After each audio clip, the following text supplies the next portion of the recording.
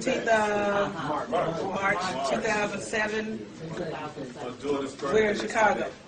Who's? Okay. I'm glad to see so many people here. I do hope that you guys are very much ready for this particular lecture, because the Ancestors downloaded some data for me.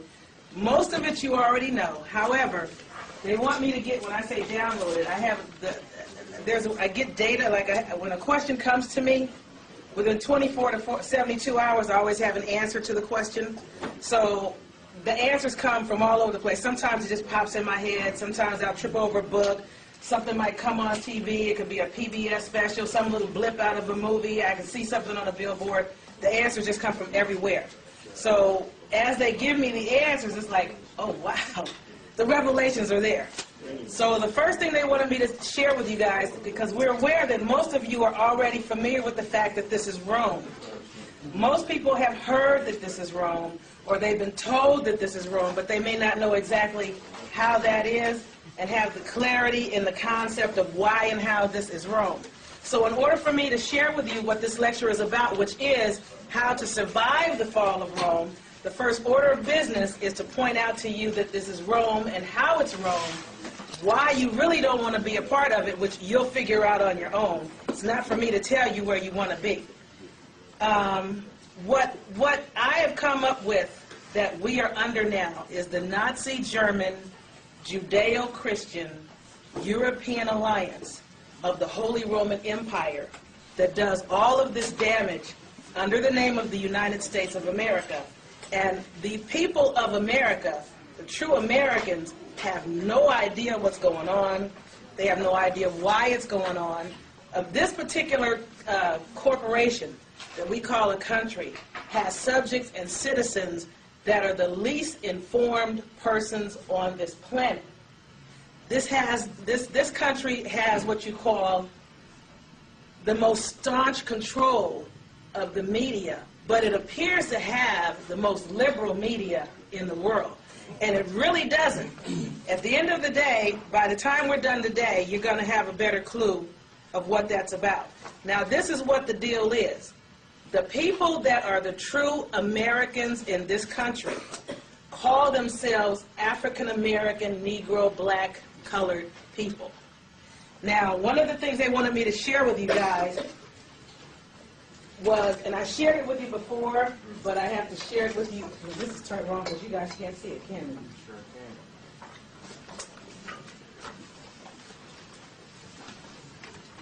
can. Is that better? You sure? Can you guys see it over there? Okay. Ooh, this is a tiny one. Is this the only black marker in the room? I'm gonna need this was almost dry. I'm gonna need another one.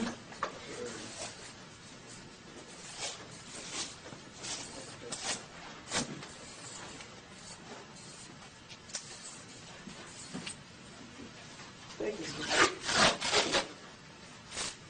I'm sorry, I'll be right out of the front of the screen in a minute. Is there anyone here today that was not present when we did last year's lecture? Okay, that's several people.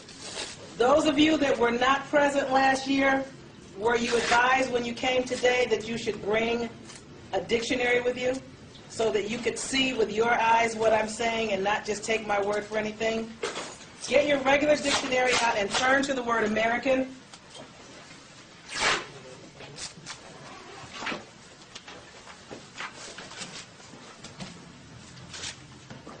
Thanks for your time. Okay.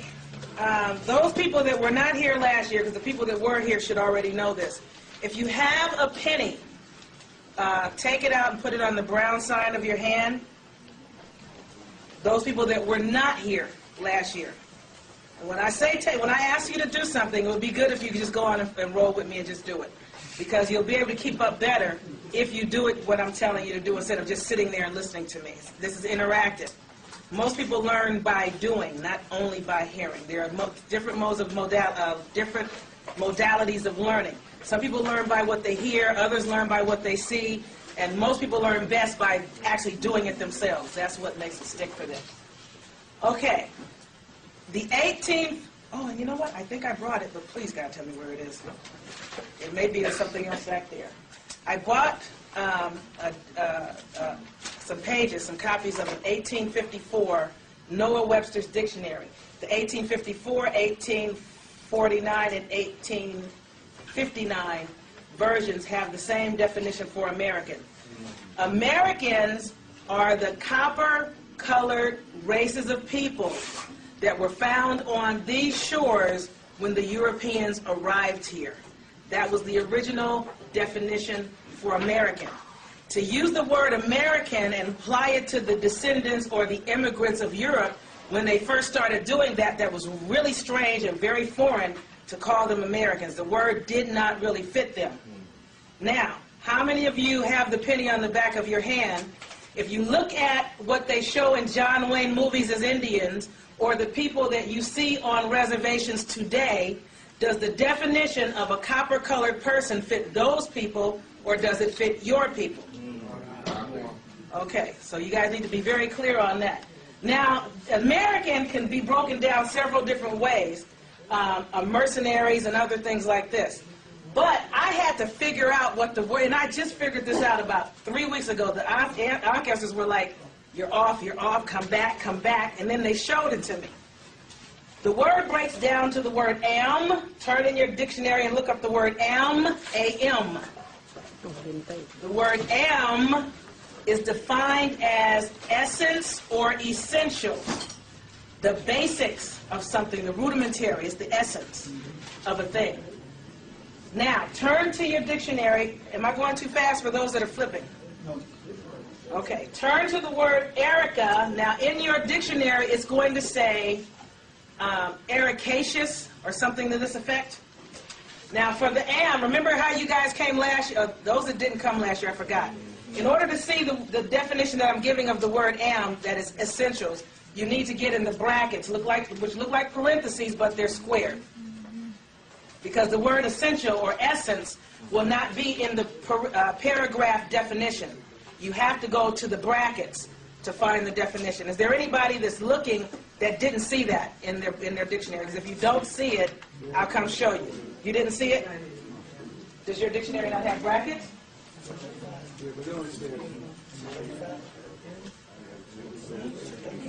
AM? First question.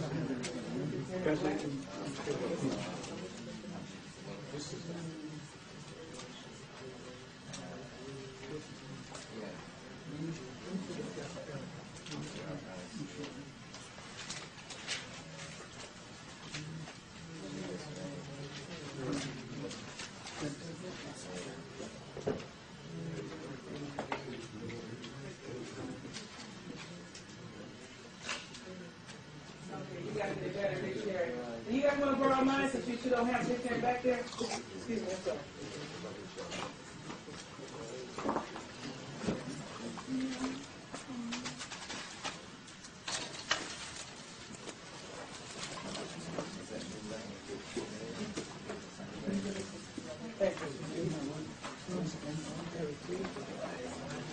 Okay, okay. How many people are at the word ericaceous? Well, oh, you found it? Okay. Okay, well, it's a long word. I think it's something like ericaceous. I gave my dictionary away, so I can't come up off the side. When you get into the brackets, it should have the word erica for the word ericaceous, which talks about trees and forests. And you'll notice the word erica, the letter A is inside parentheses, which means the A can be there or it can be removed, and the meaning of the word is still the same, Eric and Erica. Does anybody see it? Who does not see it? Okay, now if you look at it, the word Erica means woods and forests. Okay?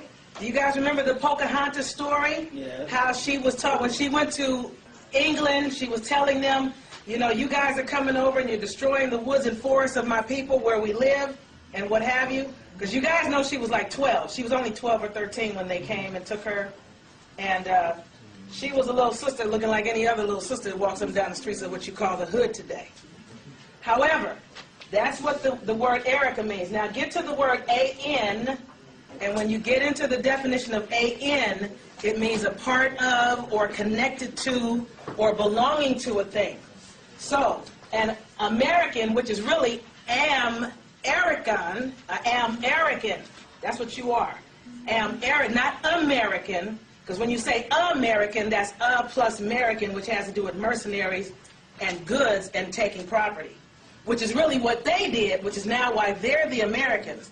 You are the Am-Ericans, which means an essential part and belonging to or connected to the woods and the forests, which used to be here before they level it all down. The last thing they have standing is the Amazon rainforest, and they're swiftly trying to get rid of that too. Because when they arrived here, everything here looked a lot like that, what they call the rainforest today. Okay, where was I going at this point?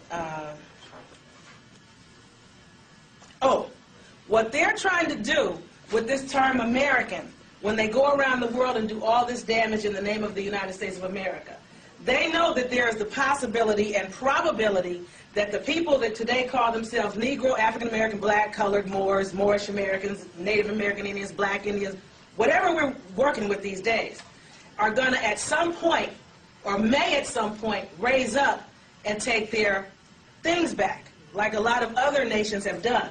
In the event that that occurs, by the time it happens, they will have destroyed and damaged your name so badly around the world that people are going to hate and despise Americans, the name American, the term American, or anything that's American or about Americans, even though my people are the least informed about what's really going on out here. But you are the Aboriginal, Indigenous, Autochthonous American.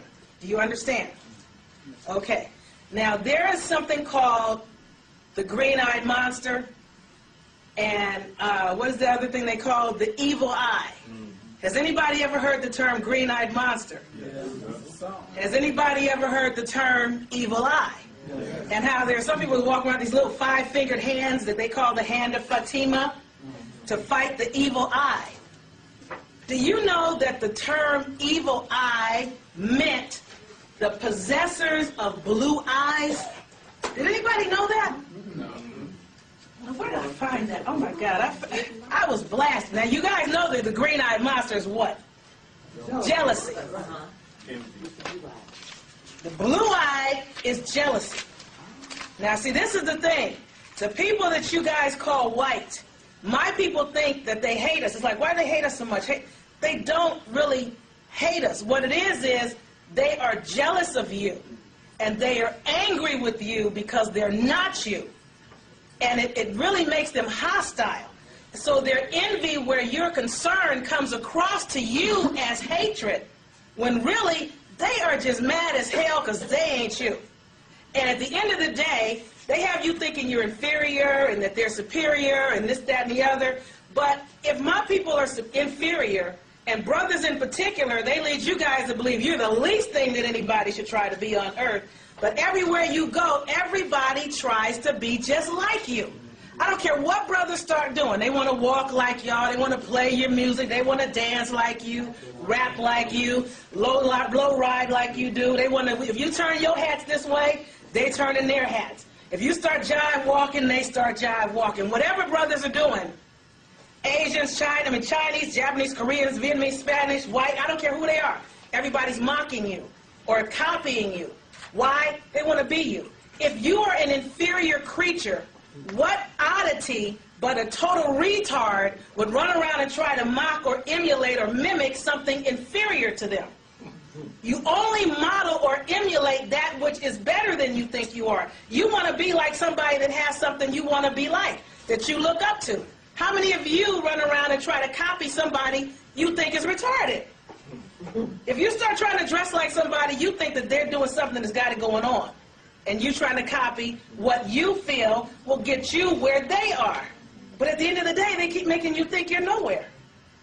That's something to really think about. And I guess just wanted me to share that with you. But let me just, and I really wanted to have this on 3x5 cards. You guys have no idea. Today was just, the last week has been absolutely insane. It's been absolutely nuts. And I don't like doing lectures from notes and paper, but I've been acquiring this information for months. Here it is. This is what I found as the definition of the evil eye. The evil eye originally meant and still means the baleful gift of men who have light blue eyes. The evil eye is known by Arabs as a phrase called ain. This is a permanent marker. Let me just write this down.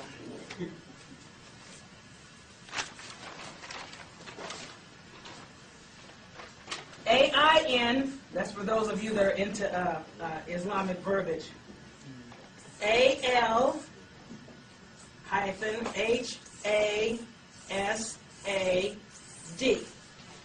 Ain al-Hasad. And that phrase means the eye of envy. These people are jealous of you. That's it. At the end of the day, they're jealous of you, and I'm getting ready to tell you guys why. Now, in ancient times, the Ancient or ancient Romans, and you know, anytime they say ancient, they're talking about your people.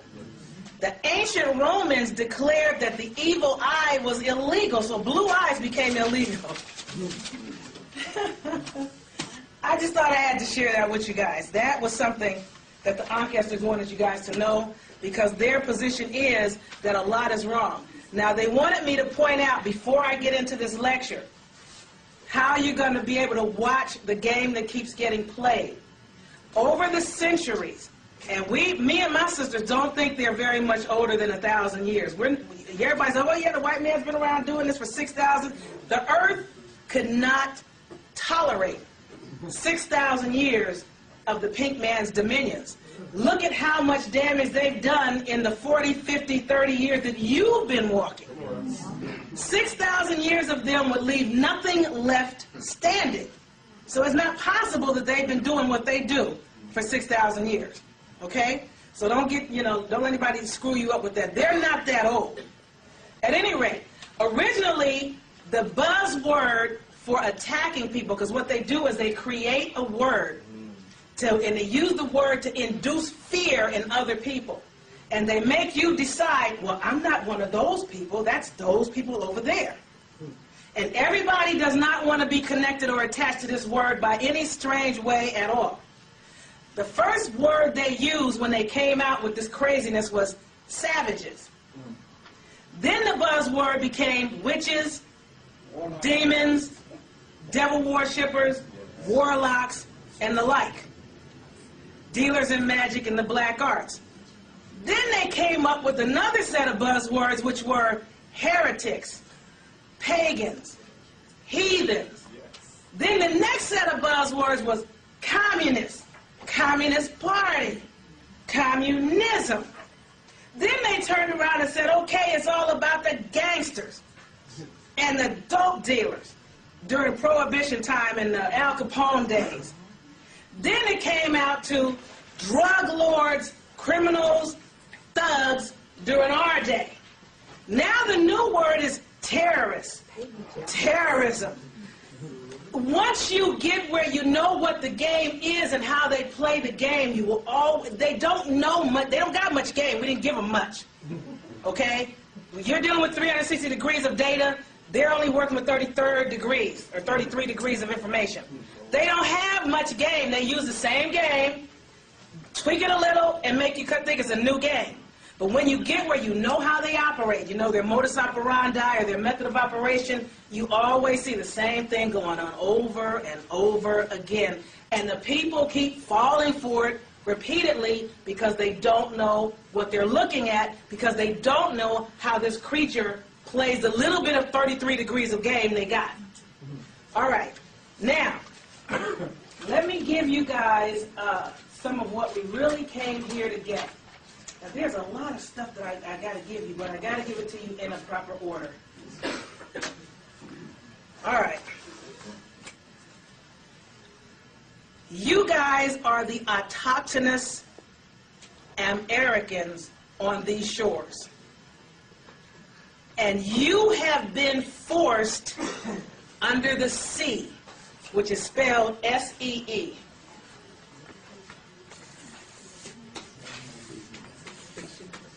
Please, God, you know what? I think I left some books that I wanted to share with you guys at the hotel, but that's okay.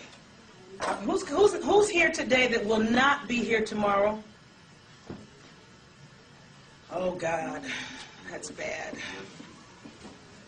Because today I'm going to give you the clarity on what Rome is and show you how that is. And tomorrow I'm going to give you the steps on how to survive the fall of Rome.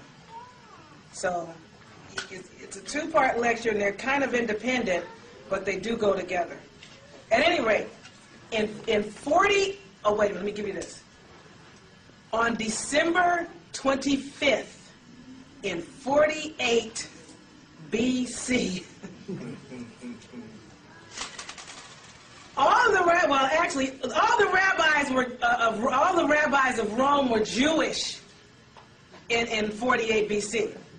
But on December 25th of 48 BC, a particular Roman priest named Caius Marius. You guys need to write this. C-A-I-U-S is the first name. Marius is M like money, A. R-I-U-S. He officially became the first human head of an empire that controlled both the heads of state and the heads of religion. Now remember, are you human? No. No. So this is not about you. He became you're man. They're a kind of man. You're man, they're mankind. You're not human. He became the first human to be the head of the heads of state and the heads of religion. His name was Caius Marius. This occurred officially on December 25th of 48 BC. That is very critical for you to know. Now, this occurred in Alexandria, Egypt,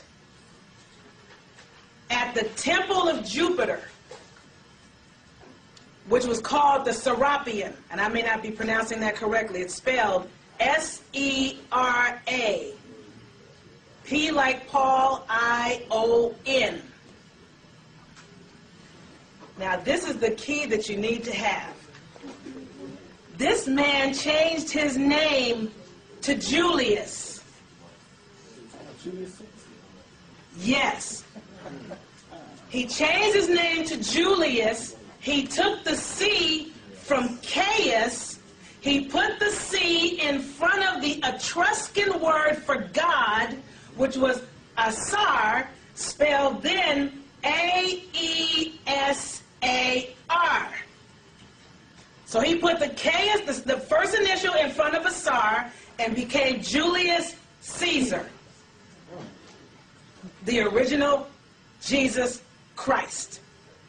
BC is before Caius, before Caesar. All right. Now, see, this is deep. This is good. You guys are going to love this. He was the first Holy Roman Emperor. All right. Now, he, at some point, I don't know if this occurred during his life or after his death, but at some point, the priestly college did an apotheosis on him. And let me write that down. It's spelled A-P-O-T-H-E-O-S-I-S.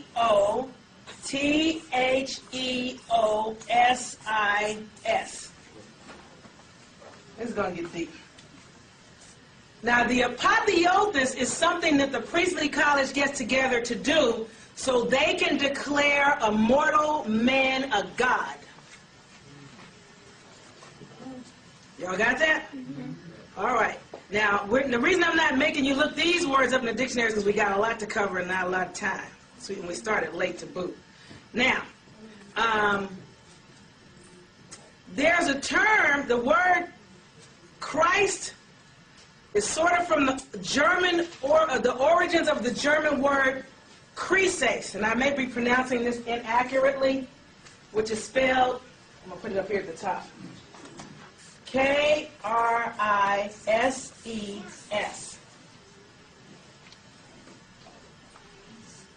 All right. Now this word, crisis, is also the same as the word crisis. And this word means defeat. I know where you're going. Oh, yo, I'm going way far. Just keep up. This is how the people, especially our people, got messed up. Now, remember there was something about the Moses story and something about taking the people out for worshiping the golden calf? Yeah. Okay, now my, what's the word? I wanted to write it down in Hebrew letters, but I'm kind of rusty on my Hebrew. But I'm going to tell you this much. The word calf in Hebrew is pronounced eagle. Where do you see all these golden eagles? In the chorus. Thank you. Roman symbols, Roman authority. On the back of the dollar, we are currently under Roman. I'm going to keep going, so you keep up. But the word calf, when you write it out in Hebrew letters, is pronounced eagle. All right. You guys haven't gotten anywhere yet. We're just getting started. The people began to worship the golden eagle, which is symbolic of Roman authority. And worshiping the Roman emperor, or the head of the Holy Roman Empire, which is the Father, God the Father, which is Papa, or Pope. The word Pope means Papa, which means Father. Our Father, Heavenly Father, all these prayers to the Father. You keep doing all these rituals and you keep giving all this power of melanated people to the Pope of Rome, and all of your power and your wealth. What is energy follows thought. Melanated people give a lot of thought and a lot of energy and a lot of time to these prayers to the Father and the Father God, and it's all going to the Father, the Pope of Rome. And they're just going around the world just taking. That's all they do. That's all they're about. Now, the Pope is the only head of the Catholic, which is also known as the universal church throughout the earth. Turn in your dictionary and look up the word Pope. You got to see this for yourself. And if you not have a dictionary, ask her if it's okay if you look at hers, since you're sitting right next to her. Those of you that do not have a dictionary, look at somebody's next to you. It will burn into your memory and be etched into your mind forever if you see it with your eyes. Me standing here talking is not the same. It's going to go in one ear and out the other, because I'm going to say so much. You're not going to remember everything I say, but you will remember everything you see. Okay. All right. Does it say in there that the Pope is the head of the Roman Catholic Church? Bishop of Rome, that's the head of the Catholic Church, yes. Now, look up the word Catholic Church. And if it's not there under Catholic Church, then look up Roman Catholic Church.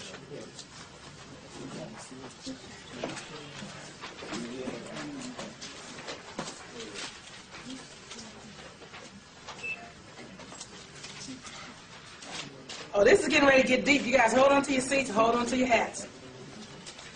Where's your dictionary, honey? Is it okay if he looks at you?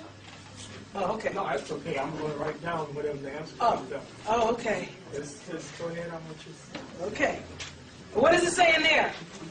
Is it under Roman Catholic Church or under Catholic Church? It has Roman. Does it say in there that the Pope is the head of the Roman Catholic Church? It says it means bishop of the head of the Roman Catholic Church on earth. Okay. Turn to the word. No. We looked up Pope already. Turn to the word church. You guys gotta love this. You guys gotta just see this before I go to the next phase. I got a chronology. I'm getting ready to give you guys all the chronology. I hope you have paper and pen. I'm giving you dates. and stuff to go back and validate. When you're done validating this, you guys are going to go, dang, how did I not connect this dot to this dot to this dot to this dot? Under church, it should say the whole body of Christian believers. Of the Lord? Does it say that or it does not? Because if it doesn't say that, then I need to look at Christian. What does it say under church? Church of the Lord. With Greek. Also in church, the company of all Christians considered as a mystical spiritual body. Then says, The whole body of believers in Christ. Thank you. That's all I wanted to hear. The whole body of believers in Christ or the whole body of Christian believers. Right. Now, you guys keep this in mind. The Pope, as the head of the church, he has the power and authority to depose kings, princes, states, commonwealths, and governments. Now, this is why, how many people have, because I used to wonder, what exactly is this? How many people have ever seen a crucifix of so-called Christ on the crucifix? And either above, usually above, but sometimes below him, you'll see this. I used to be like, what is that? And it took me some years to find it.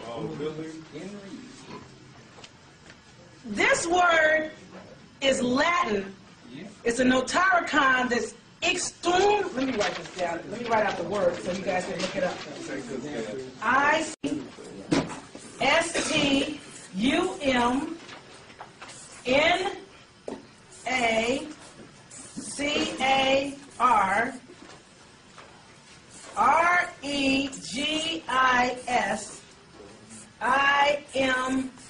ISTUMACAREGIMPIOS.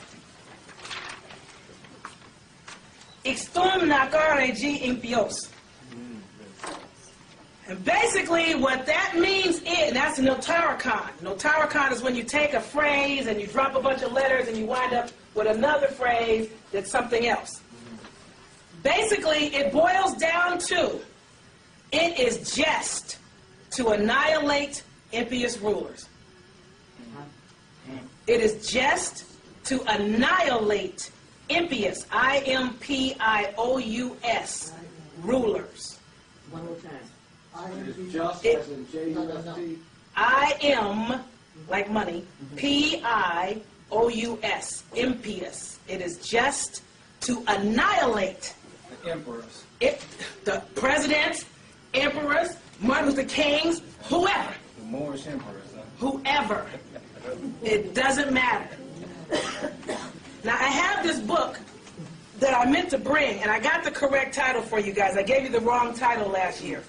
It is called The Encyclopedia of Witchcraft and Demonology. Because I said witchcraft and Satanism. Even though that's a scary title for Christian believers, it's only a history book. It tells you every single pope that did something, what year, what date, it just lays it all out. It's a history book and it gives you all the chronology. Again, The Encyclopedia of Witchcraft and Demonology by Robbins, Robbins. You can get it on the internet. It has a black hardback cover. The Encyclopedia Robbins, like Robin Robbers, Robbins. All right. And in that book, it says in no uncertain terms that Christianity is the Church of Rome. It does not say the religion of Rome. The exact sentence is, Christianity is the Church of Rome. Now, this new Rome, Christianity and Catholicism, you got to get insight where this is concerned, and that's what you're going to get today. These people were the Neanderthals, okay? Because originally that was just all of Western Asia, which people today call Europe. That's all it was. The Neanderthals, or Adam, or Captars, or the Almas, now these are titles for them when they were in their most furry, hairy state. And Caius Marius was a deformed type of guy. He was a horrible looking creature. He was deformed, very, very hairy. He looked like some kind of animal. And this is the only reason that I can think of that, you know how they keep saying that the Jews over there are supposed to be, or the Christians and the Masons are supposed to be protecting the tomb of Jesus from the Muslims or something like this? If you can entertain the fact and understand that it was Rome that is supposed to have crucified so-called Jesus, why would the Romans be over trying to protect his grave from Muslims? Unless the grave has something to do with the church itself, the wealth of the church, or they don't want anybody to dig that critter up. You think he's buried there? I don't even know, man. I'm sure he's buried someplace. I'm sure he's buried. In other words, as Neanderthals go, he fit the description. Oh, yeah. Now, it goes on. I got to tell you this, and I'm gonna show you this as I go. To our people considered these people the most unteachable animal we had ever encountered or come up with. They were horrible, okay? These people were filthy in body, word, thought, act, and deed. They were furious, raging, obscene. They were, and still are, cunning, malicious, treacherous, extremely vengeful, and they were insolent and abject. They were cruel and cowardly. They're the type of people that will attack from behind and attack when you're not looking, when you're not ready. So, what they were then was very bloodthirsty. Now, human empires of Europe, England, Britain, France, Sparta, which is really Scotland, or the European portion, let me not say that. Because remember, we were everywhere. We were the original everywhere, for lack of better words. But the human version of the people in these places and Ireland were deplorably filthy people to an extreme. The places that they lived in were extremely filthy places. I don't know how, most of their places were, do you know how brothers and sisters like space? And for example, Chinese people are used to being up close, you know, everything's packed in. You know how we'll get a house or a Cadillac and you got your house and you want your yard? What do pink people always want to do? Put everybody in condos, together, stack you up high. They'll come and tear down, like they're doing this, what is it they call when they say the government can take your property? Eminent domain. Thank you. They're doing the eminent domain now on people's personal properties so that Rome and these other people can tear your stuff down and put up conglomerates of close-knit housing. Because this is the way that they live and the way they like to live. We are like outdoorsy. We need room. But again, they found our ancestors just running through the forest. Everywhere was ours. We just went where we wanted to go. When it got cold, we moved. When the animals moved, we followed the food. We kept it moving.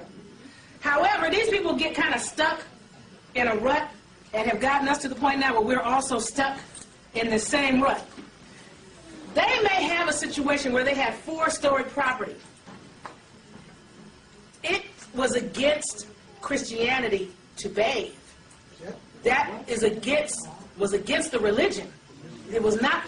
Our people were bathers, and we were trying to teach them how to bathe, trying to teach them how to be clean. And we were making perfumes and oils, and we were doing stuff, and you could smell them coming from a good mile away.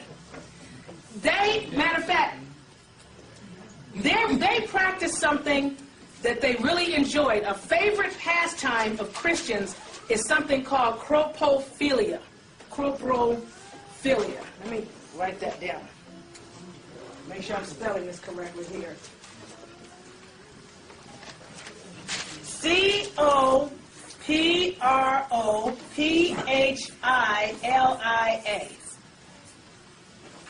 And you should turn to your dictionary and find that in there and look that up. Croprophilia. Huh? No. They worshipped filth. To the point, and this was a Christian practice. You know how I keep telling people, it's not possible for somebody melanated to be a Christian. That's not your thing. But you know, most of the people that you know that look like us are die-hard Christians today. You can't tell them anything. Everything about Christianity is completely anti everything your people are about. These people would do things. Remember how they used to have the chimney sweeps back in the day? It was all about chimney sweeps, and they always show you these real dirty little pink kids in movies that were chimney sweepers. These people, when they used the bathroom, especially if it was cold, they would go urinate and have their bowel movements in the chimneys. And that stuff just piled up and piled up and piled up, and they were lovers of dogs. Our people didn't do dogs. I mean, it's an amazement to me now how many brothers and sisters like dogs these days. Like, now when I say this word, don't get offended. The word means God.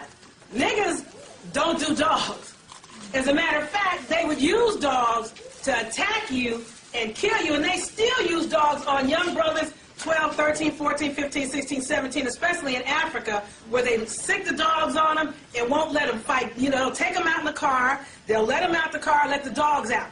Dogs be wearing these brothers out, and these pink dudes got guns on these dudes. These dudes can't fight, they're not allowed to run, they better not hit the dog, better not kick the dog, and then when they're done getting jumped on by the dog, the pink dudes come and jump on them too. That goes on in New York now. That goes on everywhere now, but a lot of our people seem to have forgotten, you know, what the deal is with these dogs. As a matter of fact, they like dogs so much, their dwelling places or living spaces smell to high heaven of dog and dog waste. Even the king court, King Charles was such a lover of dogs, you had better watch your step walking through his castle. It was just that kind of party. They had crap all over the floors. When they used to, you know, if they didn't have a chimney, like in these houses that are built up high, where there are no chimneys, they would use the bathroom either on the floor in a corner, or they go outside in the doorway or in the alleyway, or if they had a bucket, they would use the bathroom in a bucket. And in the morning, they would open the window and just dump the bucket out the window. And people walking by go out, because you wind up with all kind of mess on top of you. And people are always asking me, well, if we were so awesome, how could these Europeans take us out? One of the ways they were able to take us out is they used coprophilia against us. Now, you think about you today, your ancestors were just as clean as you are now. If you're going into battle against somebody, and you walk up on them, now they have these things called an aegis. Have you ever heard the phrase aegis? Yeah. It's spelled A-E-G-I-S. People always think of that as some kind of metal shield. In ancient times, the aegis was something the Europeans wore. It was a sheepskin or an animal skin. And it was so full of dirt, dust, fleas, ticks, worms, lice. And when they go into battle against our brothers come advancing, you know, they doing the whole Hannibal thing, they ready to battle. They run up, and these white boys would throw, take the aegis and shake it at the brothers. And they'd be like, you know, or they be, you know, brothers would come charging along, and they'd be up in the tree, and they take piss and shit and throw it from the tree onto my brother. You know, you can take a brother out in the instant you hit him with that stuff, he's off center for at least a couple of seconds. I mean, think about yourself. If you're walking down the street, you're getting ready to fight somebody, and you're ready to go, and they throw a ton of shit on you, you're done. And in that instant, you can get your butt blow out. That's all it takes, is just that second, and it's over for you. And I haven't seen 300, but I'm imagining that's telling. That's the Spartan Wars, ain't it? That is the Europeans' first war for their freedom. Okay? Now, us. And the inbred version of us that was ruling over them because they looked a lot like them. No, and when I say inbred, I mean those individuals that were the result of too much incest in the family, and they gotten too bleached up, so they look kind of like them people, but they really weren't them people. Who am I talking about? What's the question?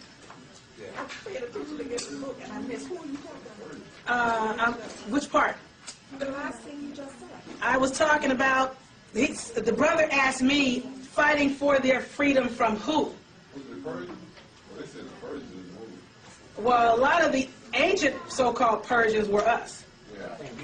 Okay, so they were trying to fight for their so-called liberation from us. Remember, there are at least, thank you, sweetheart, there are at least two classifications of this Neanderthal man. There were those that were the result of too much incestual inbreeding in our people that were trying to keep their little bloodlines pure in this dumb stuff. And then there were those that were manufactured and genetically cloned in a lab.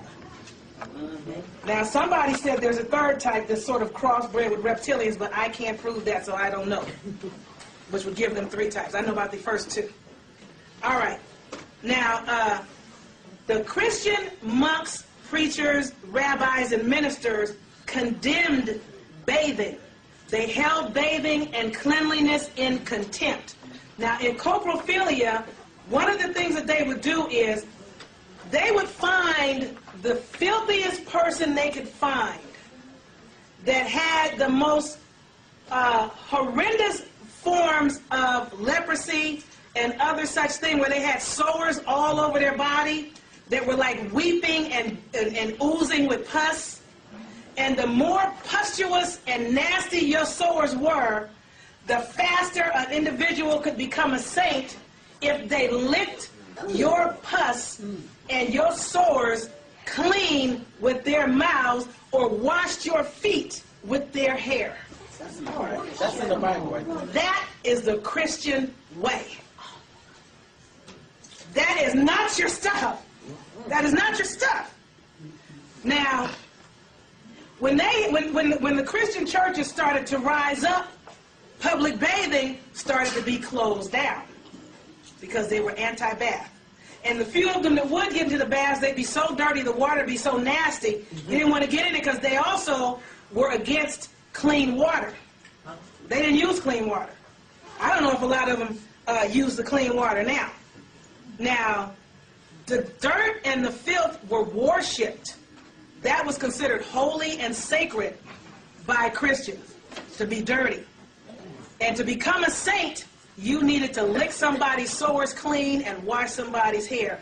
Those were the requirements to become a saint back in the day. Now, St. Agnes never bathed her whole life. And she died when she was 13. I see why. Okay? Okay?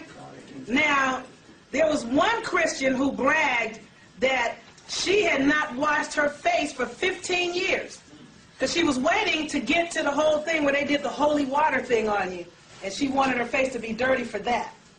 You know, she didn't want any water to touch her face until she got to a rabbi that did the holy water thing. You guys should see how you're looking at me.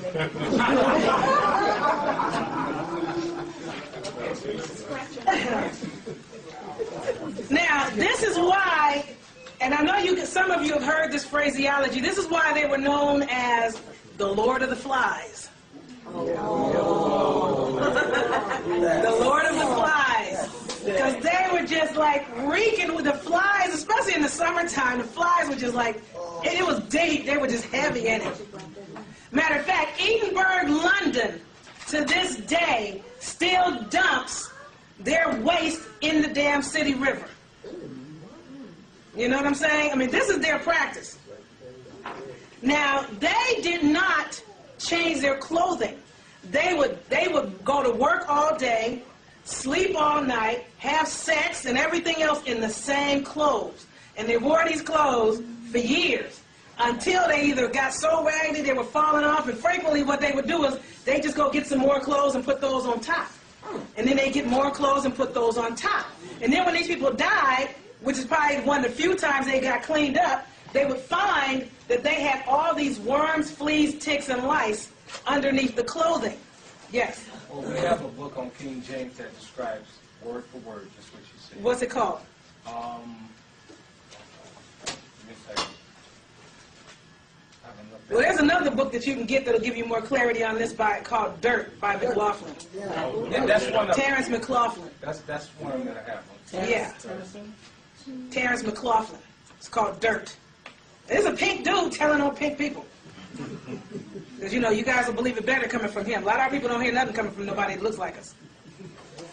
So, now I know I'm grossing you guys out, but I have to gross you out in order to get you clear on what the Christianity is, so that you and people you know can see it for what, because even if you don't get them to listen to you, maybe you can get them to watch the lecture. And they can start to fall away from that which does not belong to them, so they can come back to themselves, so we can get our land back, so we can get our liberty back. And the reason we can't get it back, I'm going to point that out, is because of Christians, Masons, Eastern Stars. A lot of you people are helping Rome to keep us down, and you don't know it. A lot of these people took out Malcolm X, Martin Luther King, and all these other people. They keep setting people up because they don't know who they work for. Yes, sir. That's what I just said. But a lot of them didn't know what they were in either. See, a lot of people that are Masons, and I know there are a lot of people in the room that are. I know some of you that are. But a lot of you may or may not know where the secret orders come from at the top. Just like they used to show in the movie, the series, The X-Files, when they would say the truth is out there. Remember how Mulder and Scully would be trying to do their job, and they'd be trying to handle something, and all of a sudden they get called in by their superiors, and it's like, y'all need to back off. Why? Just because we got an order. From where? From higher up. Higher up where? Just higher up. A lot of this goes on where the orders come from higher up, and nobody's really sure where the orders come from. All you know is you're supposed to do what you're told without questions. Don't ask no questions. It's on a need-to-know basis, and you don't need to know.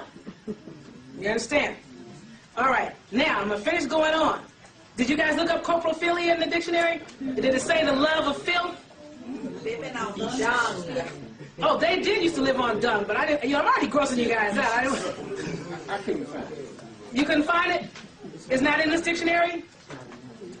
Okay, somebody that has it, can you let them look at yours? Somebody whose dictionary does have it? Is it in the one that I let you guys borrow? Okay, cool.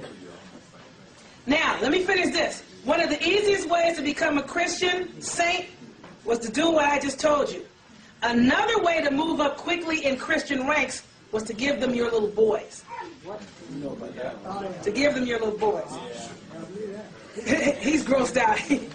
Thanks for coming. And I think this is not a lecture for everybody. It really isn't. He'll be back tomorrow. Oh, okay. But it's still not for everybody. There are some people that you're going to try to show this lecture to, and they're going to be turning it off.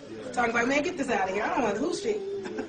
Anyway, they would have to give their little boys and sometimes their little girls to these people to go to some of these so-called Christian schools and whatever, because in order to avoid interactions with women, the Christian monks, rabbis, ministers, priests, bishops would have sex with little boys and female donkeys. What? Oh, yes. Oh, yes. And they still, well, we know they do. I don't know about the donkeys, but we still know they're doing little boys. They got the, matter of fact, there was something on HBO the other day called Celibacy. I think it's HBO or Showtime. Go in the schedule on the internet and see when it's coming up again. You got to see Celibacy and see all the little boys and all the preachers even that tell you what's going on. Still going on. But it doesn't matter to you if you don't know that being Christian means that you're a part of that. Most people that are Christians don't know that it has anything to do with the Pope or Roman Catholic. You can't tell the average Christian that they're under the jurisdiction of the Pope. Even if you show it to them in a dictionary that says all Christians are under the jurisdiction of the Pope and the church is any Christian believer, yada, they're not buying it, they're not getting it. Okay?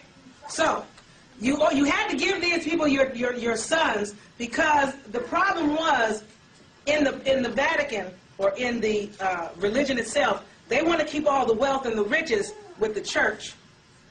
If in fact the preachers, ministers, rabbis, bishops have children, then these are heirs that can't have the right to inherit. They don't want any heirs that can inherit anything. They want it all to stay with the church. Do you understand? So what occurred was the sex with animals, the sex with children, a lot of incest, and they also used to have a lot of preachers that had children with prostitutes. And a lot of these children are individuals that eventually became some popes and bishops and whatever themselves. But in order to stop that, they came up with this whole vow against celibacy, vow against sex, which is the vow of celibacy, to avoid having any more of these little bastardized children with prostitutes and whatever that can come up and say, well, you know, I want my daddy's money or whatever. You understand? All right. Y'all okay? Now, one of the things that happened with this sexual repression that they caused is when you remember I said last year, or was that you guys I was talking to? Yeah. Yes. That you have three things, which is air, mind, and sex. And if you impact or hold back any of those things, that messes up everything else about you. Remember that? Well, maybe it's on the lecture for you, those of you that get any of the DVDs. There are some for sale on both of the tables back there from last year's lecture.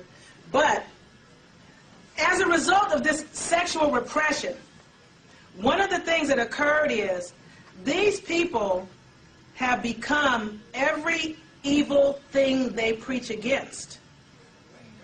That repression has resulted in one of the things that they also like to do was walk around whipping themselves. They call that self-flagellation or flogging yourself. They'd have these whips and they'd walk around and they'd beat themselves. So when they came up on our people, it wasn't no big old deal to, you know, beat the hell out of my brothers and sisters.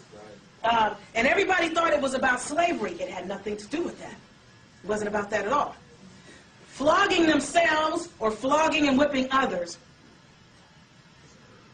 killing others, being involved in this filth, pedophilia, which is sex with children, pederasty, which is sex with little boys, coprophilia, which is loving filth, stealing lands, peoples, name it, murder, incest, torturing people, and shedding all this blood. That was one of the ways that they got their jolly rocks off. That's the way to have an orgasm for them. Do you understand? In other words, if you can't have sex and you become what they call somebody that's sadistic, and you just always beat the heck out of somebody, you're getting off on that. At some level of your being, you are getting a thrill there, which means there's something wrong with you that needs to be worked on. A lot of people don't look at themselves so they can level out their being. You have to level out all levels of yourself so you don't have these aberrant dysfunctions. And that's not to say that people that have a dysfunction, that you're all bad. It means you need some more work. Now the difference is, melanated people are okay with work. Pink people don't want to work. They just want to take the seeds of your work and the fruits of your labor. So anyway, they exploit, abuse, torture, and oppress women, children, the elderly, the poor, and people that are heavily melanated. That's their whole key. Now, one of the things that they're going to do, well, let me skip past that. Let me tell you the rest of this. Another way to move up in the Christian ranks, it was to donate your land, your riches, or your wealth, or any land and riches. That's why a lot of people would come around the world taking land from other people, like coming here, for example, taking the Americas and giving them to the church, so they could get in. That moves you up. If you don't have a little boy to give them, well, then give me some land that you took from somewhere. Especially land, it could be your land, but they really like land you took from someone else. Okay? Now, if you take it from a heretic, look up heretic. A heretic is one who practices heresy. And the word heresy is defined as to choose. One who chooses. So in other words, they had a problem with people that wanted to make their own decision and make their own choice. Isn't this a free will world? Aren't you supposed to be able to make a free will choice? Choice was anti-Christian. Did you guys look up heretic? And then go to heresy. Get in the brackets, you will see that it means to choose or make an intelligent choice. Yes? I just wanted to elaborate on that donating of their sons to society to move up. The gentleman who started the cop show after his son was kidnapped. Adam Walsh. His son, he's part of a Masonic order. His son was given up as part of a ritual, and he's played it off as a kidnapping.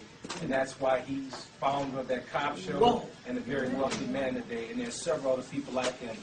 That Benet Ramsey case is another one. That's why the kids are never found. Amen, for them to be They're found. not going to be found because they've been given over to that particular For order ritual. for rituals. And the Ancestors wanted me to make sure you guys were aware of that as well. They said, for me to make sure you understand, because people are like, why are all these Hollywood entertainers and actors and these pink homosexual couples adopting our children? They need to adopt our children because, one, they have these sexual rituals, they have these torture rituals, and they have these Mangala-type experiments that they have to do on the children to what you call fracture and shatter their minds so they can compartmentalize their minds. Because a child, when you torment a child, you splinter their mind. And that is in order for the child to protect themselves. When you do something horrendous to a child, they will lock that in a little closed place to sort of separate themselves from the pain of what you put them through and try to forget about it. That's the only way they can move forward is to people that have been molested, raped, even adults. If you've been misused or mistreated, as a child or an adult, in prison, at whatever, you're either going to wind up on drugs or strung out, or you're going to have to lock that away somewhere in order for you to function, or you'll become very dysfunctional. Multiple personality Right. disorder. And that does create a lot of symptoms, yes. Angelina Jolie is one also. As you can see, she can play various roles, and And in order to do that, you have to have something going on to take on all these different personalities anyway. But they wanted you guys to know that they're doing that because, one, something's supposed to occur where Europeans will not even be able to remain on the surface of the planet at some point because it's going to continue to get hotter and hotter. The only people that will be able to remain on surface is melanated people because melanin is a superconductor, a super microchip, a supercomputer, and a super processor. And with melanin, even though they have the hole in the ozone layer and the ultraviolet radiation levels keep climbing to the point of being what they call dangerous, for melanated people, because you have melanin, as the ultraviolet radiation levels climb and increase, the protective capacity of melanin just increases and keeps up. So the danger goes up, melanin just goes up. Goes up, melanin goes up. So whatever's going on, a lot of melanated people tell me, oh, it's hot outside. I'm like, man, you can get in the sun. People that are running around look like us got umbrellas, they don't get it. When you're melanated, now it's uncomfortable to be in a hot car or in a hot house or enclosure. But for melanated people to be in direct sunlight is a supercharge for your battery. Now, initially, you may find a drain and feel tired because the sun is baking out a lot of toxins, especially that they're giving you in the water, the food, the meat, the toothpaste, and the different things that they're doing, the sprays. You get the fatigue because the tired initially. But once you get beyond that, you're just ready to go. Melanated people, pink people can die off in this concept. So I'm saying that to say, the Ancestors said when that occurs, a lot of them are going to have to go underground. And for those of you that have seen the new version of the time machine, remember the new version? They had the very pale people underground, the melanated people were above ground, right. And at night, initially, the pale people would come up from underground and take melanated women and men. They'd eat the men, and they'd take the women and rape them and keep having sex with them and have children. And as they had the children that got melanated, then those melanated people became day walkers. Just like in the movie Queen of the Dam with Aaliyah. And that's another thing they wanted me to point out. Right now, the Ancestors said there is a mad dash of pink men on melanated women. They said sisters really don't even need to fall for that because it's not about what you think it's about. At the end of the day, they're at a point where they've come to the realization that instead of when we were at a point attempting to help them, and they didn't want our help, we got to keep the white race pure. So they came up with the miscegenation laws to stop the intermarrying and this kind of thing, which would help breed more man into them and breed the pink out by putting melanin in, and that would also breed away the tails. Because they did a PBS special. Has anybody seen the PBS special? The family that walks on all fours? Yeah.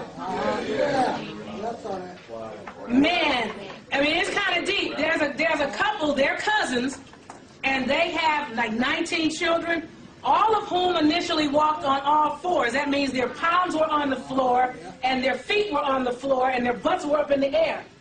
They all were born walking like that, but most of them eventually came to walk upright, and like 5 of them cannot walk upright. They walk around on all fours to this day. But they also showed 2 pale individuals, the back of them with their tail, the naked butts with the tail still hanging and attached. Who saw that? Only 2 people. You guys, it's PBS, the family that walks on all fours. Because everybody's heard about, because you know, they used to say that we had tails. Yeah. At the end of the day, the orchestra said they had played the most fabulous Trading Places game on us ever. We were called everything that they are, and we've become everything that they are. And let me see if I can find some of the notes they had me take on that. I could go from my memory, but I don't like doing that because I have a tendency to forget some things. But this is too much data. But one of the things they said is that the original slaves or Slavs was them. Right. Now that's a title applied to us. The original ghettos housed them. Yeah. Now it houses us. The original gangsters were them. And what's the name of the movie about the gangsters in New York? Gangs in New York. And the Bastards of the Party, the HBO special about the little brother from L.A. That's a blood that's telling how, because he just got to a point one day, he was like, man, where did all this start? How do we all start killing one another? What is it about? So he did this whole special called The Bastards of the Party. It's an HBO special. If you have not seen it, it is worth watching because it points out in there, and there's a pink guy, he was a historian. He gave them all this information. He exposed, well, the police lied about this, and he's pink. You know, you believe it when they tell you. The police lied about that. The news lied about this. They said the gangs were doing things they weren't doing. But by the time they finished filming The Bastards of the Party, that white boy was dead. I'm curious to know why. We know that probably was not, I don't know what the reasons were, but by the end it was in memory of him. So some of you guys have seen it then. Oh, that's deep. Now, one of the things is they had all these European gangs in L.A. that used to attack brothers, so a lot of brothers started coming together to protect themselves from the original gangs, who eventually became LAPD and LA sheriffs, who still beating the hell out of brothers today, you know, and they don't know. But the original gangs were them. Now we're called the gangbangers, the Bloods, the Crips. The original, yes. I just wanted to add that I saw with my own eyes that there was a white chick over in the projects over here in Chicago, dropping off drugs to gangbangers before the gangbangers and everything started to. But it was a white girl.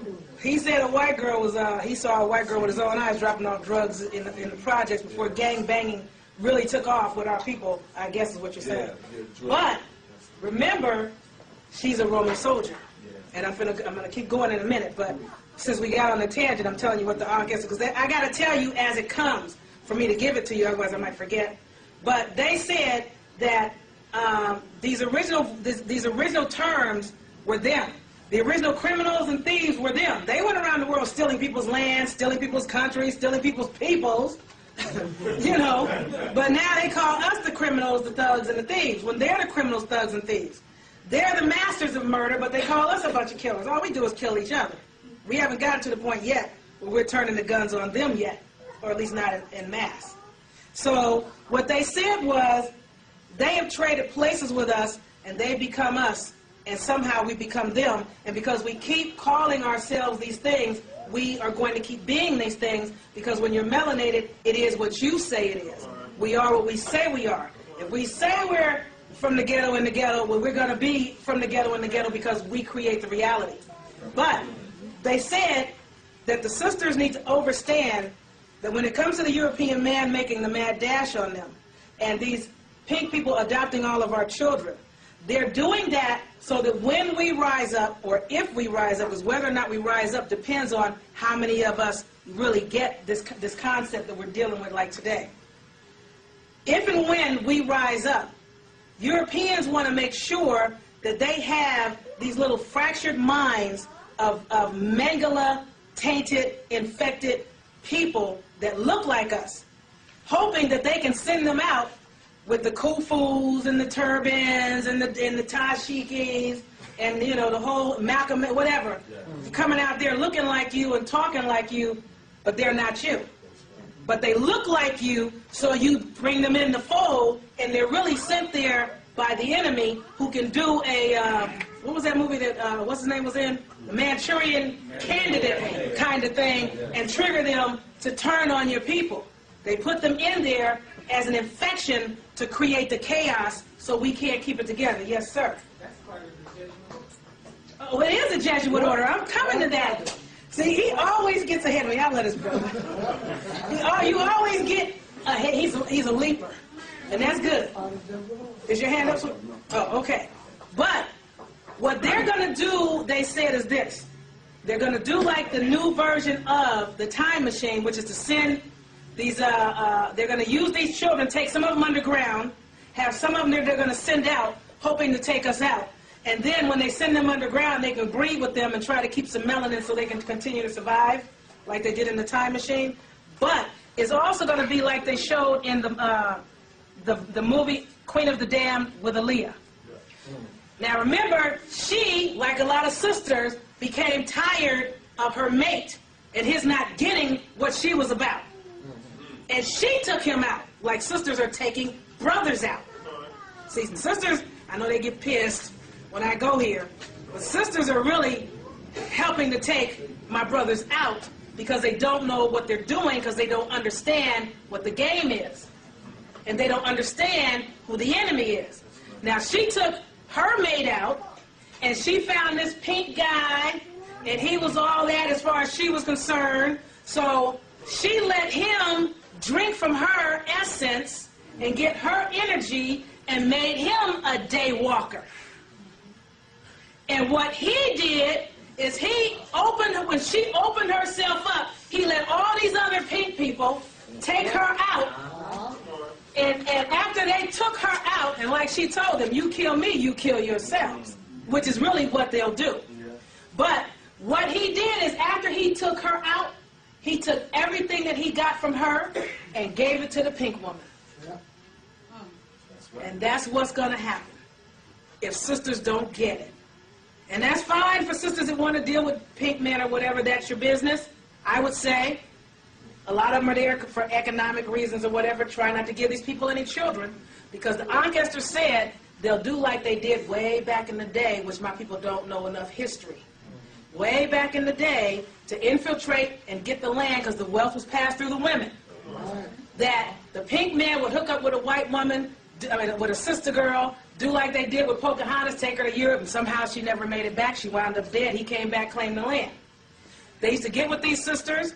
They would declare her mentally incompetent or something, have her put in an insane asylum, and they'd sit on the wealth and sit on the children and do God knows what with these children. And a lot of these guys will take these children when they have them with these sisters. Hey, now they have what they wanted, a melanated child. And as sisters who are doing this for money, a lot of them, one thing about the pink man the Ancestors told me to tell you is he will send your ass packing the way he found you. Too many sisters think, oh, he got money, I'm going to get some of his money. He'll get your baby, say there's something wrong with you, have a divorce. Even though he doesn't get you to sign a prenup, he's a cunning creature. He will still wind up with everything. You will not get half, and you will not get custody, And you may not have parental visiting rights, and he'll take off with the child, and you'll never see him or your child again. Yes. That whole layout is in the movie The Last Queen of Hawaii. Yep. Point for point. The Last Queen, they did a documentary on it. The Last Queen of Hawaii. Was that PBS too? I think that's a PBS special, but it's on DVD. But point for point. Went to school in Europe, got educated, came back. Christian boy came over, married her, and the Europeans ended up with the whole country. Wow. So it Well, is so she's deep. out there as queen, and the British. Now say it loud, be on tape. The British was outside saying, "We get her. We're gonna do this sugar. Well, she queen or not, we're gonna take this land." And just ran all over her. And it was all done under Catholicism. Yeah. Did she provide an heir? No, We don't know. No. Well, they just said- Ended up basically running the They just told me to tell my sisters that are dealing, and brothers that are dealing with these pink people, that you don't know who you dealing with. You think you know, but you don't know who you dealing with. But keep dealing with them if you want to. They also said those of us that are conscious or cognizant have all the time in the world. Because what they understand is the so-called conscious community don't care if they live or die. It don't make no difference to the conscious community. Well, they want the planet, well, why don't they blow it up? Take it, who cares? That's how a lot of conscious people feel. But the unconscious brothers and sisters that you are worried about are running out of time. And because you are so worried about them, if you don't separate them from them temporarily and keep moving with the movement, they're going to do the crab in the barrel and pull you down and hold you back, and the movement will not move because you're too busy trying to bring your wife with you and she don't want to come. Or you're trying to bring your child and he don't want to go, and you're trying to bring your mom and she don't want to hear it. So their thing is, you're going to have to leave those people behind temporarily and set up what I'm going to tomorrow tell you they want you to set up. And when you set it up and everything starts falling, them people are going to do like crabs to need to jump out of the barrel, and they're going to be ready to come when it starts falling. But right now they're not ready, and don't waste no more time trying to get them ready. Because they're just not. They said drop the data, give it to them, but keep moving the movement. Okay? Now, back to what I was trying to tell you guys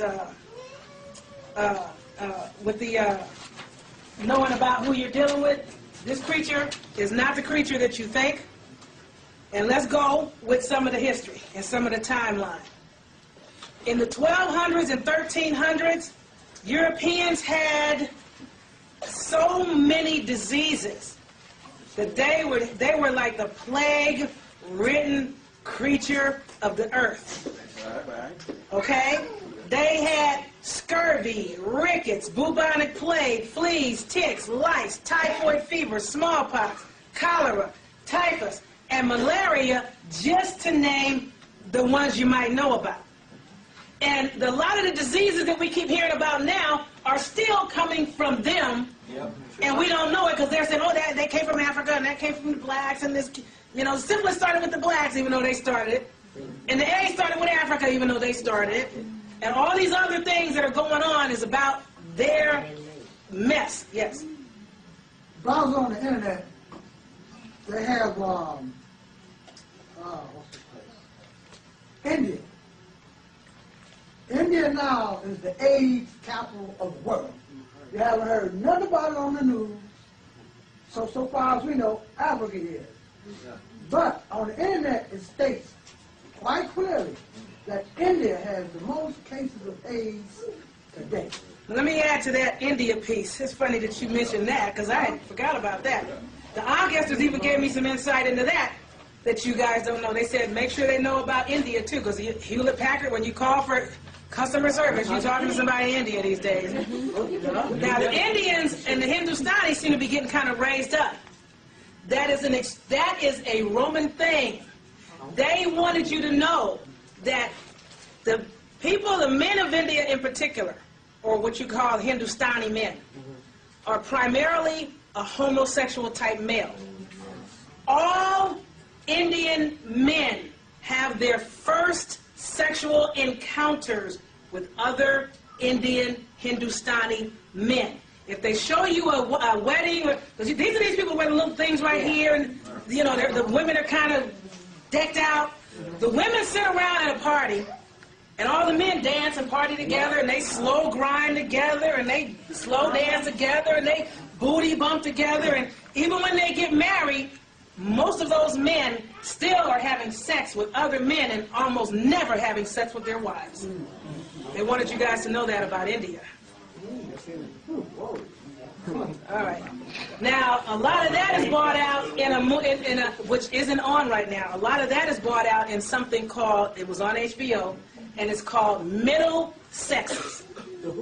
Middle, like, you know, left, right, and in the middle. Middle sexes.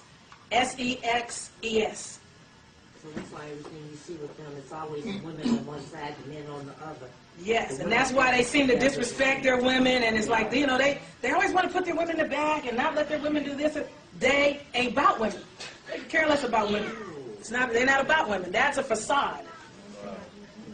That's a facade. But look at the Yes. numbers that they got.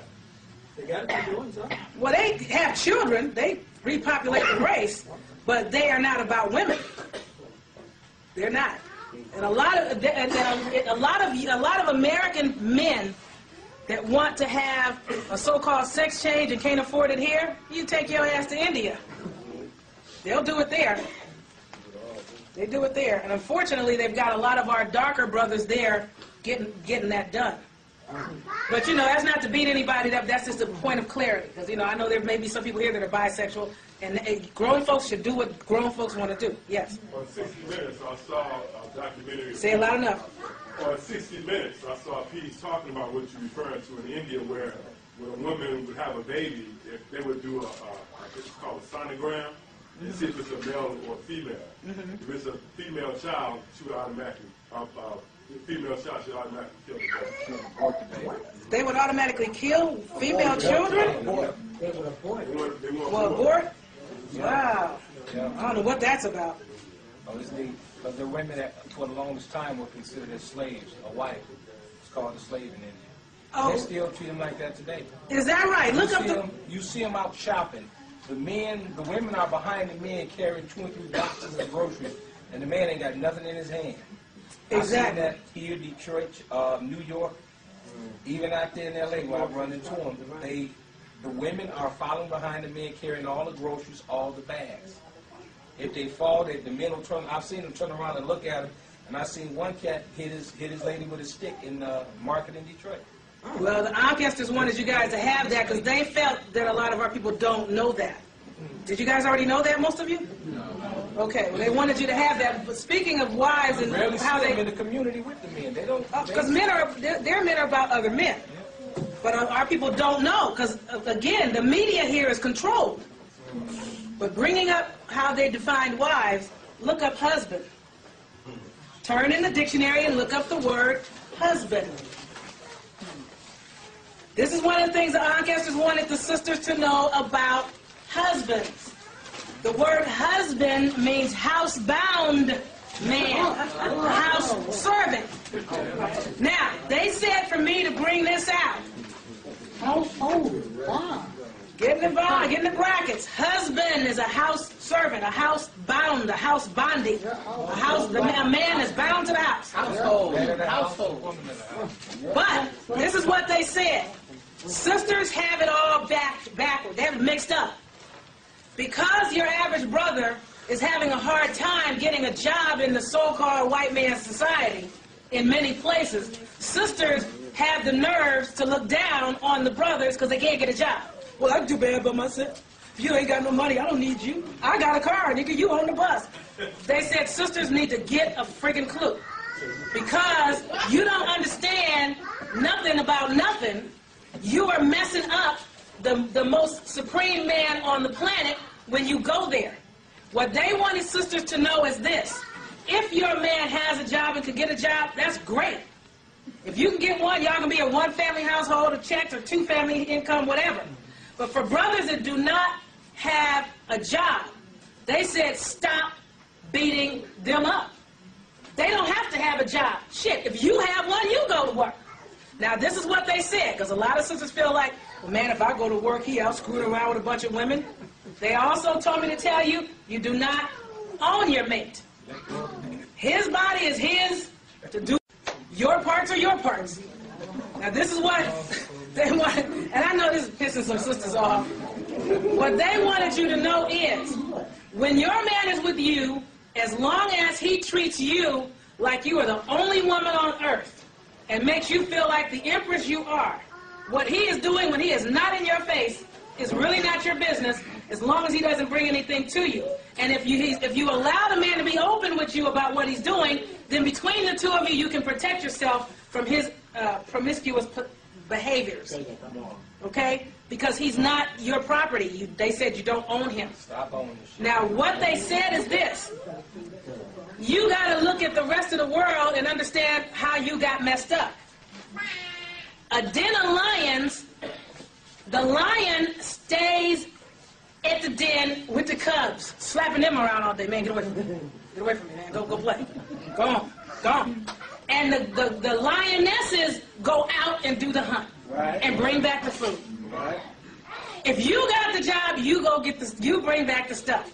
They also said, look at a chessboard. Where is the king? Always in the castle. The queen is all over the place kicking butt. Why can't you be the queen kicking butt? Why do you have to beat up on your king? That's what they wanted you to know. Take it or leave it. Yes, sir. That applies to every mammal on the face of the earth. That applies to every mammal on the face of the earth? Female goes out. The laws of nature. All Yeah, now they said again, if the brother can get a job, that's good. But if he cannot, don't try to make him feel like he's less of a man because he can't impress the white man. If you impressing him, you go impress him. Men do very good with children, and children that have a father around, whether the father works or not, as long as he ain't on drugs, on drink, and beating the kids or molesting the children, those children grow up to be the most wholesome children you have ever seen. Yes? Just to validate on what he said, in many cultures, when it came to farming, men were not even allowed where the seeds were being dropped. Their energy was not allowed in the area. I can believe that. Always controlled. Go anywhere in the third world country, women do the farming, not men. And you're right. The energy is always, even with carrying water. You can't carry no water, you man. Y'all got that testosterone thing, and there's something wrong with the testosterone. Now, we understand. Now, a lot of sisters have the problem with the men. Is like, man, if I let him take my car, when I get off work, I'm standing out there, he don't even pick me up. He out somewhere riding up down the street with some other woman in my car. And they said brothers need to fix that. You need to handle the business. Don't be so messy with it. They said some brothers are just too messy. Y'all need to clean up your act. Y'all need an education. Well, that's what I'm just telling you what I was told to say. Okay. Now, these Europeans, does somebody have their hand up? I don't want to overlook anybody and move forward before I answer that question. Okay. These Europeans, how are we doing on time, sis? We're good. Oh, okay. These Europeans, to avoid the plague and all the disease, as well as the taxation and oppression, they started running wherever they could go to get away from whatever they were running from. And when they ran, they brought with them their diseases and their gangster mentality and their gangbanger behavior. Now, what they used to do is they would fight their way into other people's villages, people that didn't want them. I mean, y'all got that disease stuff. Go back, go back, go back. They would come in and fight and battle their way into your community and run you out your stuff. That's what they did here in Africa. That's what they did everywhere they go. They're running from whatever they're running from and bringing their madness to you, and we are becoming infected. We have become infected with their ways, their behaviors, their belief system, and the whole 9 yards. Now, the reason they did that is they were looking for food, shelter, escape, and abundance. And that's why Alexander the Bloody is Alexander their Great, because he was their great killer. Go kill and take, go kill it and take. Go kill and take. Okay? Let's see. They wanted you to know that France, London, Germany, Sparta, also Scotland, and England, the human side of those places were nauseatingly filthy, overcrowded, and the drinking water supply was full of dead cats, dead dogs, fecal. This is their drinking water. Fecal matter, all kind of bugs, piss, and they knew people were drinking the water. They just go dump shit in it. They go piss in it. This is their behavior. Now, keep in mind what America looked like prior to their arrival. Look at the water now. Look at the air now. Look at the lands now. Now they try to make it look like their neighborhoods are just so clean. Right. You know, and our neighborhoods are so dirty. But how many people know what's going on in the house? I've always said that. Always said that. It's real nasty. Nobody knows what goes on behind closed doors. Everybody said, you don't know what goes on behind closed doors. They also said priests, monks, and nuns are Roman Catholic soldiers. Don't you ever forget it. Now, one of the things they wanted you guys to know about is that when these people started running, the Pope and them and the Roman Catholic soldiers wanted to bring the flock back into the Christian fold and bring in new subjects as well. That's how they came over here. When they influxed here and made a swarm of infection here, they had to build so many, as the Irish and the Scottish and all these people came running, or the Franciscans came running here, they had to keep building more Catholic churches to keep up, to handle this populace. And everything is about this whole thing. Right now, America is a part of the Roman Catholic Church, and I'm going to keep going and bring that out in a minute. But I need to make sure I don't overlook any of these notes, things that you guys are supposed to know. There's something that they were doing called write this down so you can research this word. It's called AD, Patris, AD, separate word, Patres, ad Patris, which means to the fathers. They had to bring people ad Patris, which means to the fathers, but it's defined as dead. When they bring you to the Father, you're dead. And most people that you know that are Christians are mentally dead. They don't have a clue and they don't want a clue. Okay? Now, let's see. The Christian church, which you guys already know, is headed by the Bishop of Rome, which you just looked up, which is commonly known as the Pope or the Papa or the Father, which means Father. In the 9th century, from then till about 1520, the word church only meant Western Europe, or Western Asia, which is Europe. Now it's darn near the whole planet. China may not be, and that's because at one point when China was becoming infected with this Christian belief system, they just got where they killed off all the Christians because they were infecting their whole political process. The same thing happened in Japan. When Japan became infected, the Japanese killed off every Christian because they were infected. Unfortunately, we haven't figured out that part yet. And that's kind of what happened in Haiti. I don't know how many people know about the Toussaint Louverture, but it wasn't so much him as it was his right-hand man, Dessalines, the lion.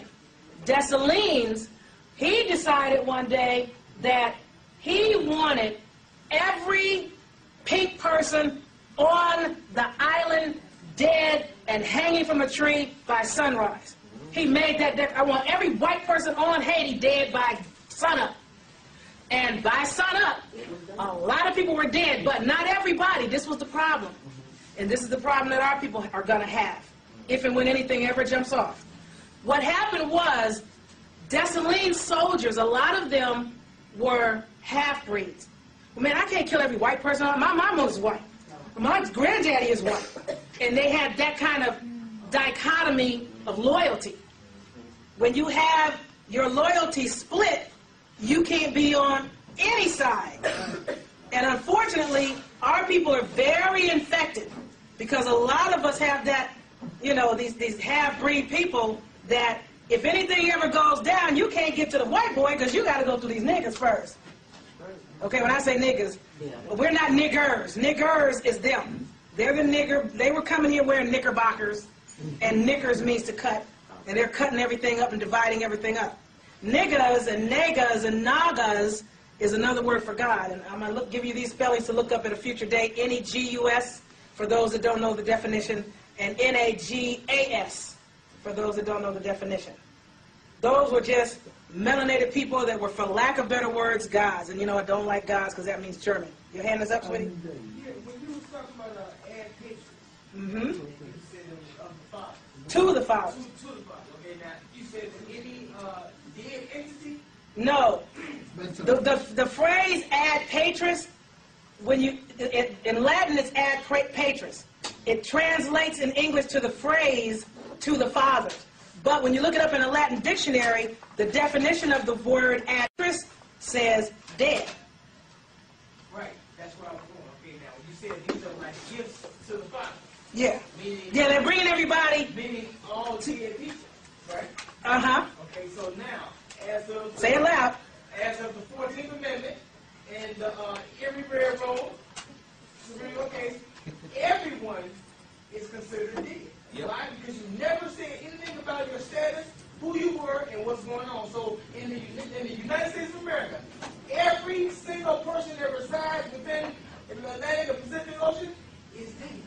Yeah. So you are automatically given to what you just said, add patrons. You are, you just, right off the top, right That's there. what the 14th Amendment did. You're right. Okay. Okay. Gave it all over. Now, here's a piece that you guys may need clarity on. In 1540, write this down. In 1540, Francisco Vasquez de Coronado came to America looking for the 7 golden cities of Cibola, or Cibola, Cibola, and Quivira. That's C-I-B-O-L-A and Q-U-I-V like Victor, I-R-A. The word Quivira means the Wichita villages of Kansas. Snap. Snap. Whoa. Now, the Wichita villages of Kansas. Now that's taking you back to the Empress. Now this phrase, Al-Khazar, is Arabic for palace. Now, Al-Khazar, Quivir, Q-U-I-V-I-R. Just drop that. You take the A out, the palace of the Wichita. Now, this was, this Al-Khazar Quivir is where the Battle of the Three Kings was fought in West Spanish Morocco. Huh? Al-Khazar Quivira, or Quivir, is where the Battle of the Three Kings was fought. And that took place in West Spanish Morocco, and according to their maps is the far west, and according to their maps, Morocco means the far west, or according to, not their maps, the Oxford Etymological Dictionary. When you look up, and that's the only dictionary I've seen it say that. When you look up the word Morocco in the Oxford Etymological Dictionary, the word Morocco says the far extreme west. Yeah. So, the Three Kings battle was fought here, but the Moroccan Sultan's army won the fight. Now check this out. His rival at the time was Philip II of Spain and Sebastian of Portugal. And both of them perished.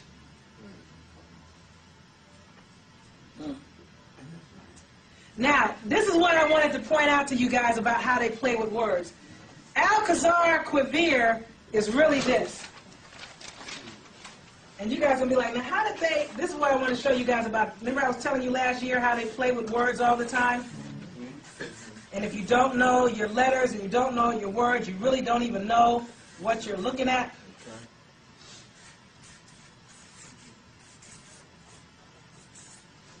That's that.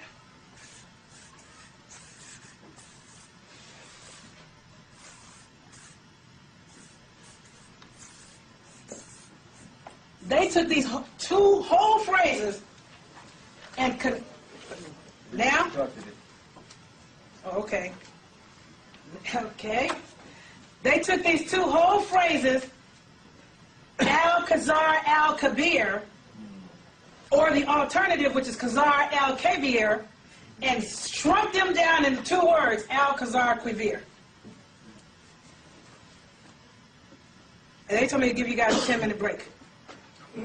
Happy break. Hold on. Quivir is the Wichita, right? That means Wichita villages in Kansas. Okay, we don't play with that word. Wichita is Washita. Yes. And Washita breaks down to the Cat people, and the Cat people are children with souls. Whoa.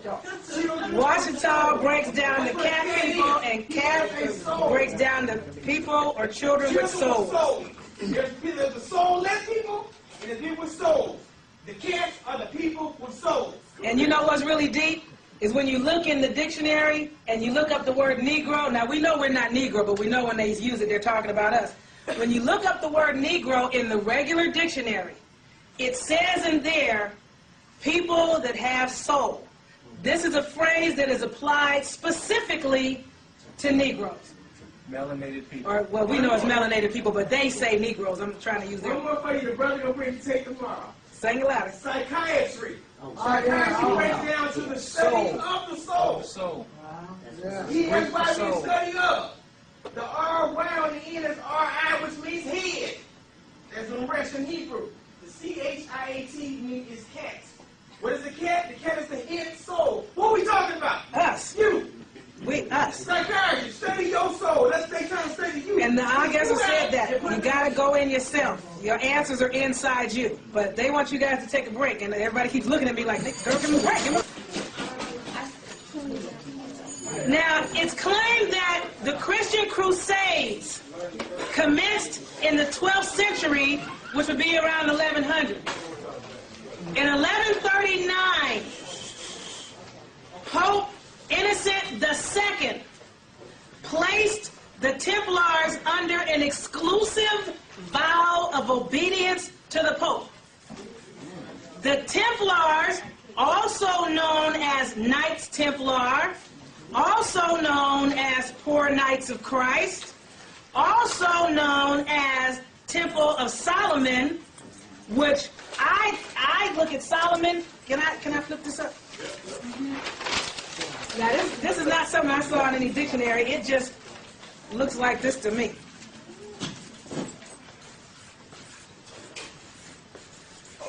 Now this can go a couple of ways. It could be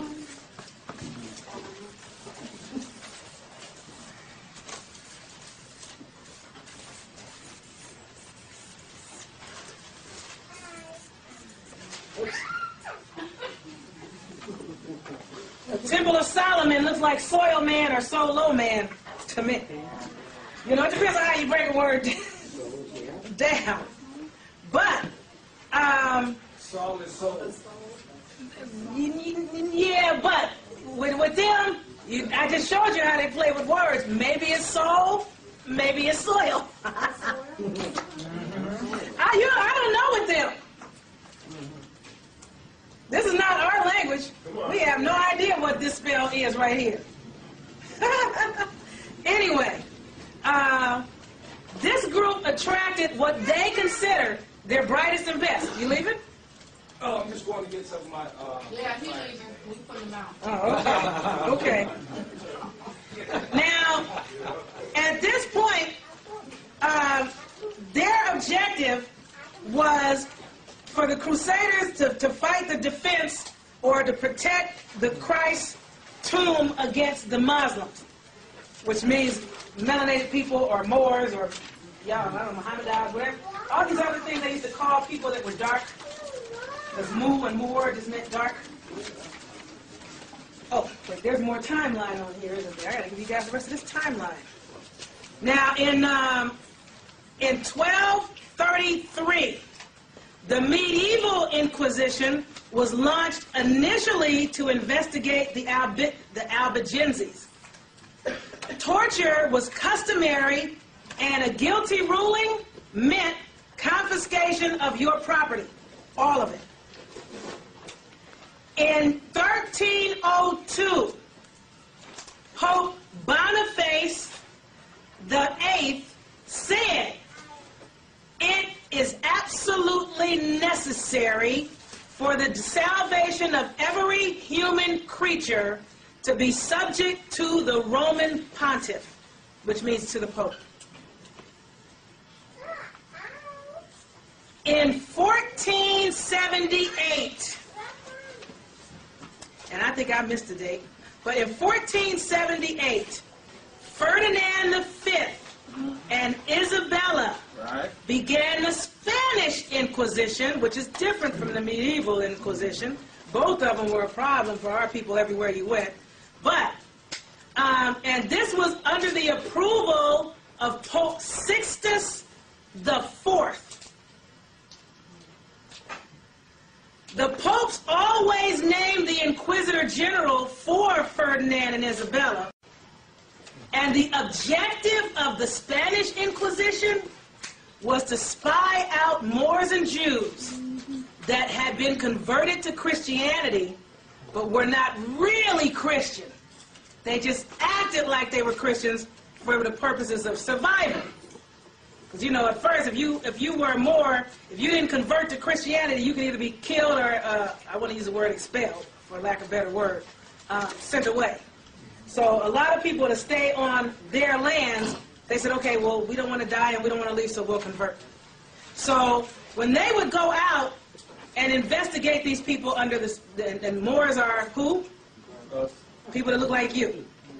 And remember, some people say, oh, it's a religion, oh, it's the temple. I don't care what you say. Basically, their definition of a Moor is just any dark-skinned person, period. Now, we may or may not be that, but that's what they meant, okay? It also means death and a bunch of other things like that, but at the end of the day. Now, when they would go out and find these people, their punishment was usually extremely harsh. And 99% of the time it involved death, or at the very least, maiming and disfigurement. King Ferdinand V also happens to be the grandfather of the Holy Roman Emperor Charles I, who was also Charles V, who ruled somewhere around 1520.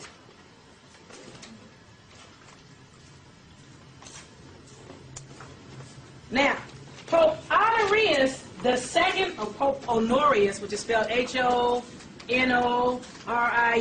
and I'm spelling it out because it doesn't really sound like it's spelled, ordained the Templars as the church's most highly esteemed religious order.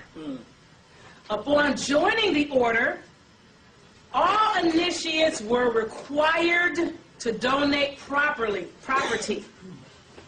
primarily land, as well as money. And most of the land that they donated is land they took from melanated people. Yes. It's loud enough to be on the mic, baby.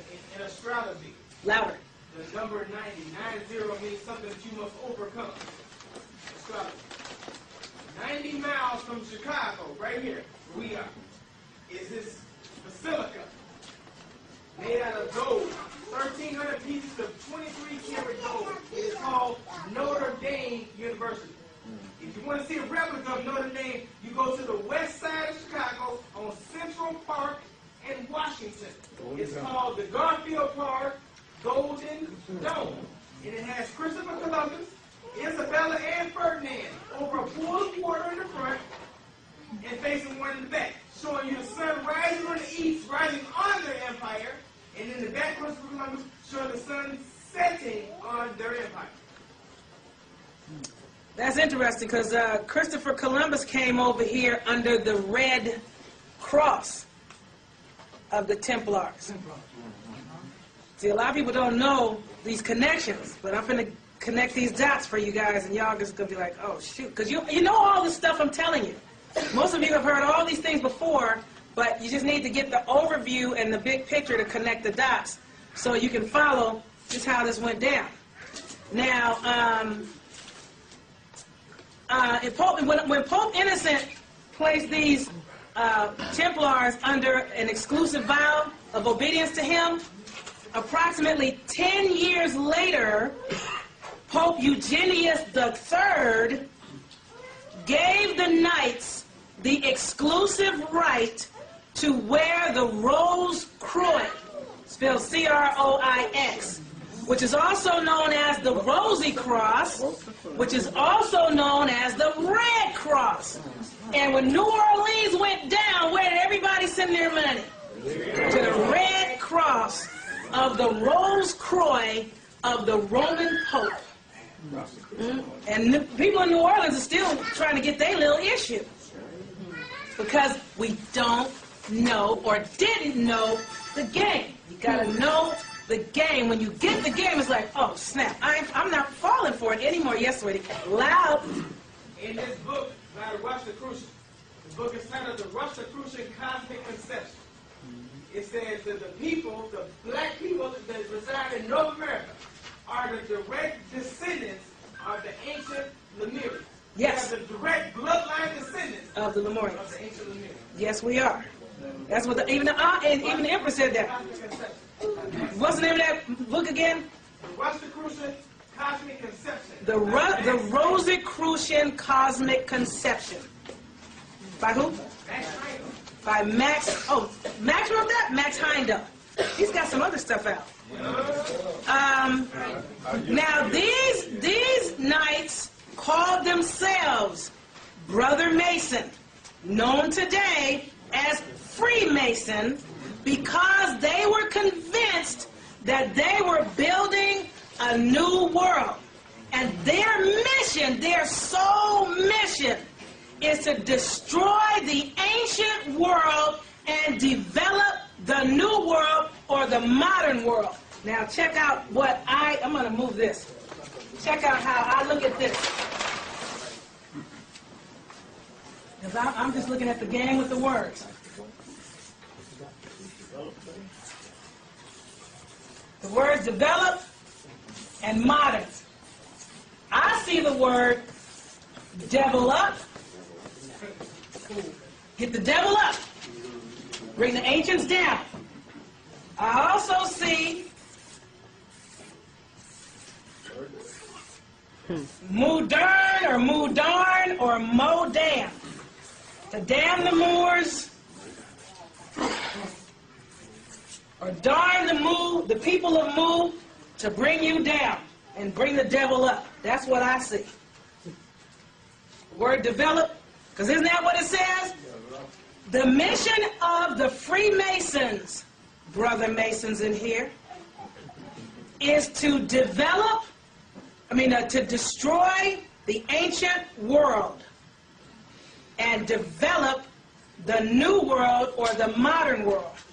So get the devil up, Mo's down. Mo's damned, Mo's darned. And ancient,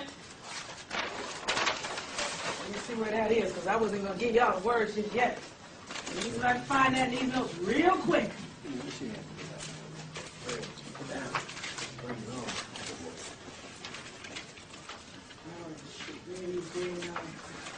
Ancient, here we go.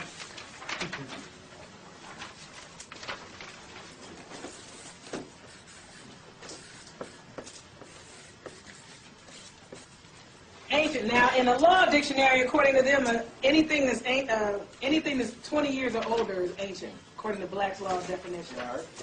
We know it goes much deeper than that. But ancient, if you sound it out, ain, which equals own. Look it up. Look up AIN in the regular dictionary.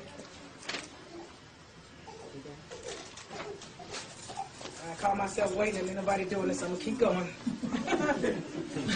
I'm saying look it up, and then nobody picked up a dictionary. Look up the word key, which means words. Oh, that's an R. Codes. Symbols. I know I'm blocking the board for some of you guys. That clarify a problem.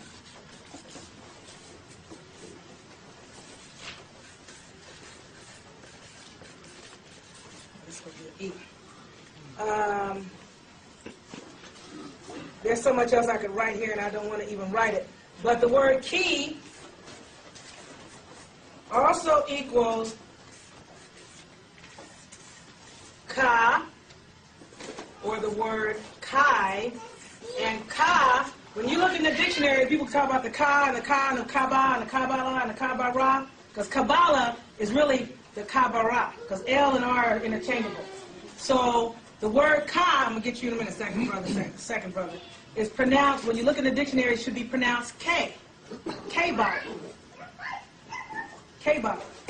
So the word ancient, now remember, C's, K's, and Q's are interchangeable. That's why I say it's ancient. But if you say ancient, that's still okay, because ain means own. It's your own. You need to go, and where's ent? When you look up the word ent, E-N-T, back here, it tells you that this is the same as the word E-N-S, which when you define it, it means existing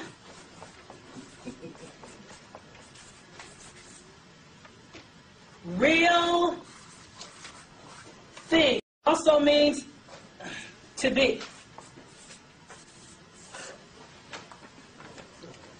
So, they want to take down your own capacity to use your keys to decode the words, codes, symbols that will clarify a problem for you so you can be a real thing and just be.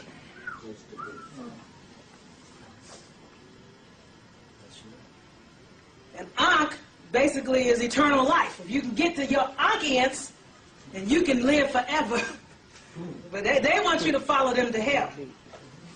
Okay, now, who had their yes? I have ancient, of great age, very old, of or relating to the very far past, especially before the fall of the Western Roman Empire, A.D. 476. Okay, they must be talking about the ancient Romans on the west. And then it goes into ancient again. Then insignia. The pink people, they ain't failed. That empire is still standing the way I'm looking at it.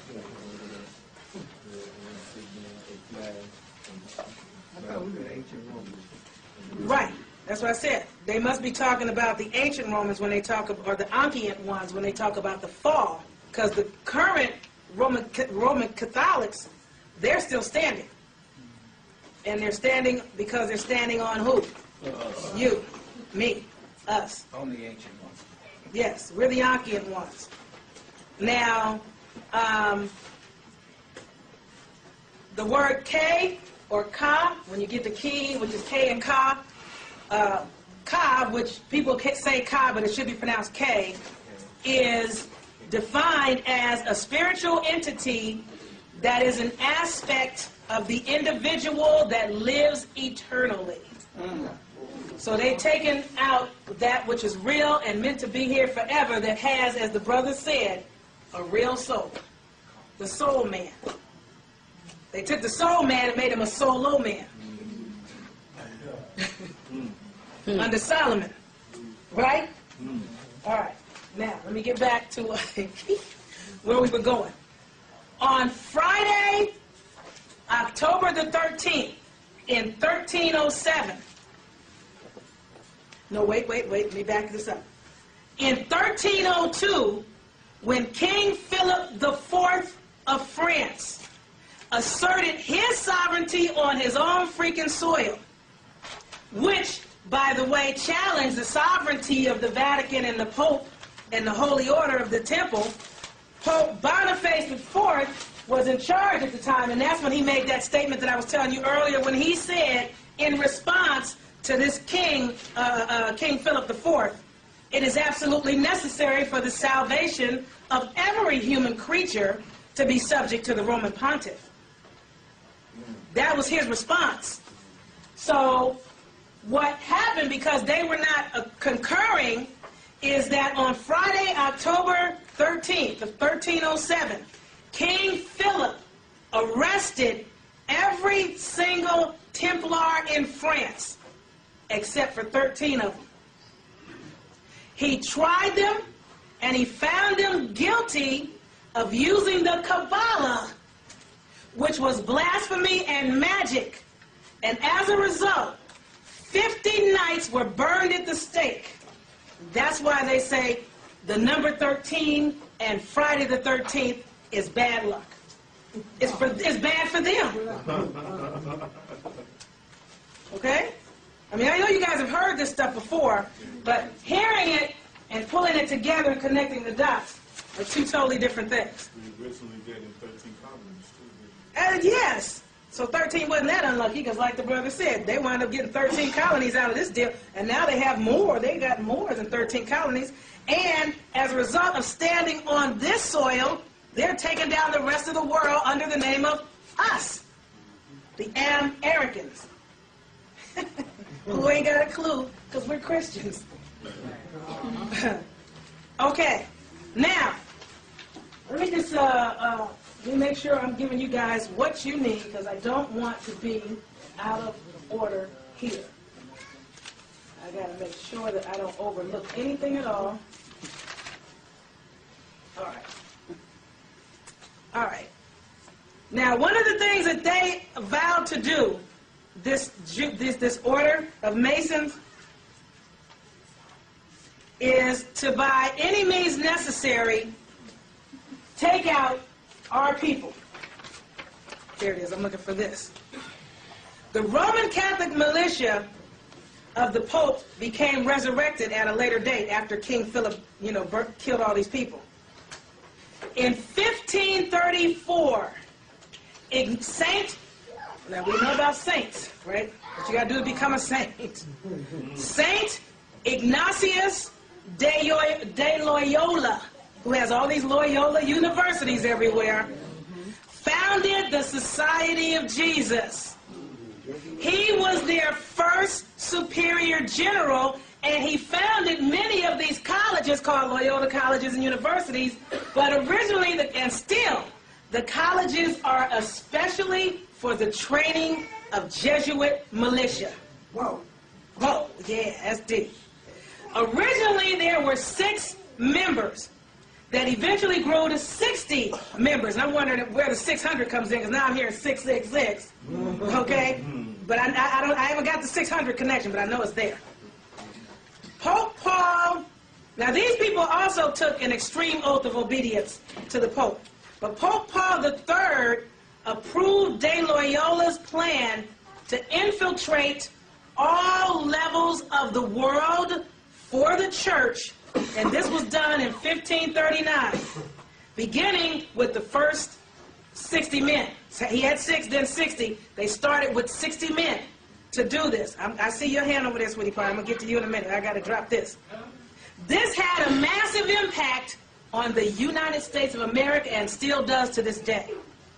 The militia of the Pope and Jesus vowed to go anywhere in the world that they were sent or ordered to go, including the wild haunts and forests of the barbarous savages of America and the burning desert sands of Africa, to wage relentless war against heretics, liberals, and Protestants.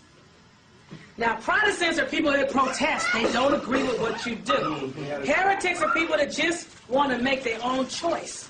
Can I just think about this and get back to you with my answer? And liberals want to see some change for the better. However, they agreed and vowed to do this secretly or openly and their goal was to exterminate melanated people from the face of the whole earth. Now, they also vowed to destroy anyone who opposes the Mother Church of Rome on the continent of America or anywhere else on this planet, and they will not, this is a vow, they will not obey any laws, judges, magistrates, or officers to the contrary.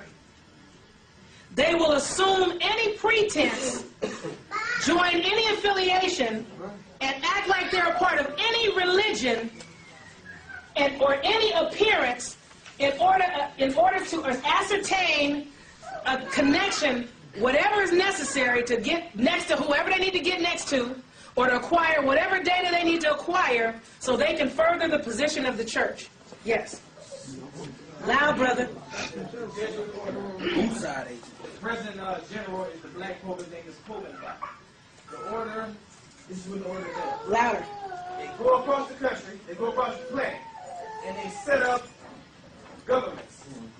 When they set up the government, they put in, or have the people so-called vote in a president. The president, to give you this democracy, okay? Now, Crazy demons. He's the president of the corporation, but he's the commander-in-chief of a military occupation. He's just a chief.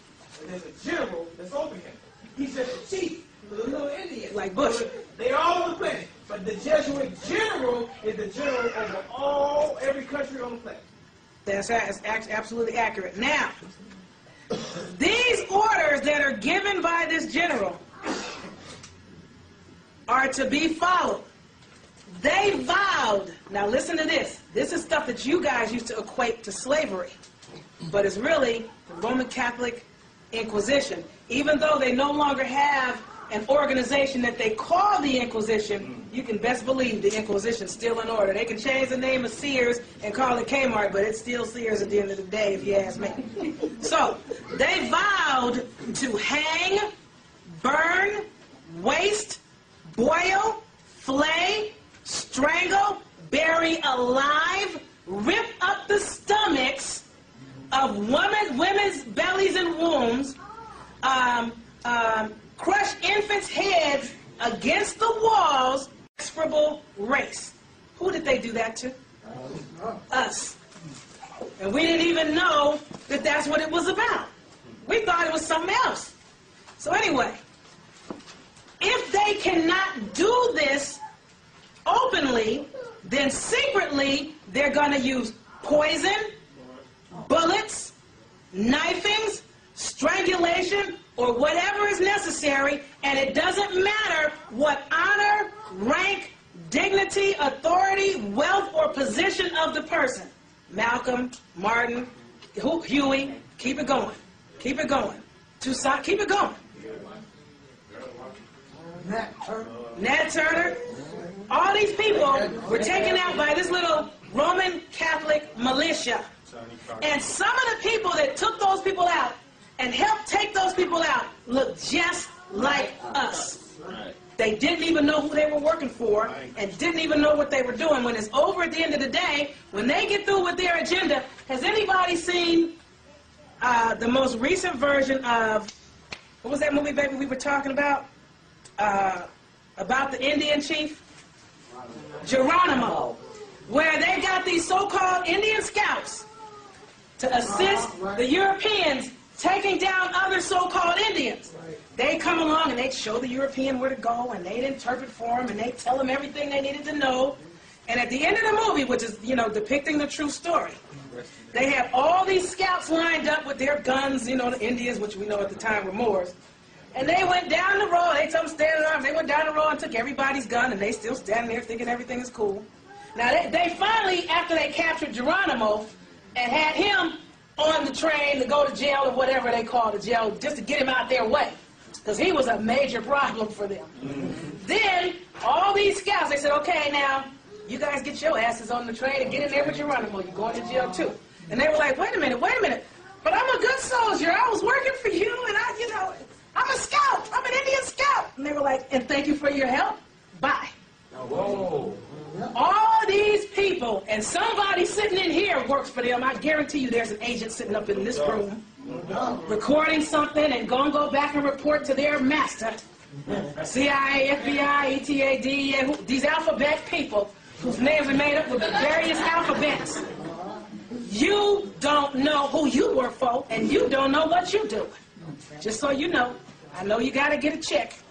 But when they get through with you, your ass is gone too. Especially if it happens during your time. Yes. The Iraq interpreters in this latest war are now wanting to come over here because they're going to be assassinated if they stay over in Iraq by their own people because they are turncoats.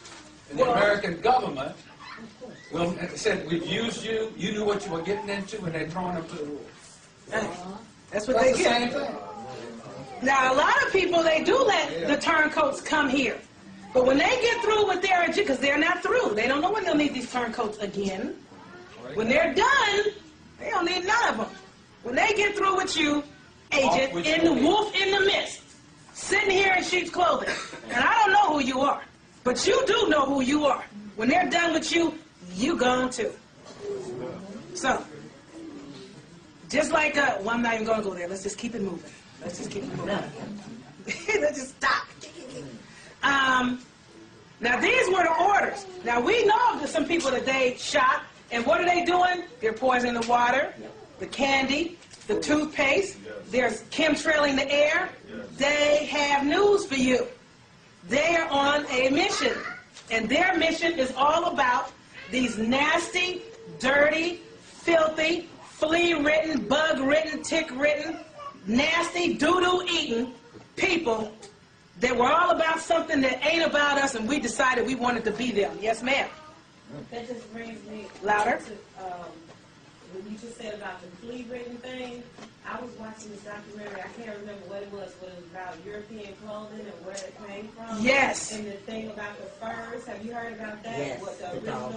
What the origin of wearing furs was about was to pick the fleas off of them and make them jump into the coat, into the furs that they had on. That's why they wore furs. So it wasn't a status symbol, it's because they needed it, because over time, like you say, they were changing their clothes and stuff. It was so dirty and nasty, and all these ticks and fleas was on them.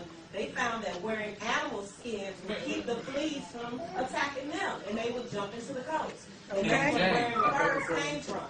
Okay, she saw a documentary on fur coats. It basically said, I'm saying this in case they didn't hear her on the mic, that they used to wear fur coats, and the origin of the fur coat was because Europeans were so flea and tick and bug infested, they put on the fur coat so the bugs would jump off of their skin and into the fur because they were so dirty and they didn't change their clothes, and that was not a status symbol, but a means of sort of minimizing the itch.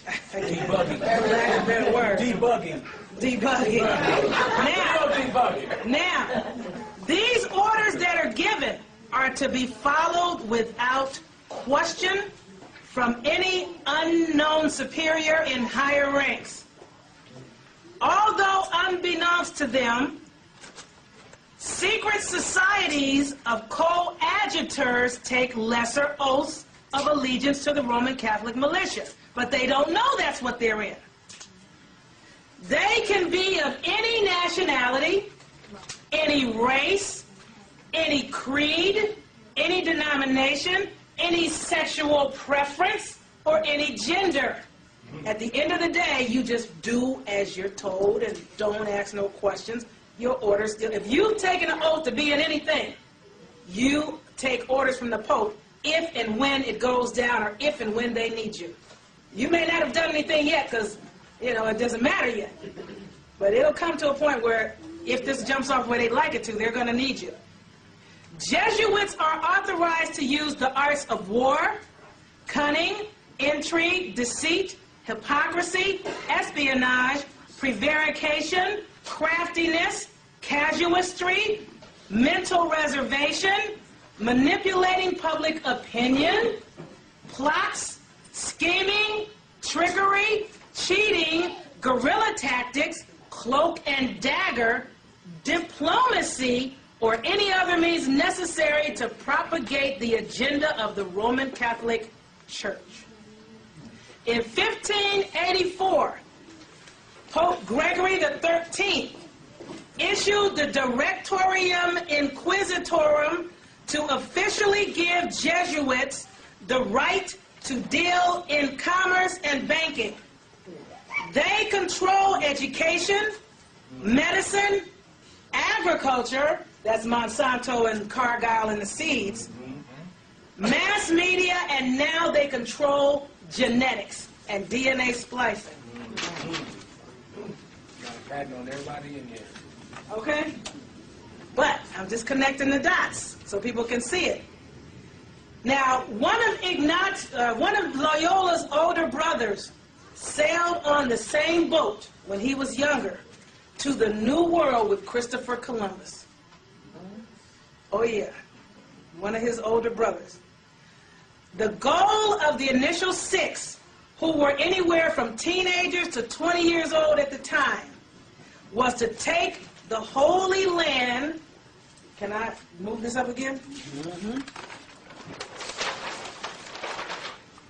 Now remember I told you holy is anything sanctified or authorized by the Pope. But I look at it like this. To take the Holy Land, the whole land, from the Muslims or Moors. And to take Jerusalem from the Muslims or Moors, which is who? Us. And to bring people to understanding and morals and the way of being into the Pope's or papal subservience. You must become a subject of the Pope of Rome. That's the business. By 1556, most Jesuits were teachers. Pope Pius XI ordered Catholics into politics. Adolf Hitler was a Roman Catholic militarist Jesuit that was promoting Christianity. That's what Adolf Hitler was about. He was a Jesuit. He was a Roman Catholic militant. He was one of the militia of the Pope. Did anybody know that already? No. You knew it. He was ordained by the Pope, yeah. See, this brother said he was ordained by the Pope. Yes. Louder, baby. I'm going to get the address for you tomorrow, but it's a documentary that I ordered from this guy in Miami, Florida. Adolf Hitler died here in the United States. Wow. Yep. Adolf Hitler died here in the United States in 1970. In Arizona, I think. In Arizona? George Bush, the father Bush, not the son. His name is George W. Schreck. He was born and raised in Germany. He was brought over here and adopted by the Prescott Bush family. He was adopted by Prescott Bush. And he went on to become president of the United States. That's George Bush Sr. That's right. But they're German. Yes. All of them are German. This whole thing is about Germany. Yes, and I said that last year. This whole thing is about Germany, and even, I don't know if there's any left, I got a lecture out there, Piercing the Fog. Yeah. That's all about, I bring that whole thing out, that it's all about these Nazi Germans. What is that, Piercing the, so there are some left? Last year. Okay. Oh, that's last year's lecture. No, I'm talking about Piercing the Fog. Oh, okay. For people that are, most of you here it wouldn't apply, but some of you know people that are they're Christian, but they need some convincing. Yeah. If you can get them to watch Piercing the Fog and do what I say, which is get the dictionary and hit pause and look at the word and see what I'm saying, they'll see what I'm saying. If they just sit there and listen to the lecture, they're going to become emotional and get offended like Christians do and turn it off and say, what is this garbage you gave me? If you can make them go through the book, they'll see it for themselves. Now, yes? I just said good luck. Well, like I said, all we're supposed to do, the orchestra said all you're supposed to do is give them the seed, plant the seed, and keep going. You cannot wait around for your folks anymore. Yes? Isn't there Nazi symbols, like a crucifix or something like that? That's interesting. Swastika, but it's the same symbol that you see on the temples in Egypt. But the original swastika was our symbol. Right. And it basically means, okay, there are a couple of ways it goes. They took it and perverted it. When you see it spinning this way, that's Nazi. No. That's the trick. That's the rub. It's not spinning to the left. When you see it spinning this way, I'm doing something wrong here. I know I am. Go back the other way. I'm not that shit. Go down. Just like this is wrong. Supposed to go like this. Right. Okay. There you go. There you go. Thank you. That other way. There you go. Okay. Like that. Right. Up. Up. Okay. All right. When you see it this way, now these are symbols of spinning chakras. Yes. That's all it is. However, when they spun it, what you think is to the left, this is the paper. The paper is facing that way. I'm facing the direction of the paper. Which way is it really spinning? You're right. You're right.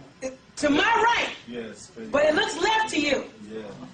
This one, which is the destroyer symbol of, I think it's Shakti, Kali. I think it's the destroyer symbol of Kali, spinning to the left. But it looks right to you. It's the opposite. You know, don't look at it from this way. Turn your body and face the direction of the paper, and then you'll see which way it's really going. Yes. Well, that's the same thing with microwave oven and the poison. It spins everything, automatically spins to the left, which is deadly to me. That's why we should try to wear magnets and spin everything to the right in our body. Because the food that they put in the chemical, that's reading Susan's book, and everything is poison spins to the left. I don't know about that. Yeah, I learned that I'm studying chemistry, and we learned that like a free radical is a molecule that does not want to attach to something live and spins to the left and feeds up something dead.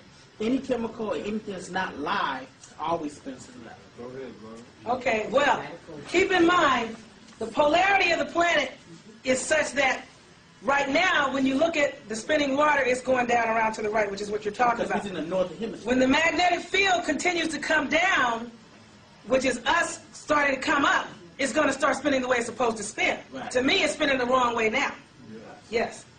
If you can get it, if you ain't too grown, the cartoon is called The Ant Bully. The Ant Bully. That's deep. It's called The Ant Bully. The little white boy. The Ant Bully cartoon. The Destroyer. Lucas, the Destroyer. And George Lucas, Lucifer. No light. Lucas and Zubo now. For what? Okay, but anyway. His name is Lucas the Destroyer. When you watch this kitty cartoon, they're going to go inside the tunnels with the ants. The ants represent you. They got on the walls in the ant town. The hieroglyphs of your beginning and your ending with this destroyer coming in to exterminate you. To exterminate you. The movie's called The Ant Bully. All right. In 1957, after World War II, Pope John the 23rd said that cinema, sound broadcasting, and television are a far easier method of spreading and advancing the Roman Catholic cause than the printed word is. In 1964, Pope Paul VI said that it is the church's birthright to use and own the press, cinema, radio, television, etc. That's why certain movies that they don't want out don't get out. And like they said, Men in Black come in with their craziness. And way back in the day, when Moors or our people used to try to come up on Europeans to try to help get them together, these ugly, dirty, nasty men in black, which were the popes and the bishops, would show up to get the people. No, you don't bathe them. You don't bathe them. They were men in black then, they're men in black now. They keep telling you about the men in black that we just didn't put it together. Yes. Now you had gave a definition for the word black the last time you was here, right? Black, yes. Many colors. Changing many colors, okay? As in 1933, we used this new local dictionary. We jumped from Bouvier's, was dealing with the Franks, and Franks were Moors. So now we have, what's it called? Blacks. Black. And so who we talking about? Pales, the pinks, the men in black. They're really probably the men that are black. The original black man is what y'all keep calling the white man. Right. You're not black. And everybody that was here last year knows that you are not black. Who in here still thinks they're black? Black, if you know the definition, can it even possibly apply? No. No way. It's not possible. Not by definition. You can't be black. Just like by definition, you cannot be Christian. Look up the word Cretan in the dictionary. Now, C-R-E-T-I-N. Now, when you look up Christian, you will not see Cretan. But when you look up Cretan, you will see Christian.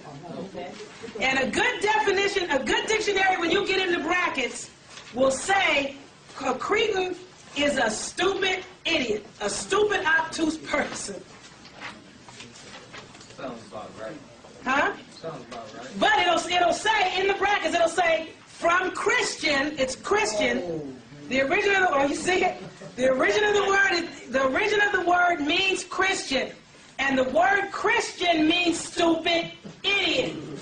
Now, you can't tell some Christians that. Do you see it? Are you looking? It's got Christian in here. In the brackets, it says Christian. Yep. Does it say deformed, That's the roots. stupid idiot of mental deficiency? Whoa. It has. Sound like somebody nice.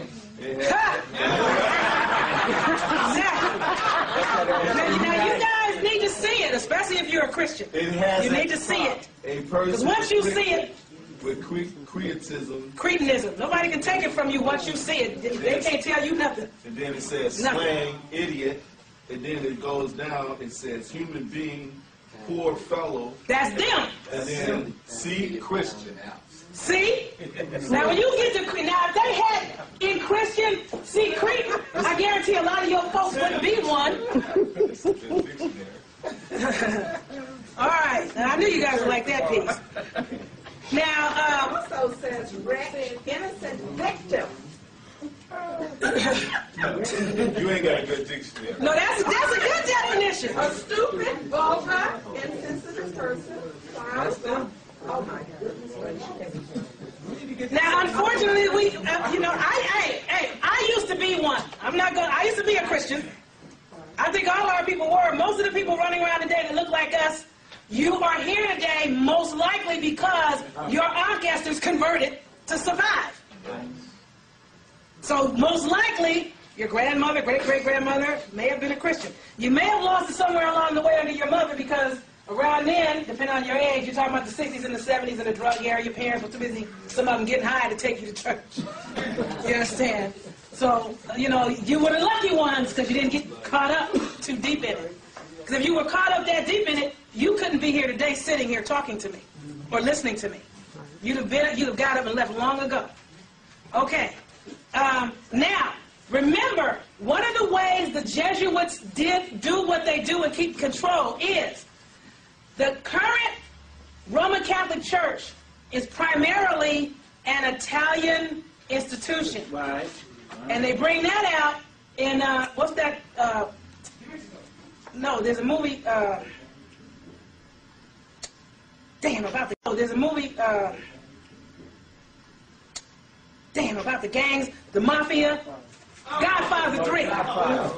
The Godfather 3. A lot of the mafia in league with the Roman Catholic Church, they came away from that whole gangland, obvious method, and they started grooming their children to be doctors, politicians, lawyers, to infiltrate corporate society and infiltrate positions of government, and they've just taken over.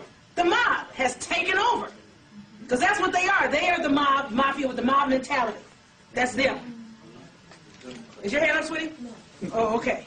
Now, as a result, a lot of high pink people in high positions of power, that most of them are Christian Catholics, what do? They go and confess their personal, most vital family secrets, political secrets, government secrets to the Jesuit militia in confession. So they got all this ammunition, and they know what they're doing because these people come and tell them everything because they don't know who they're talking to. They don't know who they're dealing with. And they just think you know, he's got on this, you know, this little collar, and he's just a little square. Some of the, man, them Catholic priests and bishops were some of the coldest killers you ever saw. They're a cold piece of work. Especially the extremely higher level initiated ones. They're a piece of work. Now, what a lot of people don't know is, remember I was telling you how to get raised up in the societies? A lot of these people would give their boys over. A lot of these boys, especially if you became the favorite of somebody, you could wind up being the governor or a cardinal or a bishop yourself. And you could molest more boys. It's a game that they're playing. So all these means are used against anyone of any status to bring them into the Christian see, which means the jurisdiction. The word see, S-E-E, means the jurisdiction of a bishop. And in every community, even in the hood, it ain't 6:30 yet. What's with the bells? We have 10 minutes for questions and answers. And after that, class is over. Continue. We're not doing questions and answers, are we? No, we're doing it now. Just continue. Go ahead. I'm looking at the time, sweetie. I know you got a baby, and I know you won't go home. Go ahead. The sea also represents water. And the Pope is the Holy See, which means that since everybody is now Underwater. official, and they're on the water, they all let them out the show. Well, once you're under the Christian see, they can bring you into the Christian see and or exterminate you, as well as confiscate your property, your goods, your wealth, your children, or whatever. And I want to say that even though I didn't finish giving you guys this rest of this, oh yeah, I got 2 more things. Let's go. By 1560, the Jesuits secured Austria and almost all of South Germany to the church. In 1761, a Scot, which is a Spartan, named John Stuart, the 3rd Earl of Bute, got teenage King George William III's people to pass a law enforcing writs of assistance as revenue-raising warrants under the royal seal, securing law officers to take possession of lands without trial and without jury for the Americas. In 1754, the Maritime War, which is also known as the Great War, which is also known as the 7 Years' War, which is also known as the Great War for the Empire, which is also known as the French and Indian War, occurred.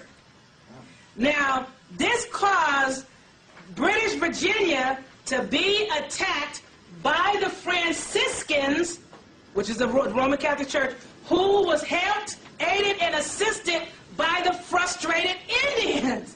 They were like, these British are getting on our nerves. So they went and sided with the enemy, against the enemy, not knowing they were all the enemy. They were all the problem. At the end of the day, none of them did us right. Now, a British corporation called the Proprietors, that's the name of the corporation, the Proprietors, had Quaker, Pennsylvania, but the Quakers stepped down.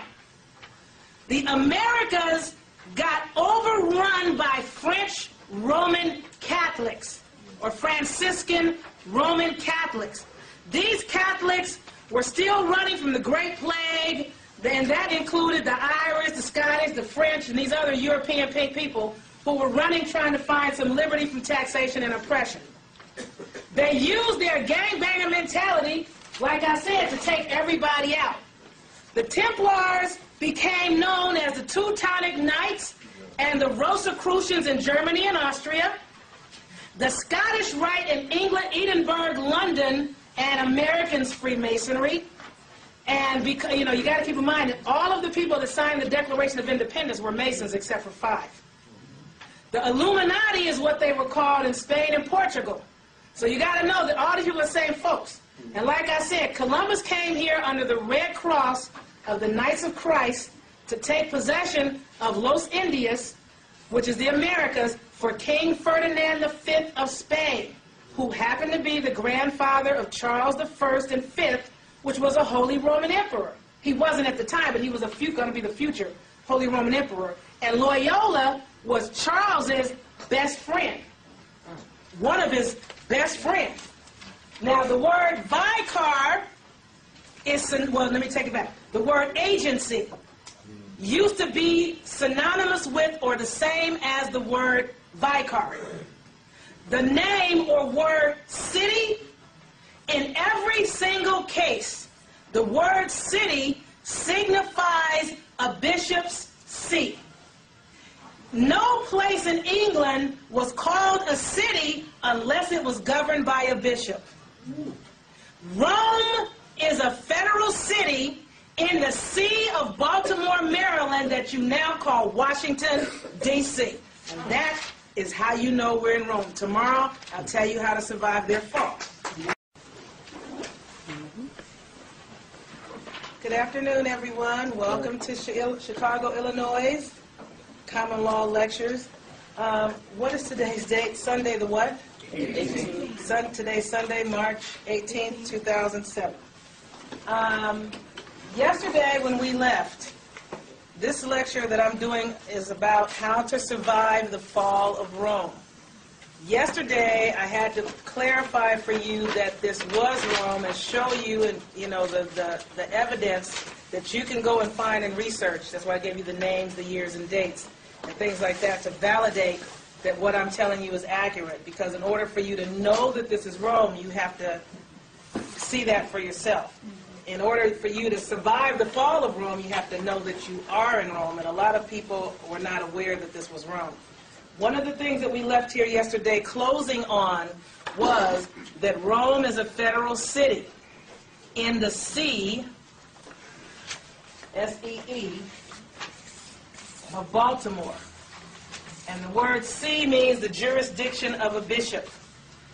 Now, Baltimore, Maryland was some land that was secured by Lord Baltimore for the Vatican. Now, at this time, that area, or a part of it, is what was given over for Washington, D.C. The reason I'm bringing that up is because on July the 10th, write this down, of 1984, at the invitation of President Ronald Reagan, the smallest country in the world, which is the country known as the Vatican City, and its ruling head, which is the Pope of Rome, or the Roman Emperor, the Holy Roman Emperor of the Roman Empire, officially opened its first embassy, which is called the Apostolic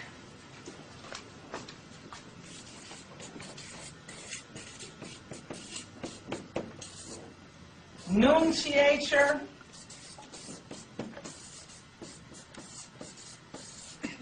of the Holy See.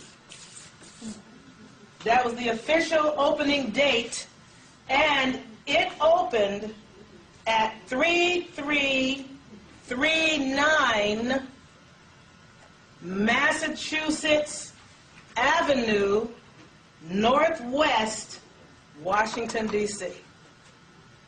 That is the embassy for the Vatican.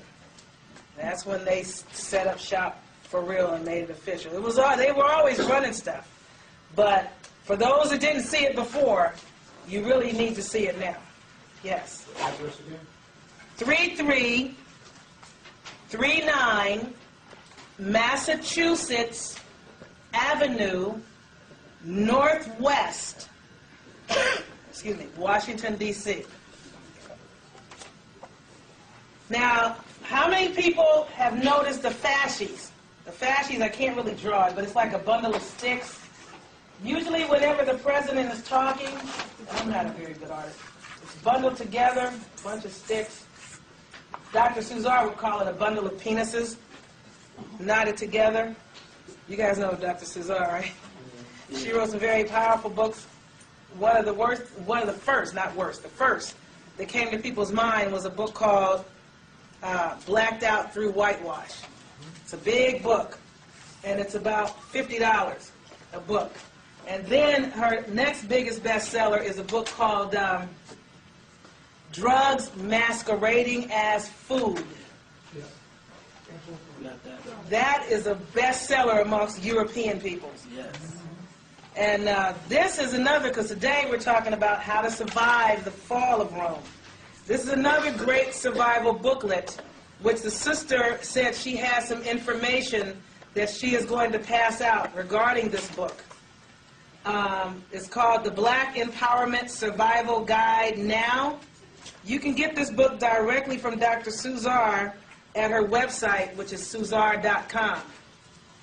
Okay? And she will send it out to you. That's one of my dearest sisters. Now, my book back there, Piercing the Fog, is not about surviving the fall of Rome. But there are a few copies back there. Those are mostly for people that need to be awakened about the things that you already are coming to know, and they're not really listening to you. However, my strongest recommendation for you, for the people that you want to wake up that aren't trying to wake up, is Piercing the Fog. Are there any copies of that left back there, sweetie? Or are they all gone? No, the DVD, Piercing the Fog. There are some copies of Piercing the Fog in the back, and I already told you guys about today's special. It's today only. What I have back there today that will help you today to survive the fall of Rome is I have, and I really didn't even want to get in this. My baby was like, you need to tell them so they'll know what you're doing. But I have a 2 audio cassette set called Energy. It tells you what energy is, how energy moves, and how the things you think move the energy around you, and how you can start to control energy and take things from an invisible thought and make them become a physical reality. So that is back there. It's on 2 audio cassettes. It's only $10. Communication will help you to learn how to communicate better with others. When you're talking to people that you seem to never be able to make a connection with, when you understand the keys to communicating, whether you're visual, auditory, or kinesthetic, and the person you're conferring with is visual, auditory, or kinesthetic, that will help you to always be able to get through to people and not be bumping heads with people so often. That will help you with your survival. Opening spirituality is probably one of the better things I have back there. Basically, that is a compilation of all of the things that had to do with closing out personal power and moving into spiritual power, which is where you guys are going to have to start going in order to survive this fall. Your primary key here is going to be to find out what you should be doing for and about yourself. And you are going to find those answers inside yourself. The ancestors gave me other things that you need to do individually, as a collective, as a people, as an empire, but they want you to know that you are going to master the fall when you master you. Okay? Astral Emissions is also a very good book, a lecture that I did. It's a 3-disc CD set, and that is for people that want to learn how to astral project, where you do it deliberately and intentionally. You do it all the time anyway. You just do it when you're sleeping and you don't know you're gone and you don't know you're doing it. But if you want to get where you deliberately do it and you're going out there and you're coming back and you're conscious about the whole thing, that particular set tells you how to do that. There's some other stuff back there, but the PowerPoint is also very good. Those are the things that will help you the most to survive this fall of Rome. Now, what I want you to also know about this thing called Rome is the fasces, as I was telling you, is a symbol. Whenever George Bush or whoever the president at the time may be is speaking or addressing the nation, they always have the fasces right beside or behind the president. You will not see him doing a State of the Union address and the fasces are not there. Whenever you see the fasces, that is always a symbol or an ancient emblem of the legal authority of the Holy Roman Empire. Okay? So that is another key for you to know that you're dealing with Rome. But how many of you have heard that America is the great experiment? Has anybody ever heard that America is supposed to be an experiment. Yeah. Does anybody have a clue what that's about? Or you just heard that and don't know what that means? America is the very first Febronian nation. What we live in is what they call Febronian, F-E-B-R-O-N-I-A-N, America. That is the great experiment.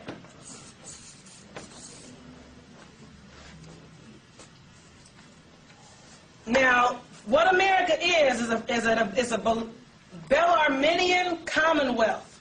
Now, to me, Bellarminian, and I could be wrong. I haven't really gotten an opportunity to look this word up yet, or break it down, should I say.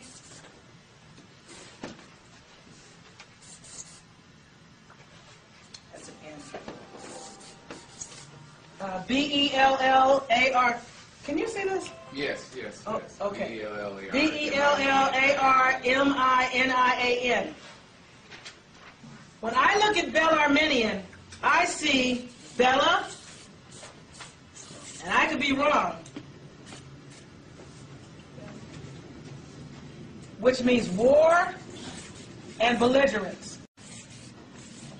This is what I see, and I'm running out of space here to write this. I see army,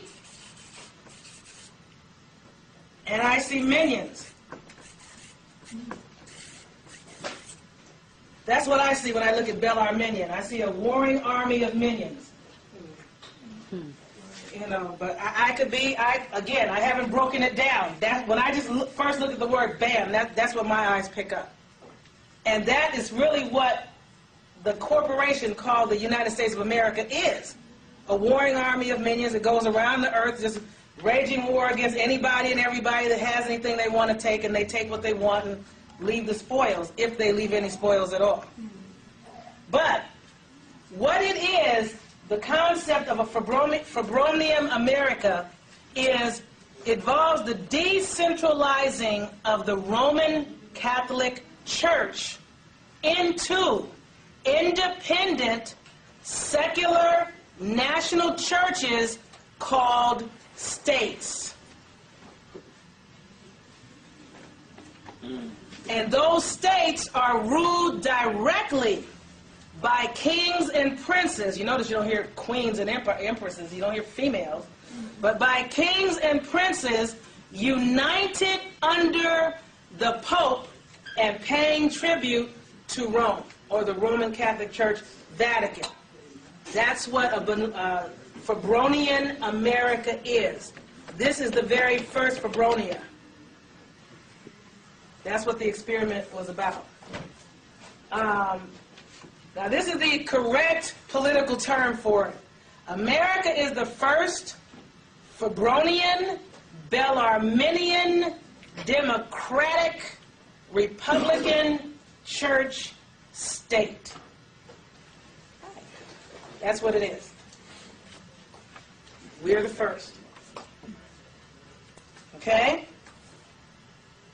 Now, this particular church, as I said, they're paying all this tribute to the Holy Roman Empire, or the Roman Catholic Church, or Roman Catholic Vatican.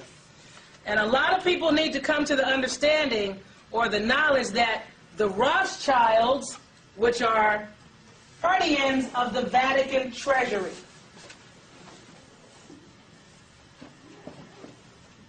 Now, a lot of people, remember how I was telling you guys last year, for those individuals that made it last year, that the Jews and the Christians are really the same game, but everybody thinks that they're opposing one another. And I said, if you don't comprehend that they're the same game, then why was it they originally were called Judeo-Christian? And why is it that the Pope of Rome wears a yarmulke like any other Jew? You know, the little skull cap. I mean, to me, there are things that you may not understand, but a lot of it is just in your face if you're looking. So, Rothschilds means red shields. That's H-I-E-L-D-S. I know you guys can't make that out. I'm up here up on it and I can't make it out.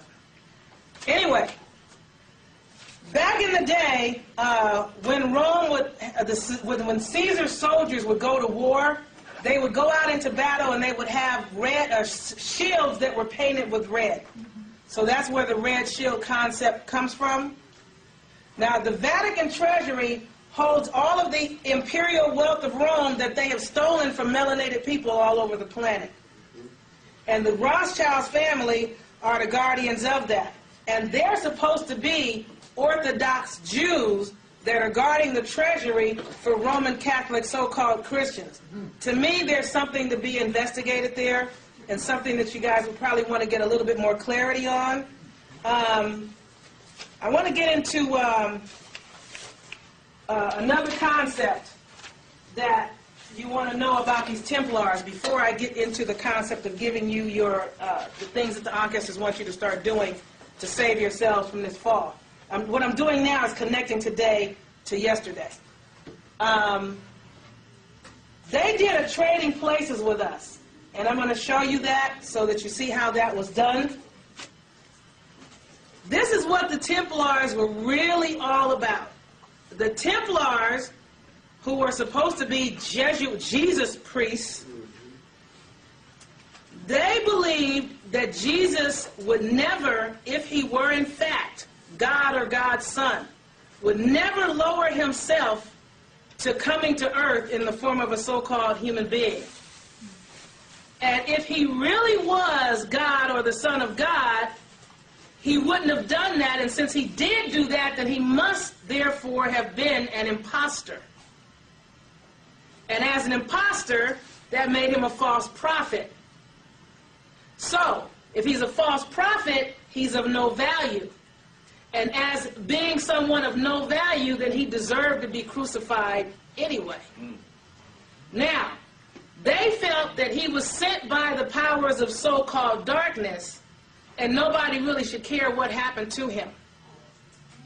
So, in the Templars' opinion, the true God was not Jesus, but his evil twin brother, or evil brother, which may not have been a twin, I may be wrong on that part, whose name was Satanael,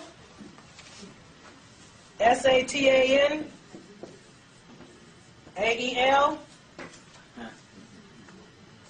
And this is who they believe in.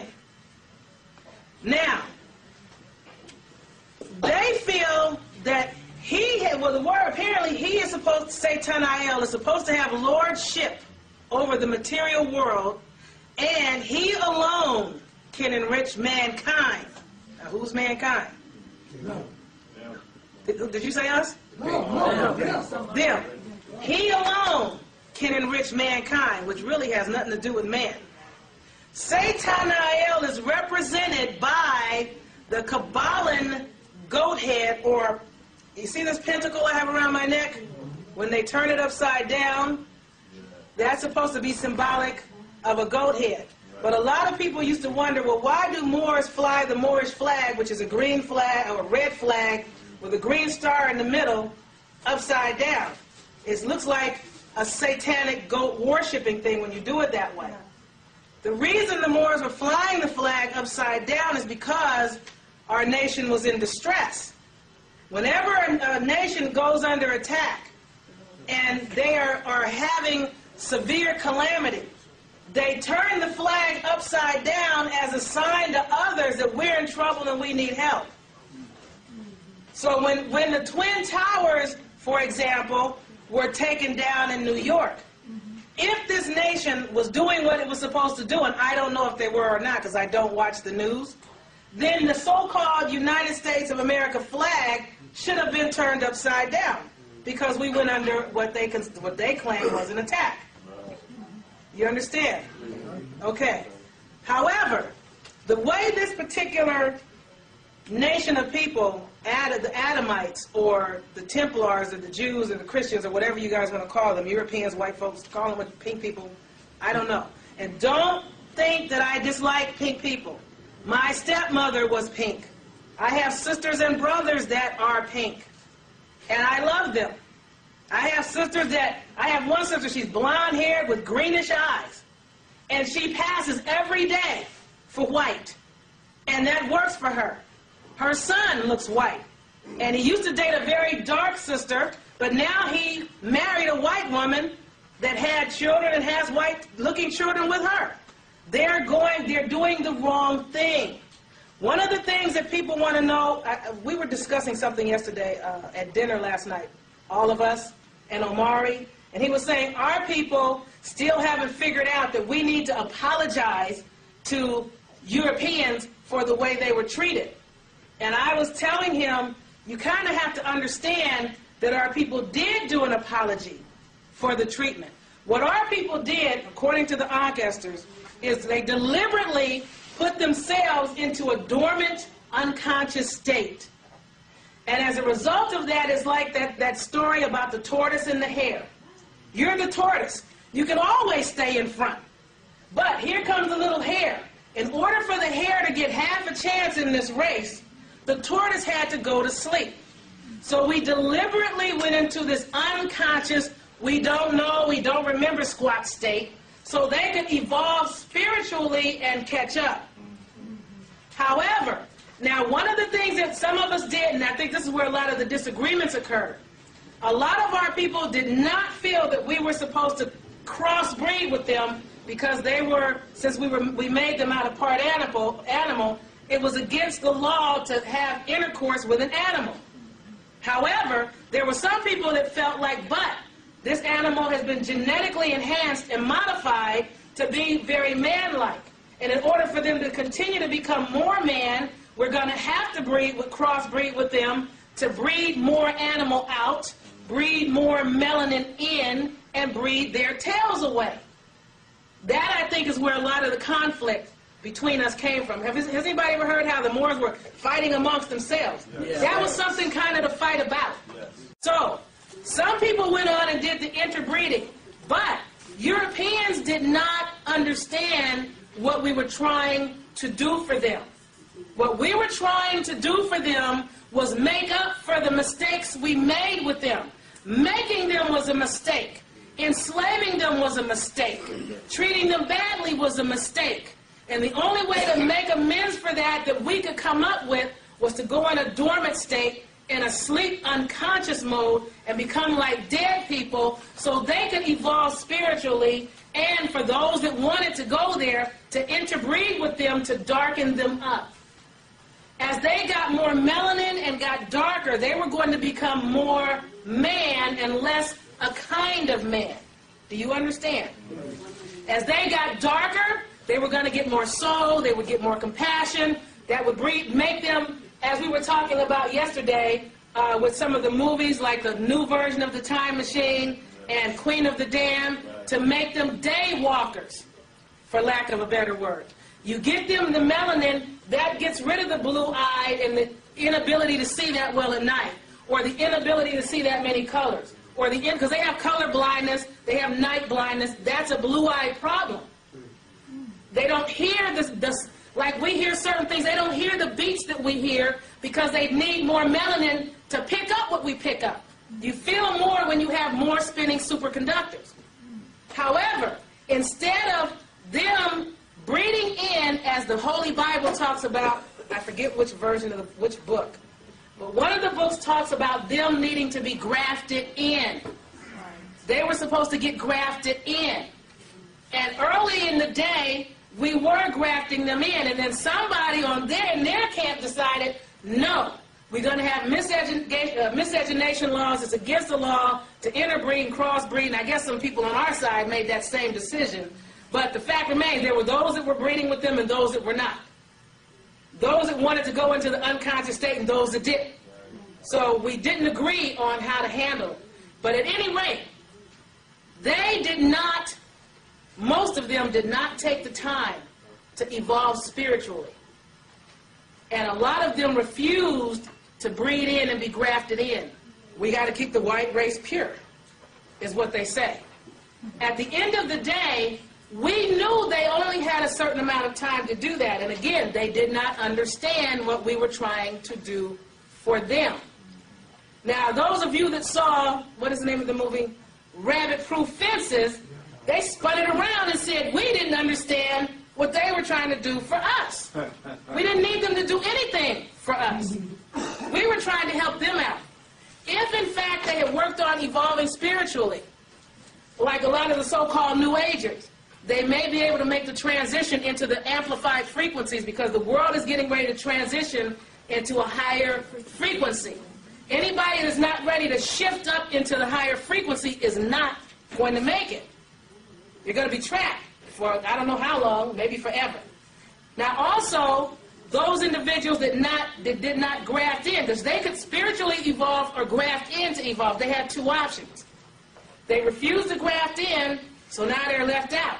And now they want to make a mad dash on the sisters, and the European men want to hook up with the sisters. It's too late. You need a few generations to breed and graft in. You need to hook up with a melanated individual and have a melanated half-breed child, and your child needs to hook up with a melanated individual to make an even darker child, and keep darkening up until you get grafted in. They refuse, they're stuck, they're lost. They told me to let you guys know that we are not supposed to worry anymore about them or what they're doing. Who cares what they're doing? But oh, George Bush got rid of the habeas corpus. But oh, they have the concentration camps. The Ancaster said, so what? Who cares what they have? We are not supposed to go out and march any more marches for them. We are not supposed to go out and join any more wars or militaries and fight any more battles for them, because we helped them fight every battle that they've ever fought, and they only fought the battles the way they fought them and halfway won them because we helped. We helped them in their revolution, their fight against Britain and France. We helped them in the Civil War, which they said was about us. It wasn't about us. It had nothing to do with us. They just said that so we could help, and when we helped to fight war for liberty, we still didn't get any. We helped them in the Korean War, the Vietnam War, the Japanese War, the Afghanistan War, the Iraqi War, and we keep helping them fight wars that have nothing to do with us. We are at a point now where the Ancaster said, try to not allow any more of our children to go fight the battles for Europeans, because those battles are not our battles. We have our own battle. We were fighting for them for liberty overseas, and we didn't have any at home. Our brothers were in militaries that were still calling them niggers, still sitting them in the back of the bus, and when they came out here, they still had to sit separately in trains. A lot of these brothers were in the soldiers, and they were still treated segregatedly and not given any respect, and all they were trying to do was help. And all along, we were trying to work with them, and they kept treating us like we were the enemy. We were not the enemy. You understand? Okay. So, they wanted me to, and as I'm speaking, they'll drop on me what I'm supposed to be dropping on you. But what are you guys handing out? Oh, this that they're handing out now is a spiritual security method. Let me just get it here. It's 3 pages that I did, and it would go very well with the energy CD. It's not required to get it, but when you get an opportunity, I've given you guys some things that are going to help build you up spiritually, to help you amplify your frequencies for the amplification that is occurring on Earth. It's certain sounds that you do that you already know, that you're already familiar with. Like, who has never heard the sound, ah? That's a sound that does something when you say it, okay? When you utter the sound, ah, that sound is a universal sound for energy. If you're ever very tired and very fatigued, then you just go, ah. You can amplify your energy and get rid of fatigue, okay? So you need to understand what the different sounds are about. And what else is on here? Now, the next 2 pages are going to scare the heck out of some people. That's why I gave several methods on it. There are several ways to protect yourself, and I've had people always say, well, man, this looks like witchcraft. I don't want to do that. Fine. There are at least 10 to 15 different things that you can do to protect yourself. You don't have to jump on one that looks like witchcraft to you. Like somebody said, I don't want to take a glass jar and piss in it and put pins and knives and and razor blades and sharps in there and bury it under, fine. Then you run a bath water, pick some white roses and throw white rose petals in the water. Can you do that? That is a protection device. How many people have ever taken bath in Epsom salt? That is a protection device. You know, most of you do it to alleviate pain, but the crystals emit a frequency. Then what they do is they modify or change the frequency that's going on with you. They draw out frequency that's not supposed to be there so you can become more of what you're supposed to be, and that's what takes the pain away. When you're in pain, it's because there's something going on with your frequency that's not supposed to be going with your frequency. And frequently it occurs with something you're thinking or something you're saying that causes how you're feeling. Do you understand? Okay. So, I mean, you know, some of these things, you know, you can do, and some of them you don't have to do. On page 2, the very top thing is breathing. Can you do that? Okay. I mean, because some people, you know, when they look at it, because the first thing is the witch's protective talisman, they just toss the whole page. It's like, come on, man, look at it. I'm sure of all the things listed here, you can find at least one thing on here that you would not have a problem with, no matter what your religious affiliation may be. Okay? And that's to help you out. Again, anything you get from me, take what you can use from me and discard the rest, because I don't know everything, and I may be wrong about anything. It's like, well, you know, the sister's got good information, but she was wrong on that part. That part, throw it out. Don't use anything that you feel I'm wrong about. You comprehend? Does anybody have questions before I move on about what you were just handed out? Okay. I don't want y'all talking about me behind my back, man. Did you see what the sister gave us? I don't want to even read on there on the camera what's on there. I know some people are like, well, God, can you share with the audience that's watching that didn't get what you gave? I can't do it. Because there's stuff on there that I wouldn't put on DVD. I just wouldn't do it. If we have time at the end, I'll try to read over some of the sounds, but I don't know if we're going to have time. Back to what I was saying about Satan and what's going on with them. Baphomet is the goat or the pentacle upside down. And Suzar has a fabulous book out called, I think it's called Baphomet Christ. Yeah, Baphomet Christ. You have it? Yeah, it's cool. Yeah, those of you that, you know, want to know about this side, because what is everything going on? Everything about us is reversed. So if the pentacle is upside down the way they're ruling the world, how should it be for you as a melanated person?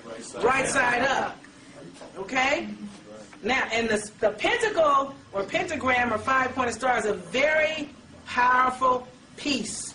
It's a very powerful piece. It's also symbolic of raising the 4 levels of energy, earth, air, fire, water, and raising those up from the 4 points up through the top point where you start to evolve spiritually, because you have to come from down up and go from here.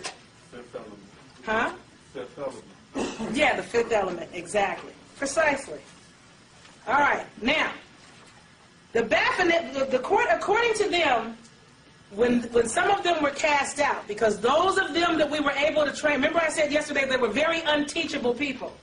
We had a hard time teaching them to bathe. We had a hard time teaching them to speak, to just get them to do the language. It was very difficult. A lot of them still don't speak as well as they should. A lot of what they call Ebonics is really just Southern drawl from the way Europeans spoke English to us, and us trying to speak it back to them because it wasn't our language. You understand? Because we were speaking something else when they got here. Most of our people learned how to speak English from so-called Southern, so-called white folks. That's the way they spoke. So if the Ebonics is broken up, they broke it up. You got it? All right. But those of them that we were able to school up, we incorporated them into our societies to a certain extent. Those that we couldn't work with very well, we put them in areas that people call ghettos. And those that we could do absolutely nothing with were left on the other side of the Great Wall and pushed off in the caves. Like, man, just put them back into the wild, because they're wild and we can't work with them. We couldn't civilize them. So some of them that were cast out, according to them, they say evil spirits appeared to them in the form of he-goats. This is what they say. And that the he-goats gave them secrets to controlling the world and to share with them anything that they wish to know. This is what the he-goats claim to be going to do for them. It also says that, has anybody heard of this Jewish holiday called Yom Kippur? Yes. Do I need to write it? Where's the marker? No. No? Well, somebody said yes, so that means yes. If any one person says yes, that means yes in here. Y-O-M-K-I-P-P-U-R. I've heard this a long time, and it just didn't add up until very, when you put it, like I said, when I put a question out, the ancestors go bam. I'll be looking for something else and find the answer to the question. The Yom Kippur is all about the trading places that they did with our people.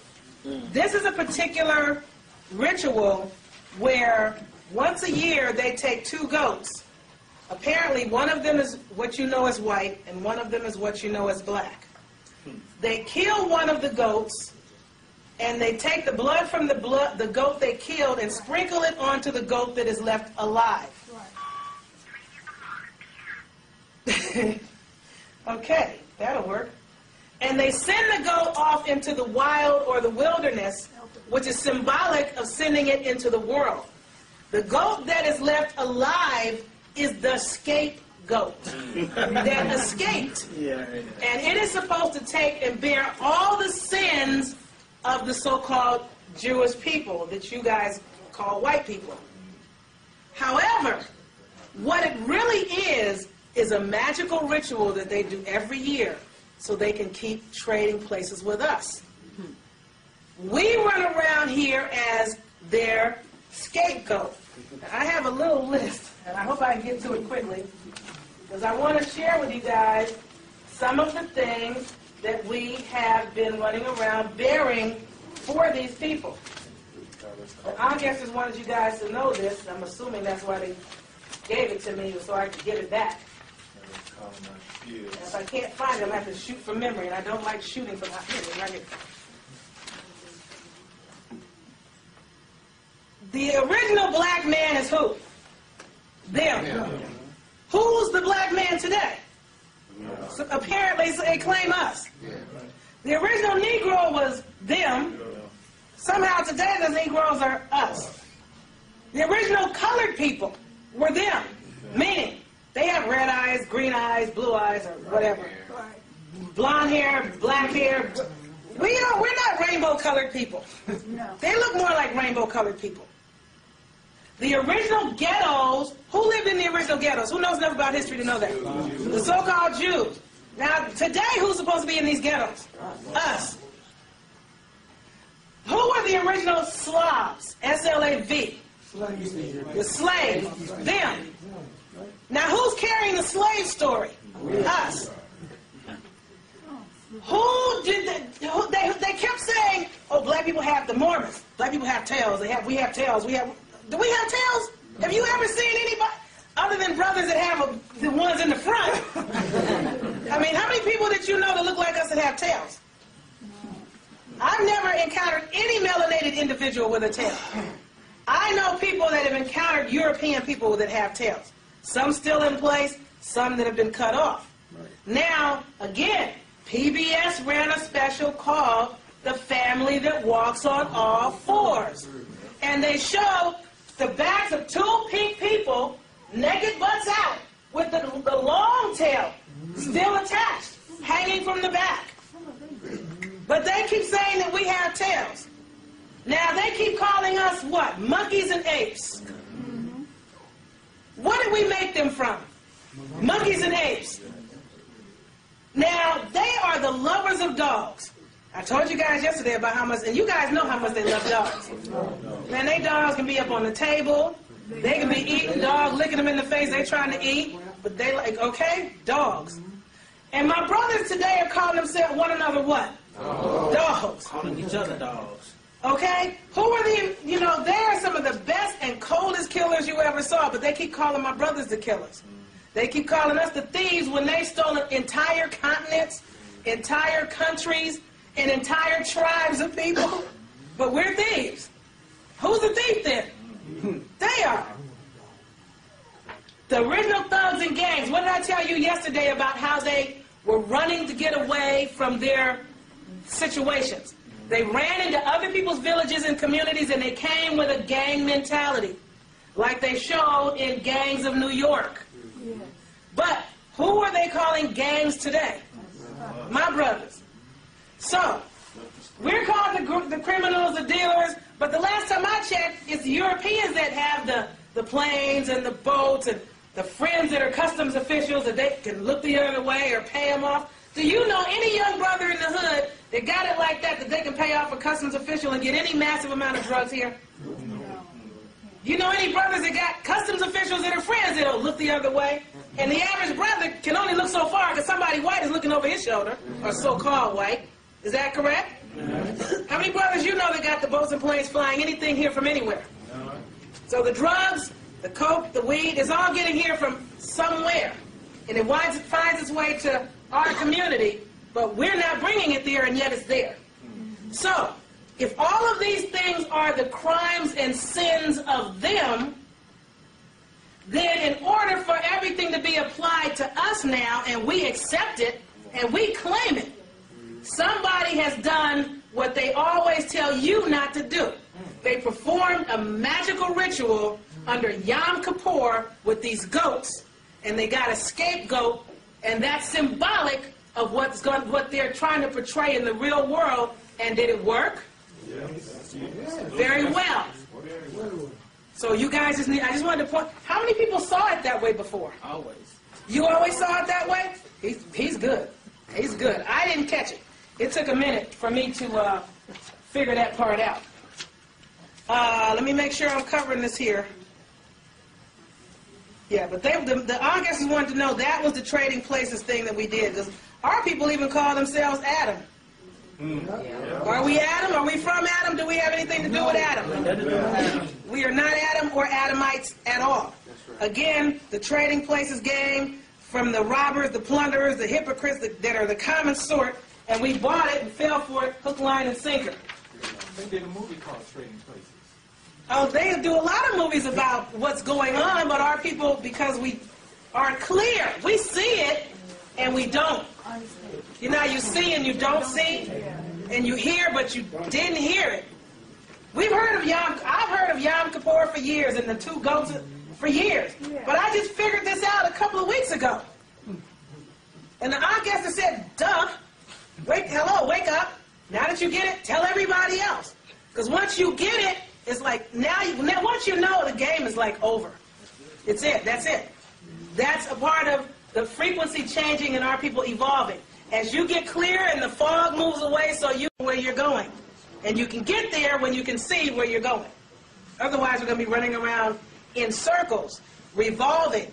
We are not here to revolve. We are here to evolve and spiral up, not run around in circles, which is what we've been doing, and this is why.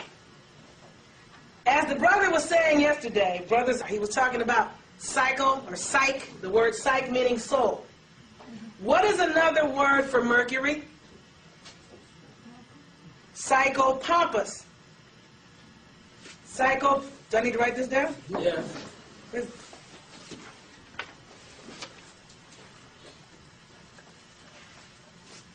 Can I erase this? Is it possible to get some soap and water, or did you guys already try that with this board? We'll try it now.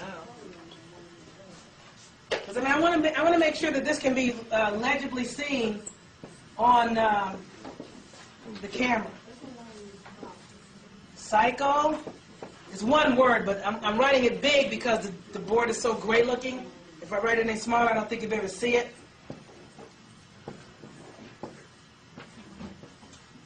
Psychopompus is one word.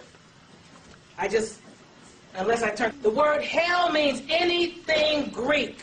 It also means, and if you look in a dictionary, and those of you that have dictionaries that have never looked up the word hell, you should. It also means that anything that is not easily comprehensible, anything that's coded, that requires decoding, that's hard to understand.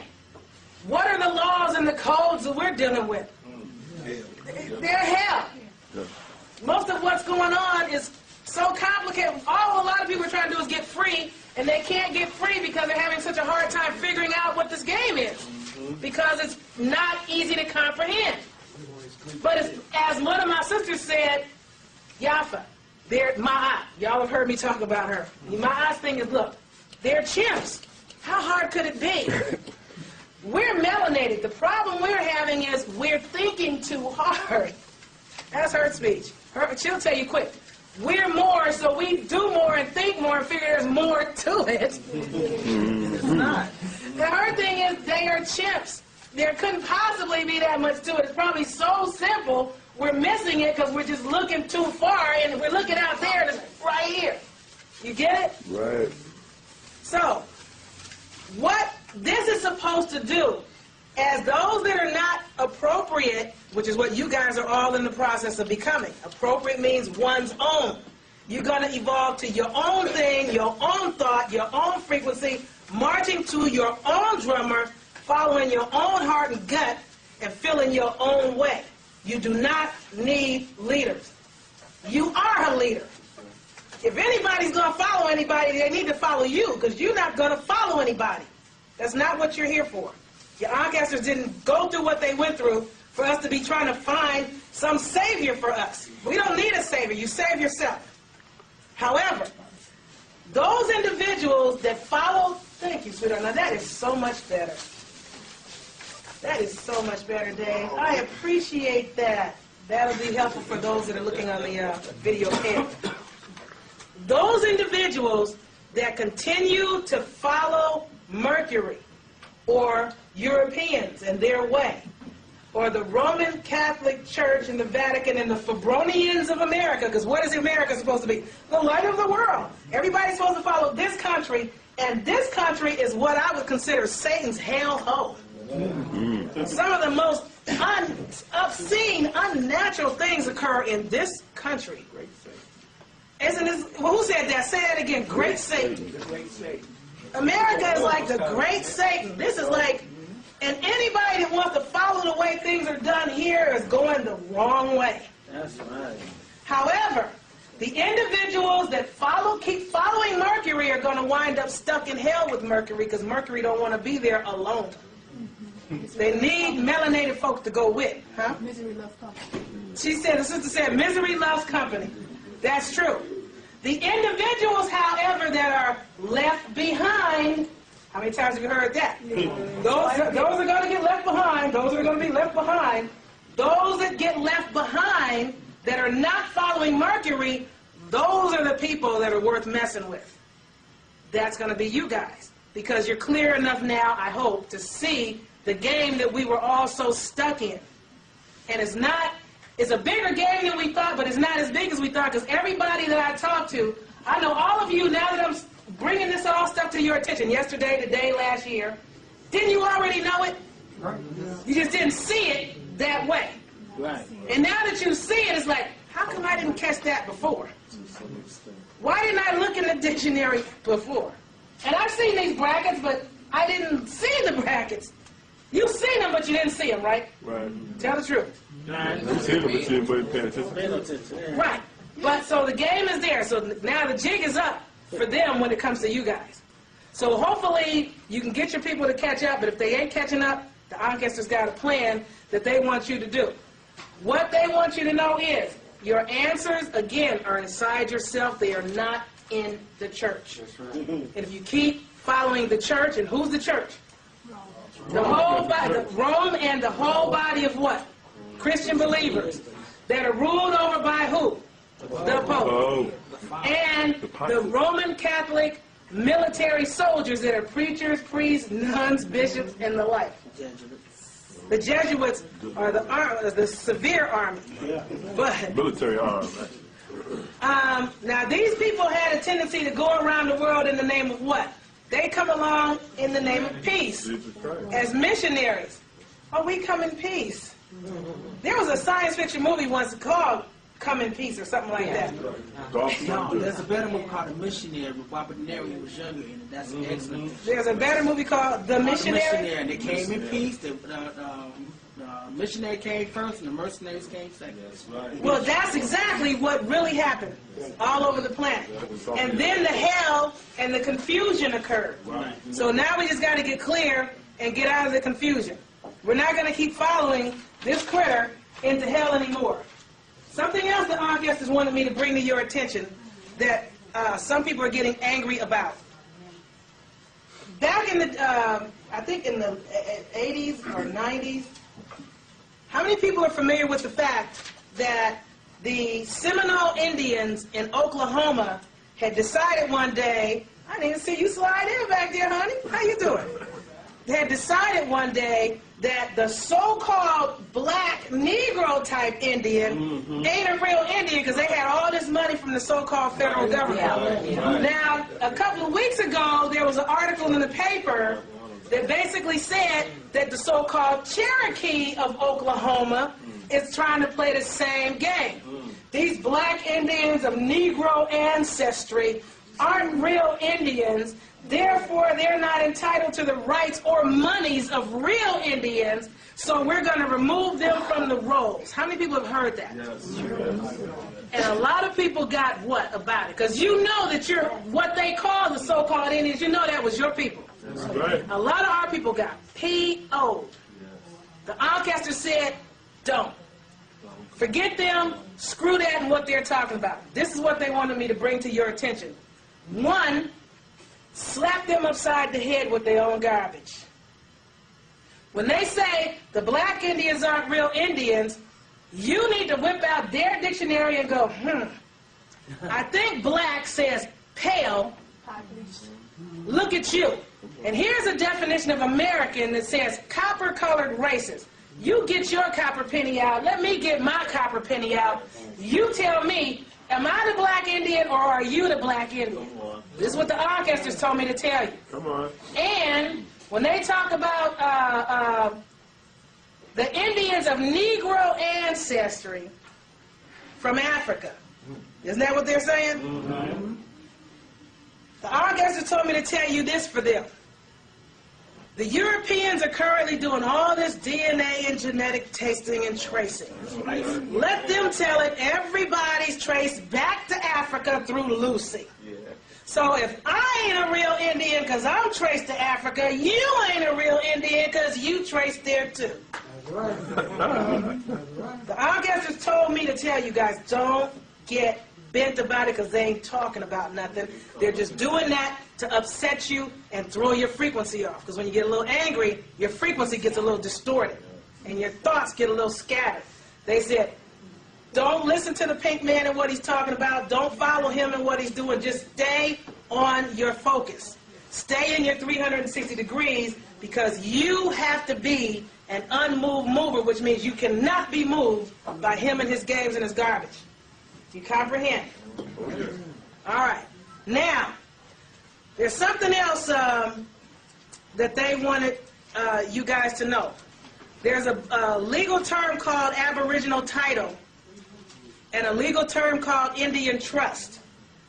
They said you don't want to get hung up in that too deep because both of those keep you off and out of your stuff. And the so-called, they wanted me to also bring to your attention that the so-called, what is it called? The, oh, hell, it'll come back to me. They just snatched it right out of my head. I guess I said what they wanted me to say on that. It'll come. If they want me to give it to you, it'll come. Somebody will ask a question about it or something. Indigenous. Yeah. They said, don't mess with that word. They said you only want to mess with it if you need to use it legally for legal purposes because you may be able to get whatever you're needing to get from them legally, but you're not indigenous. This is what they told me to tell you about it. I'll write the word here. I-N-D-I-G-E-N-O-U-S.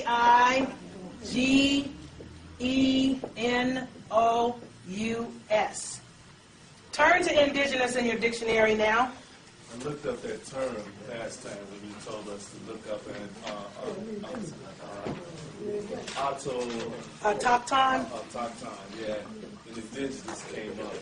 Yeah, well, they're trying to connect back. It is and it isn't, okay? Just like if your name could be Michael.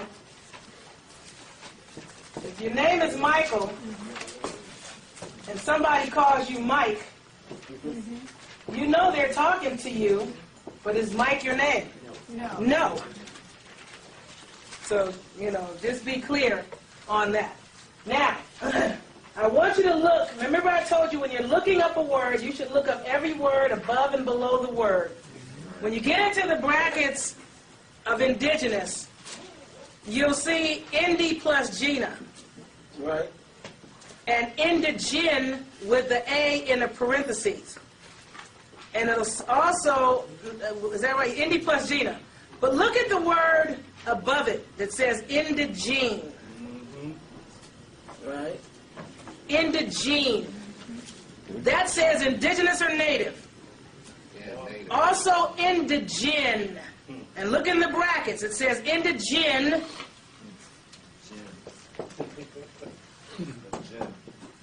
No, that's not even it. Indigene. Yeah, that's right. That's right. When you look up indigene, because that's what it says in the brackets, right? Or somewhere in there to say, yes, baby.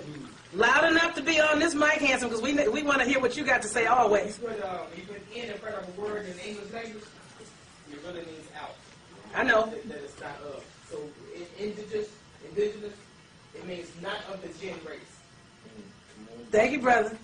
See? I'm going to give him some more to go with that. When you look at the word indigent. I-N-D-I-G-E-N-T. T, yes. Experiencing want or need. Deficient, needy, destitute. Wow. And when you get in the brackets, doesn't it say indigens, which is this word with an S? Indigens, which is the root of this word. Indigenous, indigens, indigene, indigenous, indigent is all the same word, and it means needy. Wow. And when you get down into the word, look down below that to the word indine. I-N-D-I-G-N.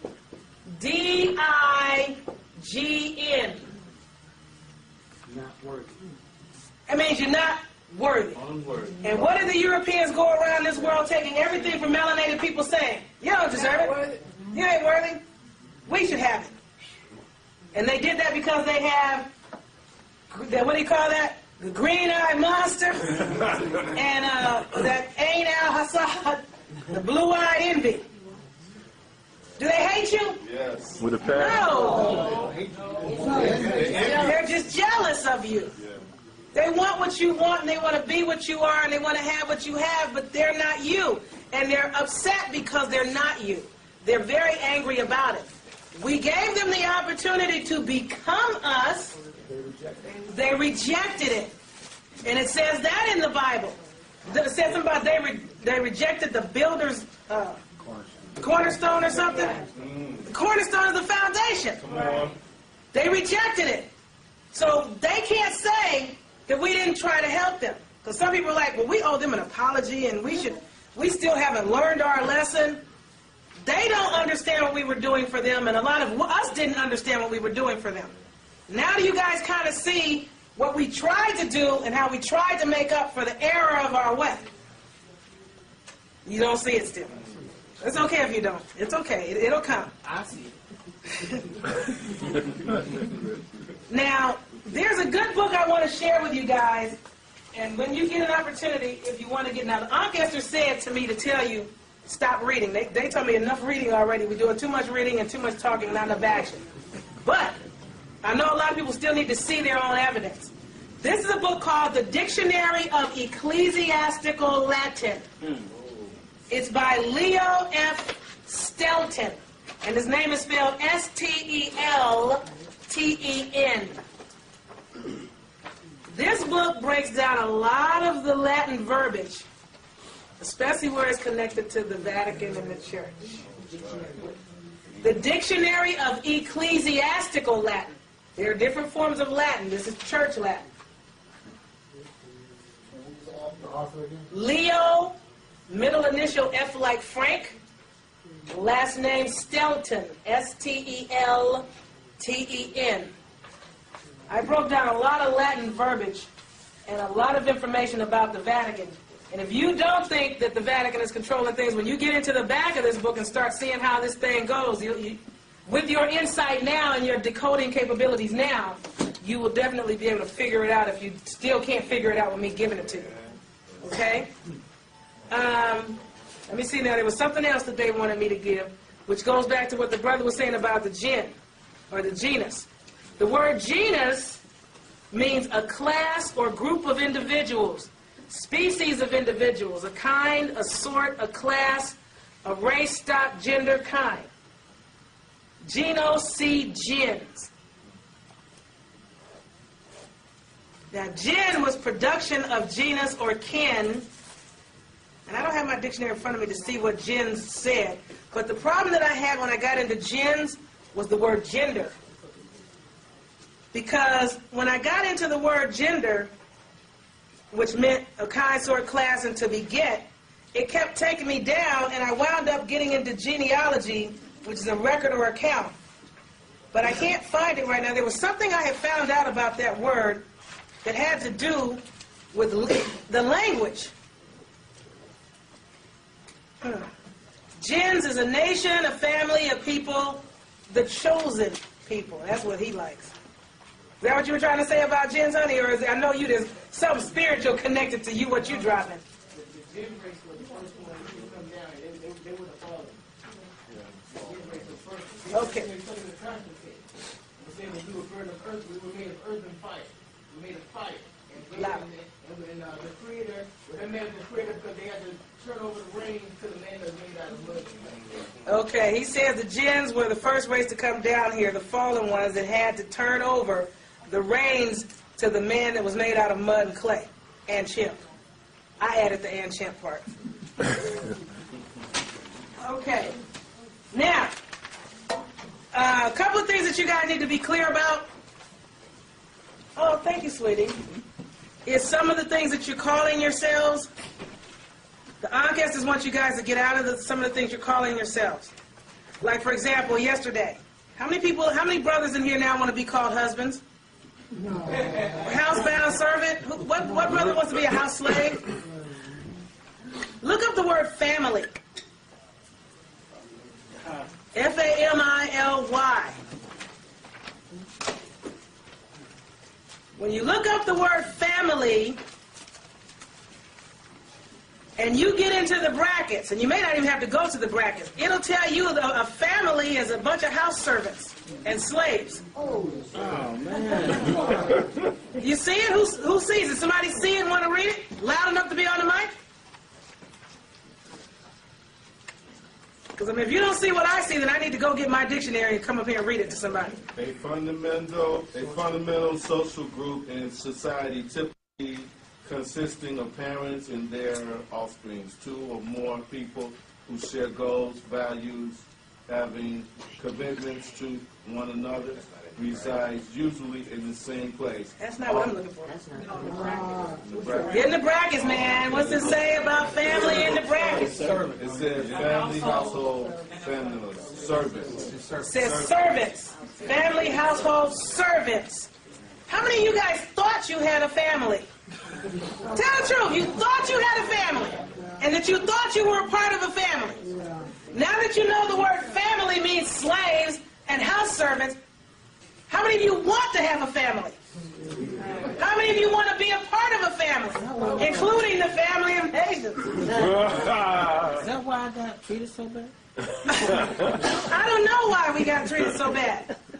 There are a bunch of you guys sitting in here that did not look in your dictionary. And I'm going to tell you now, I don't like that. When I give you a word and I ask you to look in a dictionary and see for yourself with your eyes what I am saying, there is a reason why you need to see it, and you're not supposed to believe me. The Ancestors told me to tell you, stop doing that, to quit believing everything that people tell you without verifying that what they're saying is accurate. Yes. That's why we're in this condition now. We believed everything we were told about slavery, about being brought from Africa, about being families with husbands. Yes. Being black. Black's Law, 4th edition, got 2 pages of family. And we're not finna spend 2 pages to find out what Black's Law got to say. That's 4th edition? It doesn't say what you said. Huh? It's got 2 pages of different definitions of family. And none of them say what I just said. Not initially. I don't see no brackets either. We're in the regular English dictionary. Legal term. Family, that's legal court verbiage. That's why I said, they said you can use what you need to use to get what you need to get, but be clear on what you really are. Just like if you're trying to get a loan and they ask you, are you a U.S. citizen? Citizen is a servant. That's the problem. You know, until, I don't know what to do yet. Until we figure out, you can either do like Valor says and scratch no and write something else and hope they don't have an issue with it, or you can check yes. And just know that, well, it ain't me, but I don't have no other option. I don't know what to tell you. You know what I'm saying? So what you're looking at is legal terms. Maybe someone should show him a regular dictionary, because like he said, if he looked, and the way he worded it is, I don't see nothing about what you just said.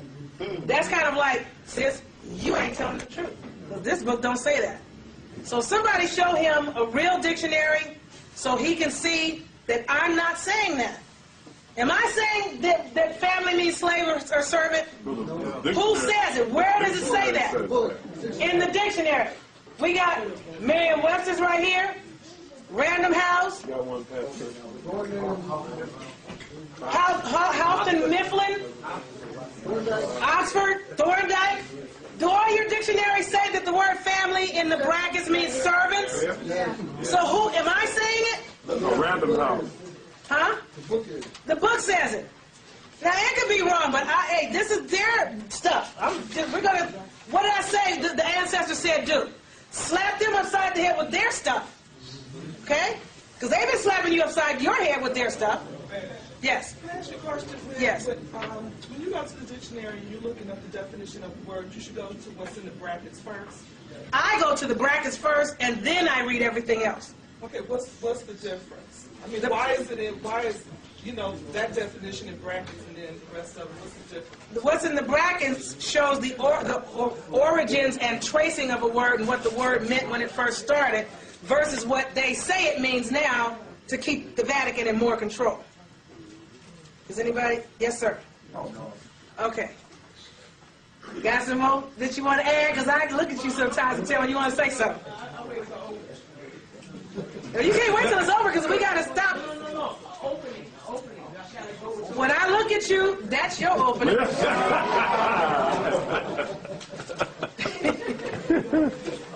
Because, you know, we want to hear what you got to say. I love Brother Zakar. Y'all need to get this brother to do a lecture, honestly. You were speaking earlier about our DNA.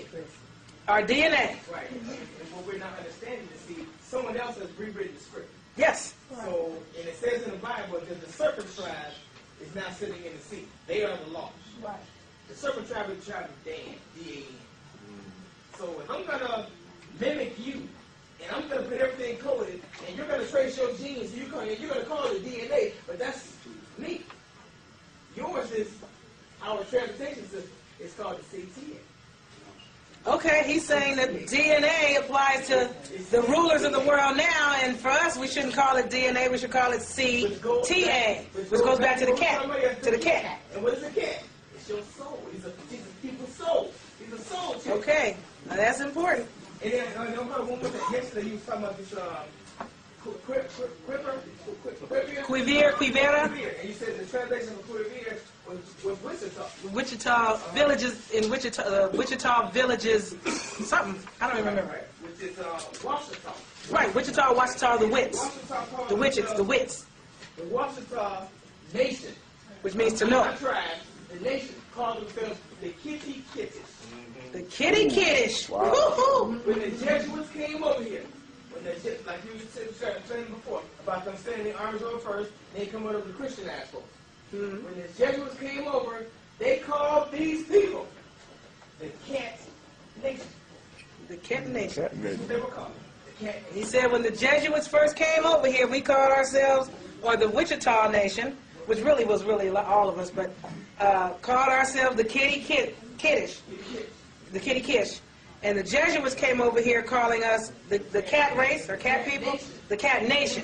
And it just happens you go up on the internet and you look up the etymology of cat, Egyptology.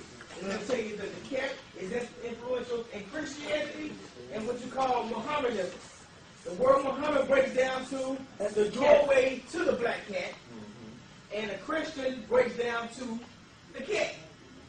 And both of them giving their homage to this Christ, which is cat, and Muhammad, which is the cat. Well, the Christ is not the cat. The Kara essence is the cat. The Or the C-A-R-S-T K-Ra. is cat. It's a head cat. It's the R means head, the C-T means cat. Okay. Okay. Question for the brother. Huh? Question for the brother. Go ahead. Loud. Is that what the Cherokee originally called Kituwa? All of them had CT without their name, without the tribe name. CT, KT, or something to that effect. All right.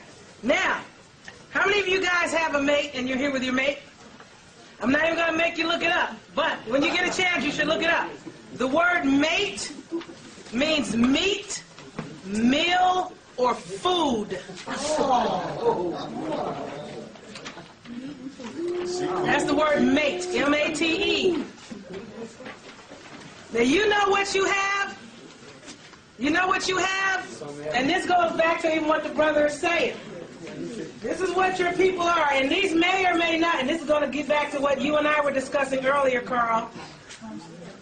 This is going back to what he said. The first letter is C, last letter is T.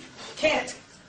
You have a consort. Turn to the dictionary, in regular dictionary, look up the word consort. You don't have mates and wives and husbands. You don't have boys and girls either, because the word boy means a knave, a servant, and it also means dishonest. When you get a chance, look it up. That's the word boy. And they kept calling our brothers boys even until they got to be old enough to be their great-granddaddies. And the word girl means young person. So for now, we'll just say we have progeny until we come up with something better. You know, which is toward and for the genes. Gens, yes. Just like on the bathroom doors. When you go to the bathroom, it says boy and girl, it says guys and gals. The gal is the cat, and the guy is the thing. The guy is a man portraying to be a woman. The gal is a cat. Whoa. Okay. Guys are cats and gals are fae? No, gals are cats and the guys are... A guy is a male homosexual. A gal is a cat. Okay. Golly. The word consort means in accord with. Ships accompanying one another. To unify. To accompany the spouse of a royal person. Like, that's my consort sitting at the table back there. I don't have no mate. Okay? Or a housebound man servant. Husband. All I'm saying is the ancestors want you guys to be clear on what you are using to address yourself as.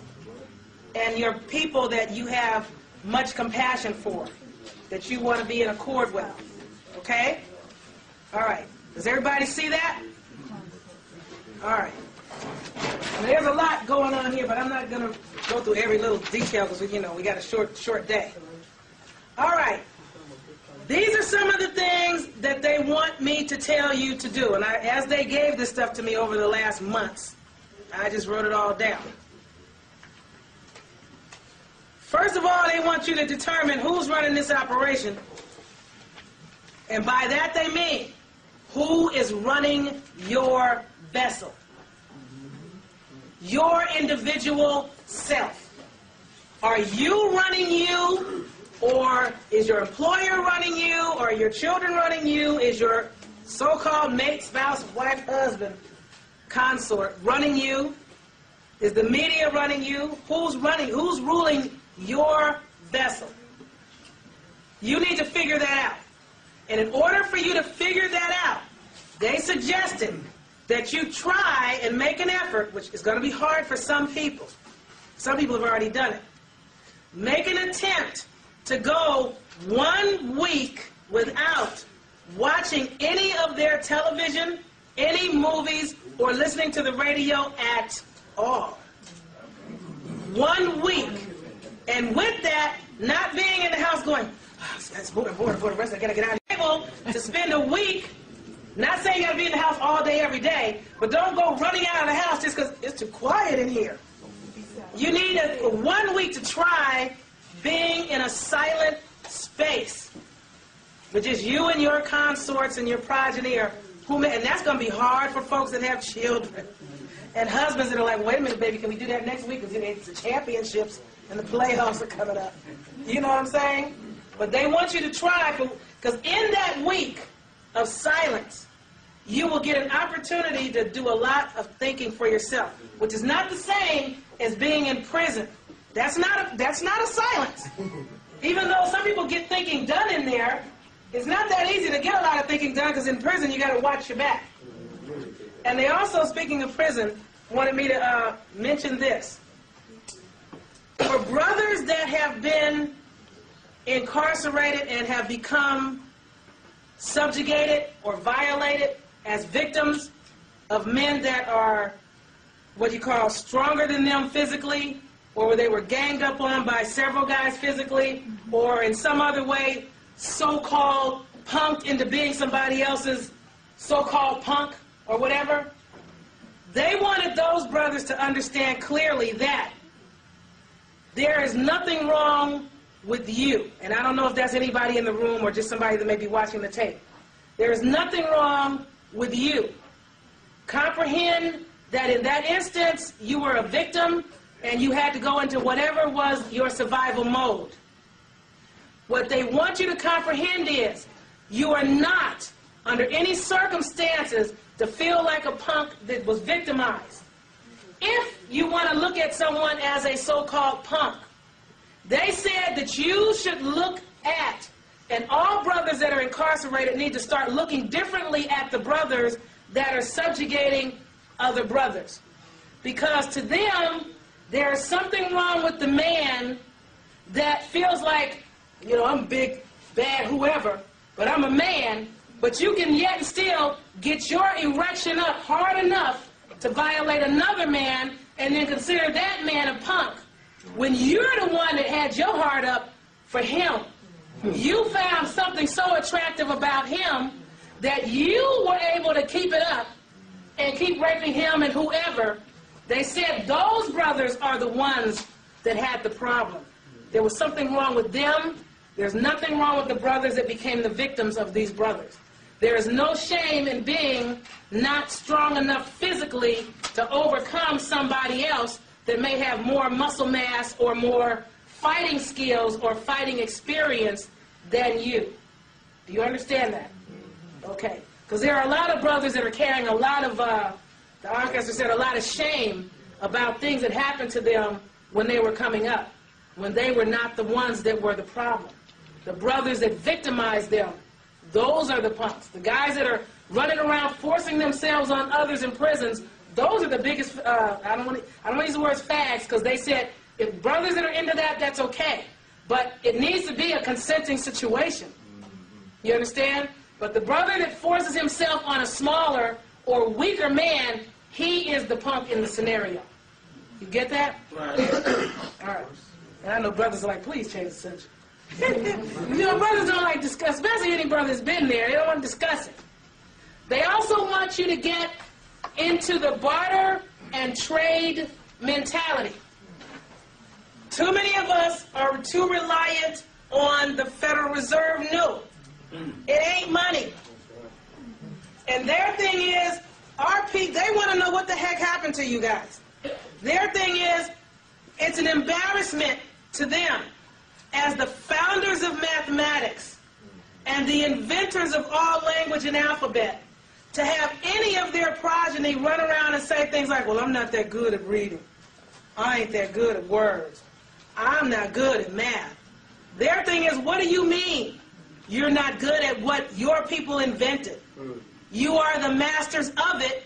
It's just dormant in you for now. All you need to do is reactivate your CTA, which other people call DNA, and bring your stuff forward. You are good at anything you as a melanated person does or do. Do you understand? They said we are the individuals that were spinning silk and weaving fabric and wearing clothes and building all kinds of fabulous things. Algebra is our stuff. Geometry is our stuff. Agriculture is our stuff. Basket weaving, pottery and bowl making, that's our stuff. What do you mean you don't know how to do anything and the white man won't give you a job? They said make your own damn job. What is wrong with you? And I'm not talking to any individuals specifically. I'm just telling you what they told me to tell you. Everything came from you, and you can do everything, and you can do anything. Decide in your week of silence what you can do and what you're about, and start there.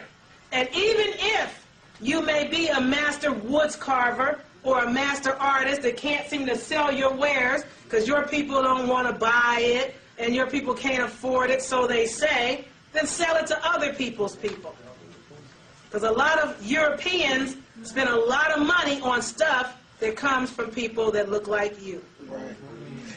So they say get back into the basket weaving, the bowl making, the moccasin making, because the shoe industry started with us.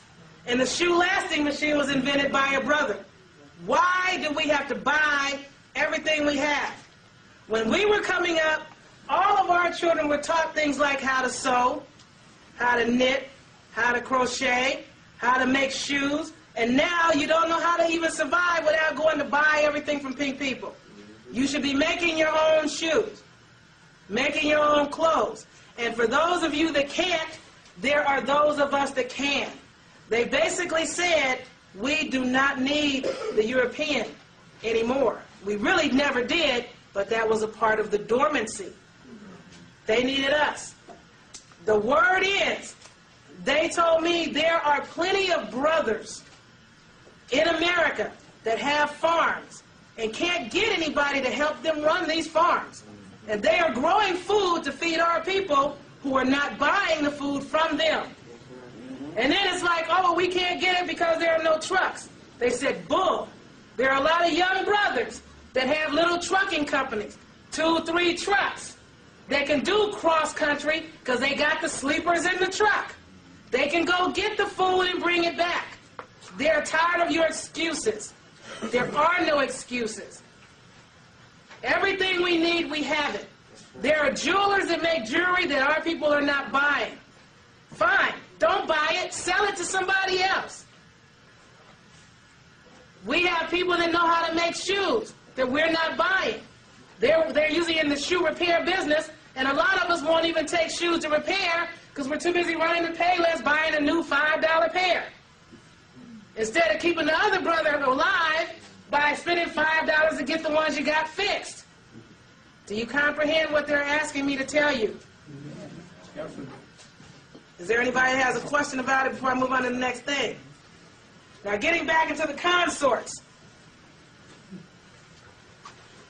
Right now, we are in what appears to be a dire state. And Carl and I were discussing this in my consort back there, OJ. We were discussing this. One of the things that they want our people to understand is this. The cognizant community is a very small group of people. And that does not mean that everyone else is not coming along. But we are what they call the first wave. It is our responsibility as the first wave to do the job of laying the foundation for those that are not trying to hear you right now. Right. Which I brought up yesterday. There are a lot of people that it's like, come on, Mama, you want to come to this? The sister's here. She's talking about some stuff. We need to go. It's like, no, I'm going to church. or your children don't want to hear it. You got people that you want to bring that ain't coming. Leave them behind. They're following who? Psychopompus. They're on their way to hell. And if you keep trying to bring them, you're going to get, it's like crabs in the barrel. Either they're going to drag you back into the barrel or you're going to get out of the barrel and keep going. And when they finally get out, everything is already in place and they can just come. Do you understand? Lay the foundation. But these individuals that are your so-called consorts that are not ready, in the cognizant community, or what other people call conscious, but to me that's not the appropriate word, because conscious just means you're awake and your eyes are open. There are people out on the corner, you know, that are awake and their eyes are open, but if you try to start talking about anything, they don't understand what you're saying because they're not cognizant. They are not asleep physically, means they're not knocked out on the bed. Looking at me is conscious. Understanding me is cognizance, or comprehending me is cognizance. This community is going to have to get into what a lot of our people don't want to get into, which the Ancestor said. Brothers back in the day had brothers, and their brother would transition over. Frequently, the brother would take into his fold the wife of his brother, so that the children would have a male role model to follow and look up to. It does not always mean that he was having sex with his brother's wife. In some instances that was the case, and many times it was not the case. And also they want you to know that when it comes to, I touched on it yesterday, how you sisters do not own your man's vessel and your man does not own yours. What people have to understand is the individual that is inside the skin is the only individual that knows what that individual needs and requires on this journey of evolution to become a whole and completely fulfilled being. Oftentimes, you have a guy that has a sister that's his consort, or vice versa, and this guy, he loves his sister, for lack of better words, but she's not the best cook in town. So here's a sister over here, he likes to go over here to eat. So man, this sister, she gets down in the kitchen, and that's where the food is. But when he tries to talk to either one of them, they're almost airheaded, there's no conversation. So then you have a brother that needs to go find another sister that they can sit up all night just talking, just shooting it back and forth. It does not mean the brother is having sex with all of these individuals, but each individual is multifaceted and has several components to them that needs to be nourished in order for them to continue to grow and thrive.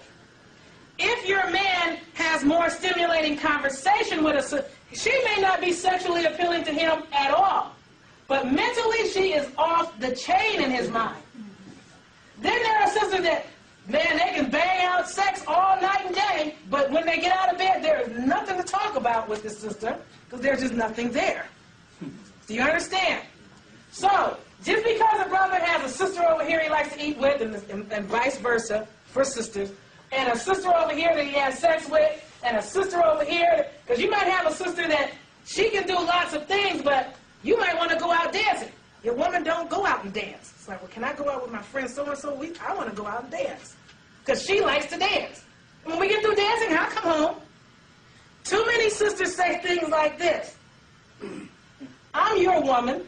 If you need to talk to somebody, you talk to me. He can't talk to you. You don't have enough there to talk about or discuss with. Do you understand? Now, they're not attempting to insult. They're just saying each individual has to fill themselves up with what they need, and they have to get what they need from wherever, and that no individual on this planet is going to be with you forever. Your mom, your dad, your children, your wife, your husband, you can pick every individual in your life. Not one of them has been or will be with you forever. The only individual that will be with you forever is who? Yourself. You're the only individual that knows what you yourself requires. You're the only individual that knows what you yourself is needing. Your parents and their judgments about what you do is not what you should focus on. You must focus on completing your journey and evolving as highly spiritually as you can on this journey to make yourself as complete as possible so you don't have to come back. You understand? Is your hand up, sweetheart? Come on with it, brother. We're presently going through these vices. This book right here is called Astrology of Cosmic Science.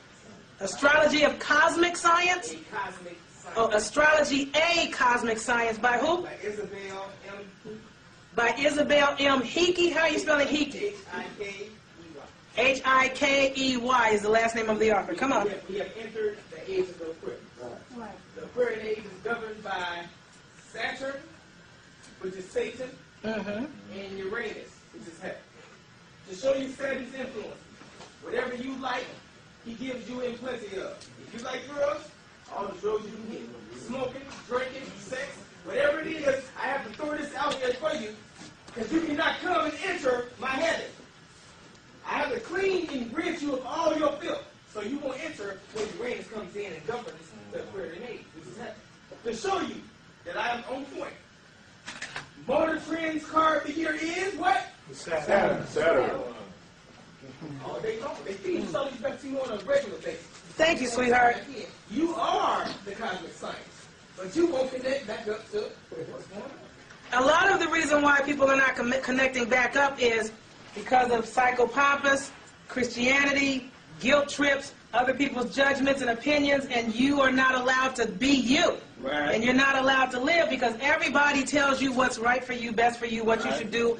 The television dictates, oh yeah, our brothers are this, and they do drugs, they do, and you become what you're told you should be instead of getting a silent space and figuring out for yourself who you are and determining for yourself what you should be. Somebody might say, you know, girl, your skirt's too short. Your clothes are too tight. Nobody can tell you what's too short or too tight for you. Back in the day, a lot, depending on where in the world we were, because we had many cultures across the planet. Some areas, sisters ran around totally topless. Some areas, they ran around totally nude. And then you had the areas where a lot of people wore what they call the, for lack of better words, the Arabic harem type attire, with the see-through type pants and the midriffs and the V things here. But that was because brothers, when we were ruling the world, had so much respect and honor for the sister and the form of a sister. It was an art, and it was like, wow, it's just great to look at. It was just art. But when the pink men started being incorporated into the communities, they didn't have the same respect because of the behavior. They were hard to teach. So they were pawing and grabbing and raping and things like that, and that caused the brothers to have to cover their women up to protect them from this creature. Not because they wanted her all covered up, but they had to cover her up for her protection. Now, in these Arabic countries, they've taken it like way too far. They're on some other thing now. But that was not the reason that they got all covered up. Do you understand? Okay. Let's see. Oh, they told me to tell you. Yes, sweetie, go ahead. Well, no, I was just going to comment on what you speaking on how the Arabs view women and cover. Okay, the book is called Reincarnation of the Zodiac. Reincarnation of the Zodiac? That's a book title. And what it does is explain. No. The one on, it's called The Sauce of Salvation. Sorry. The Sauce of Salvation? S-A-L-T. Oh, the S-A-L-T of Salvation. That's another book title. George Washington Carey. By George Washington Carey. In Dixon, Illinois, in 1930. What he does, he explains to you each sign of the zodiac, the 12 signs, and the mineral that applies to the sign and where it applies in your body. Okay. Now you were speaking of why they cover the women. To them, the woman represents lust. And if I can see any body part on her, then it's going to make me lust after her, which is going to cause me to what? To lose my seed. If I lose my seed, I lose my life, and I lose my mind. Because a man's seed is equivalent to 3 pints of his blood, 1/10 of his brain cells. But that is under the current dominion.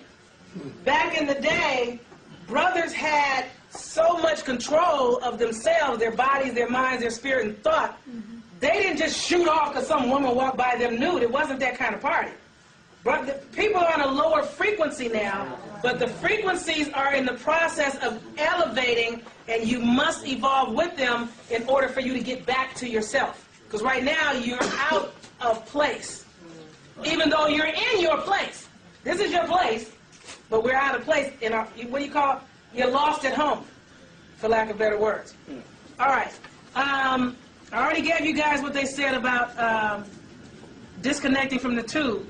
Now, one of the things they suggest that you can also do when you figure out during that quiet week what you want to do with yourself, that you should create your own audio cassettes of programming and program your own mind with your own thoughts. And let those play in the background while you think or read or meditate and sleep. And the tape can be whatever it is that you want to be. You write it down, make sure the words are not the wrong words, and I don't mean decode every word in the dictionary. I mean, you don't want to say things like, well, I don't have enough money, so I need more money. What's wrong with that sentence? The don't have part. You can focus on things like, I need more financial strength. I require more wealth than this, or something along those lines. And you create the tape. You can use birds chirping in the background, rivers flowing, brooks battling over the water, no sound at all. But you don't want to have the music with some rapper in the background rapping over your program, because he's got a program too. You understand? So you create your own audio cassettes with your own program, because your brain is or mind is a computer, a supercomputer. And if you do not program what goes into your computer, what happens? Somebody else will program it for you. And if they're Mercury and Psychopomp and the Roman Vatican Church, whatever their program is not a program for who? You. All right. They also suggested that we stop being monolingual. Our people were multilingual people. Has anybody ever seen, and somebody asked me today why I didn't bring this movie up yesterday. Have you ever seen the movie The 13th Warrior? Yeah. With Antonio Banderas. In that movie, who was he, what role was he playing? Who was his character? A Moor. When he went amongst now remember, he was sent off because some guy was jealous of him and the relationship or attraction between his wife and him. So he was sent off with these creatures, and you guys that saw the movie, you should have saw the parts that I was telling you about yesterday. When they had the water, then they were washing their hands in the water and blowing their noses in the water and gargling in the water and then passing it to the next person who went into the same water, and they passed it to the brother, and he was like, oh no, I'm good. Go ahead, I don't want. Okay. That was how we were when it came to them. It was like, oh, okay, no. But he didn't understand their language when he first got with them. Now, by the time they were sitting up one day and he just sat with them, how did he learn? Who taught him their language? He taught himself. He taught himself. He sat there, he listened, he watched them, and he figured out what they were talking about. And one day they started talking about him and his mom. And he's like, oh, you lost it. Okay, as the sister said, you lost your rabbit mind. Then and only then did he have something to say to them. And they were like, you speak our language? He's like, yes. Well, who taught you? I taught myself. And my mother, unlike yours, and he said something about their mother that was really insulting. But that's the way we were. We traveled all over the world. What were we? Navigators. We navigated everywhere and went to different cultures. That's why we were kind of like a big family, because we went everywhere. And we spoke all the different dialects when we got there. And if we didn't understand it, we just kind of listened and learned it. Learn some alternative languages. Just so for the record, I taught myself Hebrew and forgot it. I taught myself Spanish and thought I forgot it until I went to create cheat sheets for other people. And then I realized, man, I remember it. I'm currently teaching myself Japanese. And I have found that every language under the sun is easier to learn than English. Yeah. Every other language, a vowel has one sound, boom. The A sounds like the O sounds like O, the E sounds like A, the I sounds like E, and that's most languages. English is, well, sometimes I except after C and instead of E, and, you know, and sometimes I, and sometimes Y. And because they're using it to because it's spell, it's equivocal. But if you can speak English, you can speak anything. Anything. You can buy a bunch of little cassettes and programs off the internet. They have the book to go with and the cassette to go with, and you can teach yourself the language. It's not that hard. Because if we are in the process of rising up back into the place of the rulers of the world, how can you be an ambassador or an emissary for your people and you cannot even communicate with or speak the language of other people? You also need to learn an extended decimal place.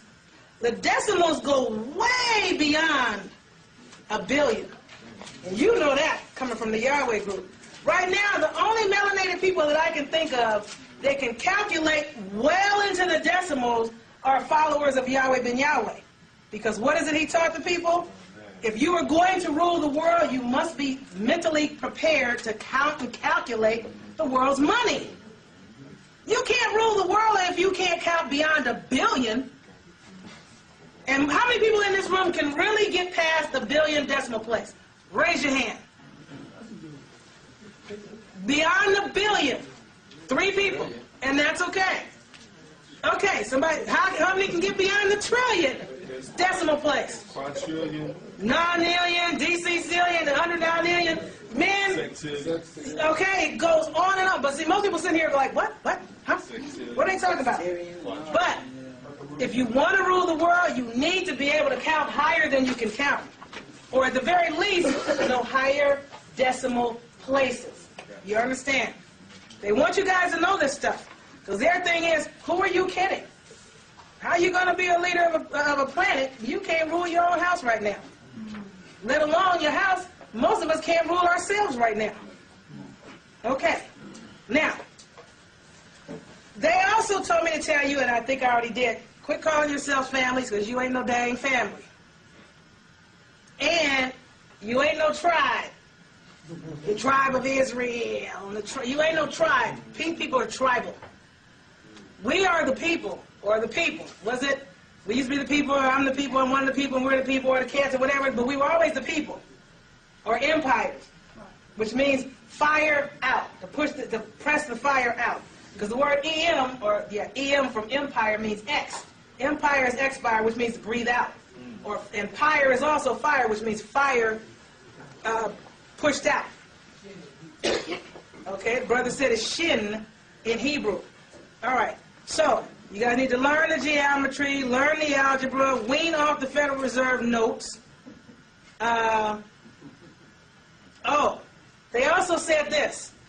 Unless you are, and you know for a fact that you are, the descendant of somebody that was brought here from Africa as a slave, stop claiming that, because most of you are not descendants of people that were brought here from Africa as slaves. During the whole entire slave trade, less than 3% of all the slaves traded, less than 3% of them were brought here from Africa. There were more people brought from here to Africa, and from here to Europe, and from South America to North America, and from South and North America to the Caribbean islands and so on, and back again, and that kind of thing. But not that many people were brought here from Africa as slaves on any slave ship. Now, if in fact your ancestors are amongst those people, then claim it and claim it with pride, because they survived. But stop claiming things that you have no evidence of just because somebody told you in school that that is your story, because they said it's not your story. It's not. Some of our people were captured here and enslaved here, tricked into servitude and tricked out of their properties through these servitudes, but it was not slavery as you know it today or you think you know it. So they don't want you to claim that unless it applies to you. It's like, well, I know for a fact that my great-great-grandfather so-and-so was brought here as a slave because my mama told me, and this, that's different. But most people can't find no evidence of that. I saw 2 or 3 hands go up. Where the, yes, loud enough to be on this tape. I was, where would I find validation for the fact of we being here in America, taken to Africa, to the Caribbean, and so forth? That information I'm is clear on it. I just want to know where I can find validation if I'm trying to tell somebody. Like you said, I don't want them to read me. I want to be able to have them, direct them to the source or to a better source than my mouth. well, they can go to the library. They can go on the internet. Let me think.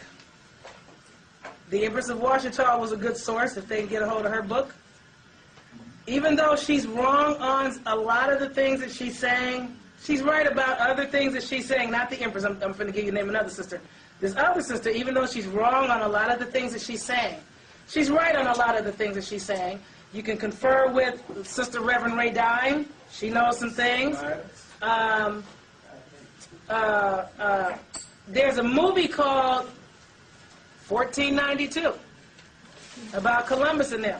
And it shows how they came over here and they left here and took a bunch of people with them to Europe. And does anybody else have a book title? Because I can't give this brother a title. They Came Before Columbus by Ivan Van Sertima. Is that Ivan Van Sertima the book? No. Yeah, it is? Yeah. Okay, They Came Before Columbus. Anybody know any additional books for this brother? Here's the book right here. It's called The Morning of the Magicians. The Morning of the Magicians by who? It was in French first. So the guy's name is Louis. His last name is P-A-W-W-E-L-S. Name is Louis, P-A-U-W-E-L-S.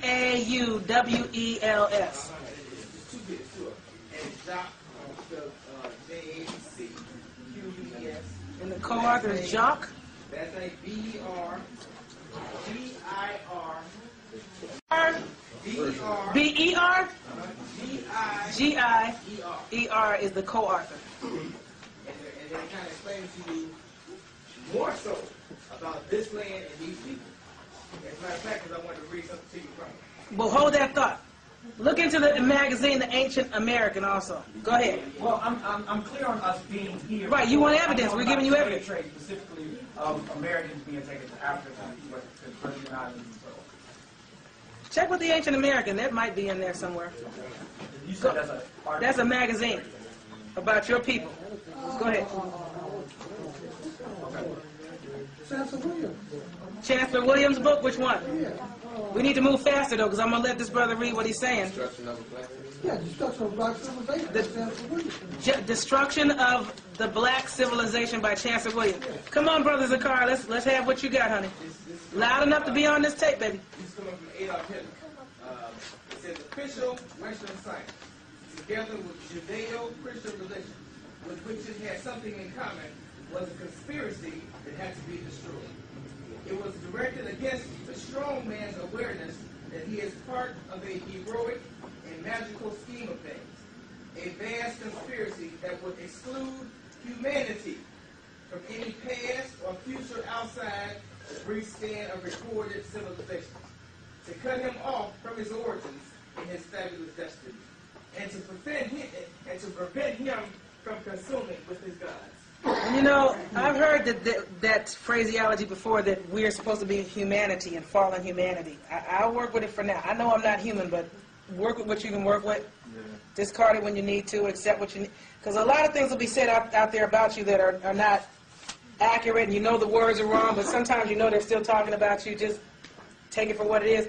There's a movie, and it's not going to show you what you're talking about, but there's a movie, and it's corny.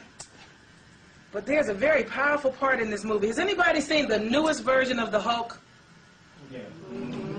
Yes. Have you guys seen that part of the movie where the father is talking to his son after. Now remember what I said about emotions, brothers, in that lecture I did on moving energy to empower men? Yeah. And there's a part in the Hulk where they go, angry man is on the loose. Oh. It's deep. But when they finally get the Hulk to calm down, because the angrier he got, the more off the chain it was. The angrier he got, the less they could do with him, because that melanin just kept kicking up, because that's what they were showing when he turned green. That was the whole concept of melanin. It just kept amplifying him. He just got tougher and tougher. But when he calmed down, and they used a pink woman to calm him down, he was sitting up, chained to a chair, and they brought his father that had created him, trying to make himself stronger. And his father told him, he was talking to him, and his son was like, stop, I don't want to hear it. And his father was like, and I can't quote it exactly, but it was something like this, he said, stop what? Stop what? You know, you tripping on me? Look at all these men out here with their guns and their uniforms. That's right. Look at all the harm they've done to you, to me, to humanity. He said, me and you, we can be like the heroes that walked the earth long before the pale religions of civilization infected humanity's soul. That's a quote. That's a quote. Do you guys remember that part of the movie? That was the deepest part of the whole freaking movie. I'm like, whoa. Does anybody know the origin of the Hulk when it came on TV? Is this, supposed to be radiation something. Yeah. No. The guy that started the Hulk came on TV. Bill Baker and You know the basis? No, what's the basis of the Hulk? There was a woman in Pennsylvania, she was driving a baby. And the car turned over. She came out. Sister went over and picked that car up, pulled that baby out. And they based that whole thing off of this woman, Russell Moore's woman, picked that whole car up and yanked her baby out. A woman. Moore's woman. And I didn't know that. I know about the story. They took this I didn't know it was a sister. They took this European to go into a lab and mix up all these chemicals to find out how this Moore's woman picked this car up and pulled her baby. This is true. She did it. Yeah, we all heard that story. And so it took this chemical guy. Oh, we off the hook. Okay, mix up all these chemicals. It's time. He couldn't do it. They can't do it. He couldn't do it because he got in an accident and tried to say why he couldn't do it. He couldn't do it. And then he Right. kept going back to what the woman did, picking up the car. Because we have a better drive. We have melanin. We connect. The melanin. Yes. It's that ancient move. Now let's hear this question. I also like to add that I grew up with the story being told to me by my mother. Well, my great aunt had to do when the truck flipped over 3 times, and she just took her arm and backhand the window out and freed them out of the truck before the truck would catch on fire. So yeah, that's a known fact. So she told me that as I was a youngster. Cool. All right. One of the other things they wanted me to tell you guys to do is to activate just what we're talking about. Your dormant, latent power that so many of our people are afraid of because they were told it was witchcraft, magic, voodoo. You have the capacity to communicate telepathically with someone without picking up any phone at all. That's something they created the phone because they couldn't do what we could do without a phone, without the phone. They needed the phone. We didn't need no phone. You know what I'm saying? Most of the technology, I won't forget Switty, most of the technology that they're dealing with, they built the technology just to try to emulate some of what we could do by nature, yes. Just what was the phrase you just used? Dormant, dormant and latent powers? That's all. Okay. I was just I heard the syllables but not the word. Okay, yeah. I mean, I have information and instruction on how to communicate telepathically. It's very easy. There's a process that you can go through to tune it up. And I have instruction on audio cassette. I think the audio cassette is 2 tapes for $10. Or is it on CD? I bought it. I think it's gone. Yeah, it's gone. But you can order it. It's gone. Yes, 2 audio cassettes. They're only $10. You can order it and I can ship it back to you. Is it called communication? No, it's called telepathy. Oh, no, the tape. The tape is called telepathy. Yeah. Communications is going to work on your communicating capacity and understanding others so that you don't clash with them. For example, if you're talking to someone and you know how you see some people and they have what you call similar family physical features. Some people you go, you know, your daughter looks a lot just like you.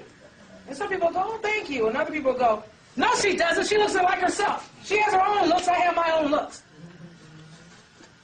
That's somebody that communicates differently. You're communicating by referencing what you see that's the same, and they're offended because they communicate by what they see that's different.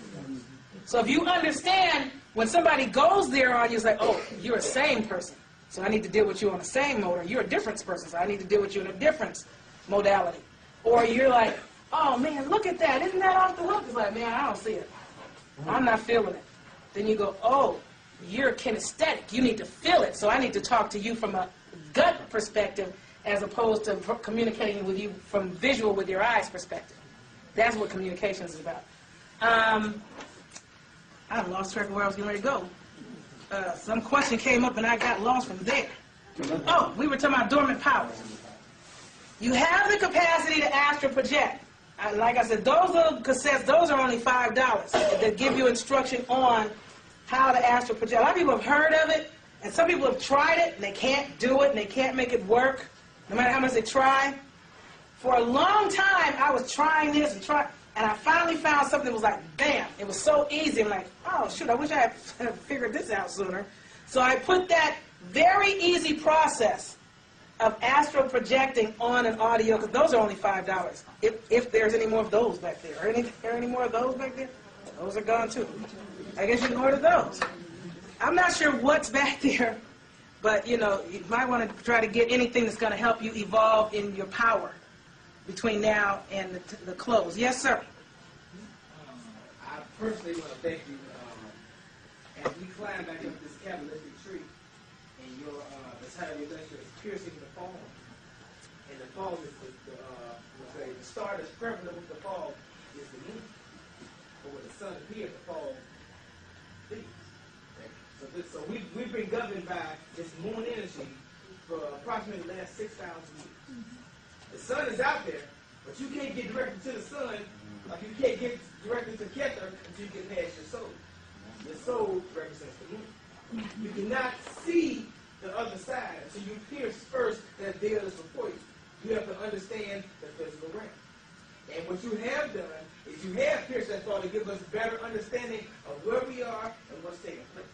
We're not understanding the aspect of things. You know the sun is out there, but the sun is giving light to the moon. If you don't understand the moon, then you can't get to the sun because you got to see the light that is shining towards you, moving forward towards us. Understand what I'm saying? Thank you. That's sweet. That's really sweet. Now, do I have any piercing the fog lectures over there? Are them gone too? There's still a couple of piercing the fog lectures. Now, that is very good for people that are still stuck way on stupid. Oh, there's some books left? Actually, for what? Books or for tapes? How many DVDs? Wow, we got a lot of those. That is a good gift for people that you know that are way, way stuck on stupid. If they're like, and I told you about the discount for today only, but for people that are stuck way on stupid, give them Piercing the Fog. And when they get it, say, you know what? I don't know what to make of this, sister.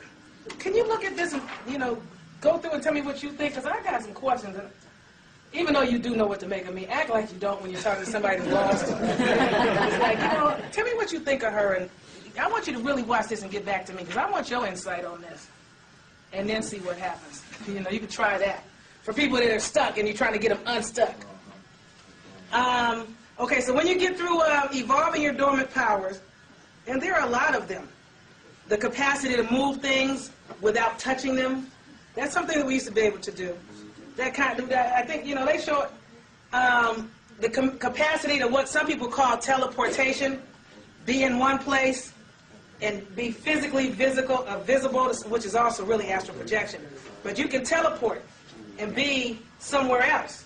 Like, for example, you could be in this room, and we see you in the room, and you can go into a very slow vibratory state here, and you can evolve a certain amount of your physical psychic substance and send it somewhere else and be seen somewhere else, even though you're not there. People there actually see you because there is a part of you that is there. Like, for example, if you're here and all of a sudden you get a gut feeling that something is wrong, well, let's say you're a parent, something's wrong with your baby. Or you're a child and you get a gut feeling that something's wrong with your parent. Your parent could be dying somewhere. You can actually astral project or teleport to them and be with them at their bedside and be physically in a totally different state. But they actually see you there and feel you there, and they're not crossing alone because you're there with them. I know I'm scared some people. Some of y'all Sis, yes. can I just mention this one TV series that comes on Channel 5? It talks about people with special gifts. What, Heroes? That's the one. That's just a movie about you got, as Bobby Hemmett would say, that's a movie about niggas going online. Seriously, that's a series about you guys, Heroes. That's all stuff that melanated people used to do all the time, just because. We're so stuck on stupid now, a lot of us, you know, we don't even want to walk. I have some people, when I drive to a store or a mall, if I'm too far away from the door, they are moaning. Man, you can't get no closer? It's like, look, this is the parking lot for this shopping center. All stalls in this lot are close enough to any store in this lot.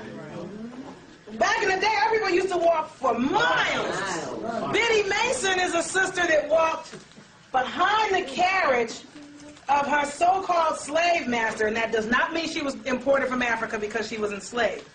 But she walked from Mississippi all the way to Los Angeles on foot, while the pink people rode into the carriage. And we can't, most of us don't want to walk a couple of blocks. All I'm just saying is, you know, the ancestors, or the ancestors are kind of embarrassed. Yes. You know, that's the same thing that we were explaining about my father. When my father died, how we gathered all of the bloodlines together and went to the resting place. And instead of us riding in the hearse, the limousine, the only person that rode was my mother because of her heart. But you had some kind of way, I don't know how they did it, but they got the permit to where as we walked from the, not the church, but from the, what do you call the place? Cemetery? The place of where you hold the burials. Well, we walked from there to the cemetery. And we never seen so many people trying to figure out how come we had police escorts, because we had over 200 people. Too much melanin in a collective. They get real nervous. They did. When melanin comes together. They call that when melanated people unify as a collective without pink people present, there's a word for that.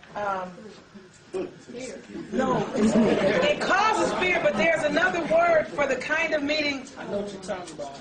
It starts with a C, I think. And I just can't get it. Man. It's a legal term they use. It's a legal term they use, and it almost connects with, you can almost, contraband meeting. That's the word. Thank you. Anytime a group of more than 2 melanated people come together in a collective, and God forbid there's more than 3. If pink people are like this group right here, this is too much melanin to be in one place together, especially talking about what we're talking about and trying in the process of evolving where we're in the process of evolving to. This is considered a contraband meeting. That is the legal definition of any meeting of melanin this size without pinkness amongst you. It is considered contraband. And contraband can get a lot of brothers locked up. Because we were chanting. And yes, and they showed that in rabbit-proof fences. Because, I mean, we had about 6, 7 police squads. They do get scared. They do get scared. Was that in the South, though? No. Oh, okay. Well, Now, there was another thing that I wanted to touch on, but I'm wondering if I can. Let me just see. Let me just make sure that I have. You know what? Look at this word hedonism. You guys already looked it up? There's a party down south. H-I-S.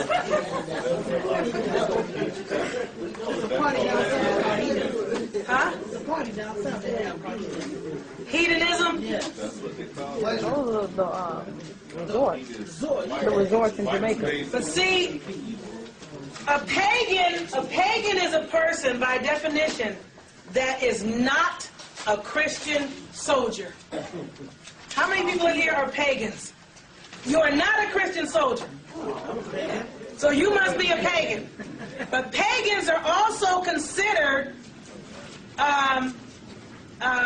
heathens. Hedonists. A hedonist, or a person that practices hedonism, is someone that is about pleasure and happiness as the highest good. That's cheap. Devotion to pleasure as a way of life. Right. That don't mean it's all about sex and orgies and parties. It's about you want to always just feel good. And when you are in a level place and in your own appropriate space, that feels good. That means you're at calm and you are serene and at ease and not stressed or distressed. You know what I'm saying? Now, I'm going to tell you about what they call magic and witchcraft and voodoo is really science. But in Latin, this would not be pronounced psi, it would be pronounced ski. It would be pronounced ski, ain, key. That's how you would pronounce it in Latin. Skianki. Now, ski is from the word, if you look in science, it'll tell you in the brackets to look up skilicent. S-K-I-L-I-C-E-N-T. And skilicent, or skill or skilly, is from skire. And how to spell what? Spell what? Skilicent? S-K-I-L-I-C-E-T. Skilicet, I'm sorry. Skilicet.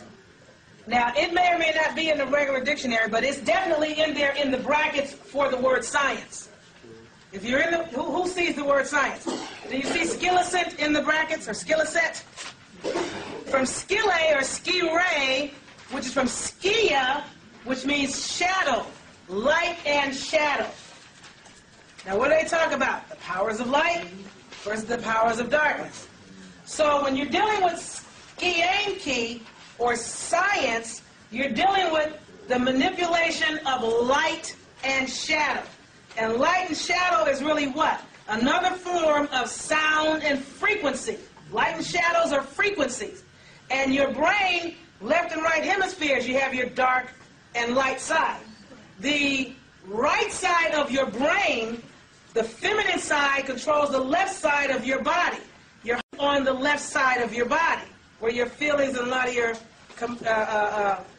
blood is pulsing through, and a lot of your gut, well, a lot of your feelings are really coming from your gut, but you know they say the feeling is from the heart. The left side of your brain, which is your masculine side, controls the right side of your body. The right side brain, left side body that is feminine, is really the so-called light. The left side brain, which controls your right side masculine, is really the right side dark. Now, when you get where you comprehend that, one side of your mind works like this. You have your conscious and your subconscious mind. And I'm telling you this as a professional clinical hypnotherapist. The subconscious mind controls everything that you're doing. But the conscious mind is the gatekeeper. its responsibility is it kind of controls what gets in to your subconscious mind for you to work with. So it's a filter. It's a filter, but it's also a type, it kind of bullies your unconscious or subconscious mind the way the masculine side of your brain kind of bullies the feminine side of your brain, the way the pink man kind of bullies the melanated man, and this kind of thing. That's that light and shadow thing. Now, the unconscious mind is the most powerful part of your mind. It's really the closest link to your superconscious. It's where your superiority comes. Because while you're walking around and talking, your unconscious mind is controlling, the lips moving, the eyes blinking, the heart pumping, the blood running. Everything is, your subconscious mind is doing all of this and seeing everything that's going. It doesn't miss anything, and it doesn't miss a beat. It's on every beat. It's on a pulse. It's on the frequency. Your other side that is kind of controlling everything is too analytical. Our people are not as analytical as the pink man. They're very linear and analytical. We're very spirally, abstract, big picture kind of people. So when you understand the difference between light, dark, left, right, male, female, then you can get both sides of your brain firing back and forth, because there's a lot of electricity bouncing around in here and up and down your spinal cord and throughout your muscles, because electrical impulses are causing things to move in here. So when you get where you understand that, then you can start building up your power and your power base. They wanted you guys to start looking into some differences between the right and left brain. And I had a bunch of notes, and gosh knows, in this short period of time, I don't think I'm going to find them. I may or may not have remembered to even bring them. But on the science, the skill of sense is about light and shadow. The ain, A-I-N, means one's own, but I gave you guys yesterday what E-N meant. Do I need to give it again? Yeah. E-N means an existing real thing. It means to be. So, it's being the key that controls all the light and shadow frequencies going through you, the real thing. It's a science, or a skiing key. And you get there by skiing in.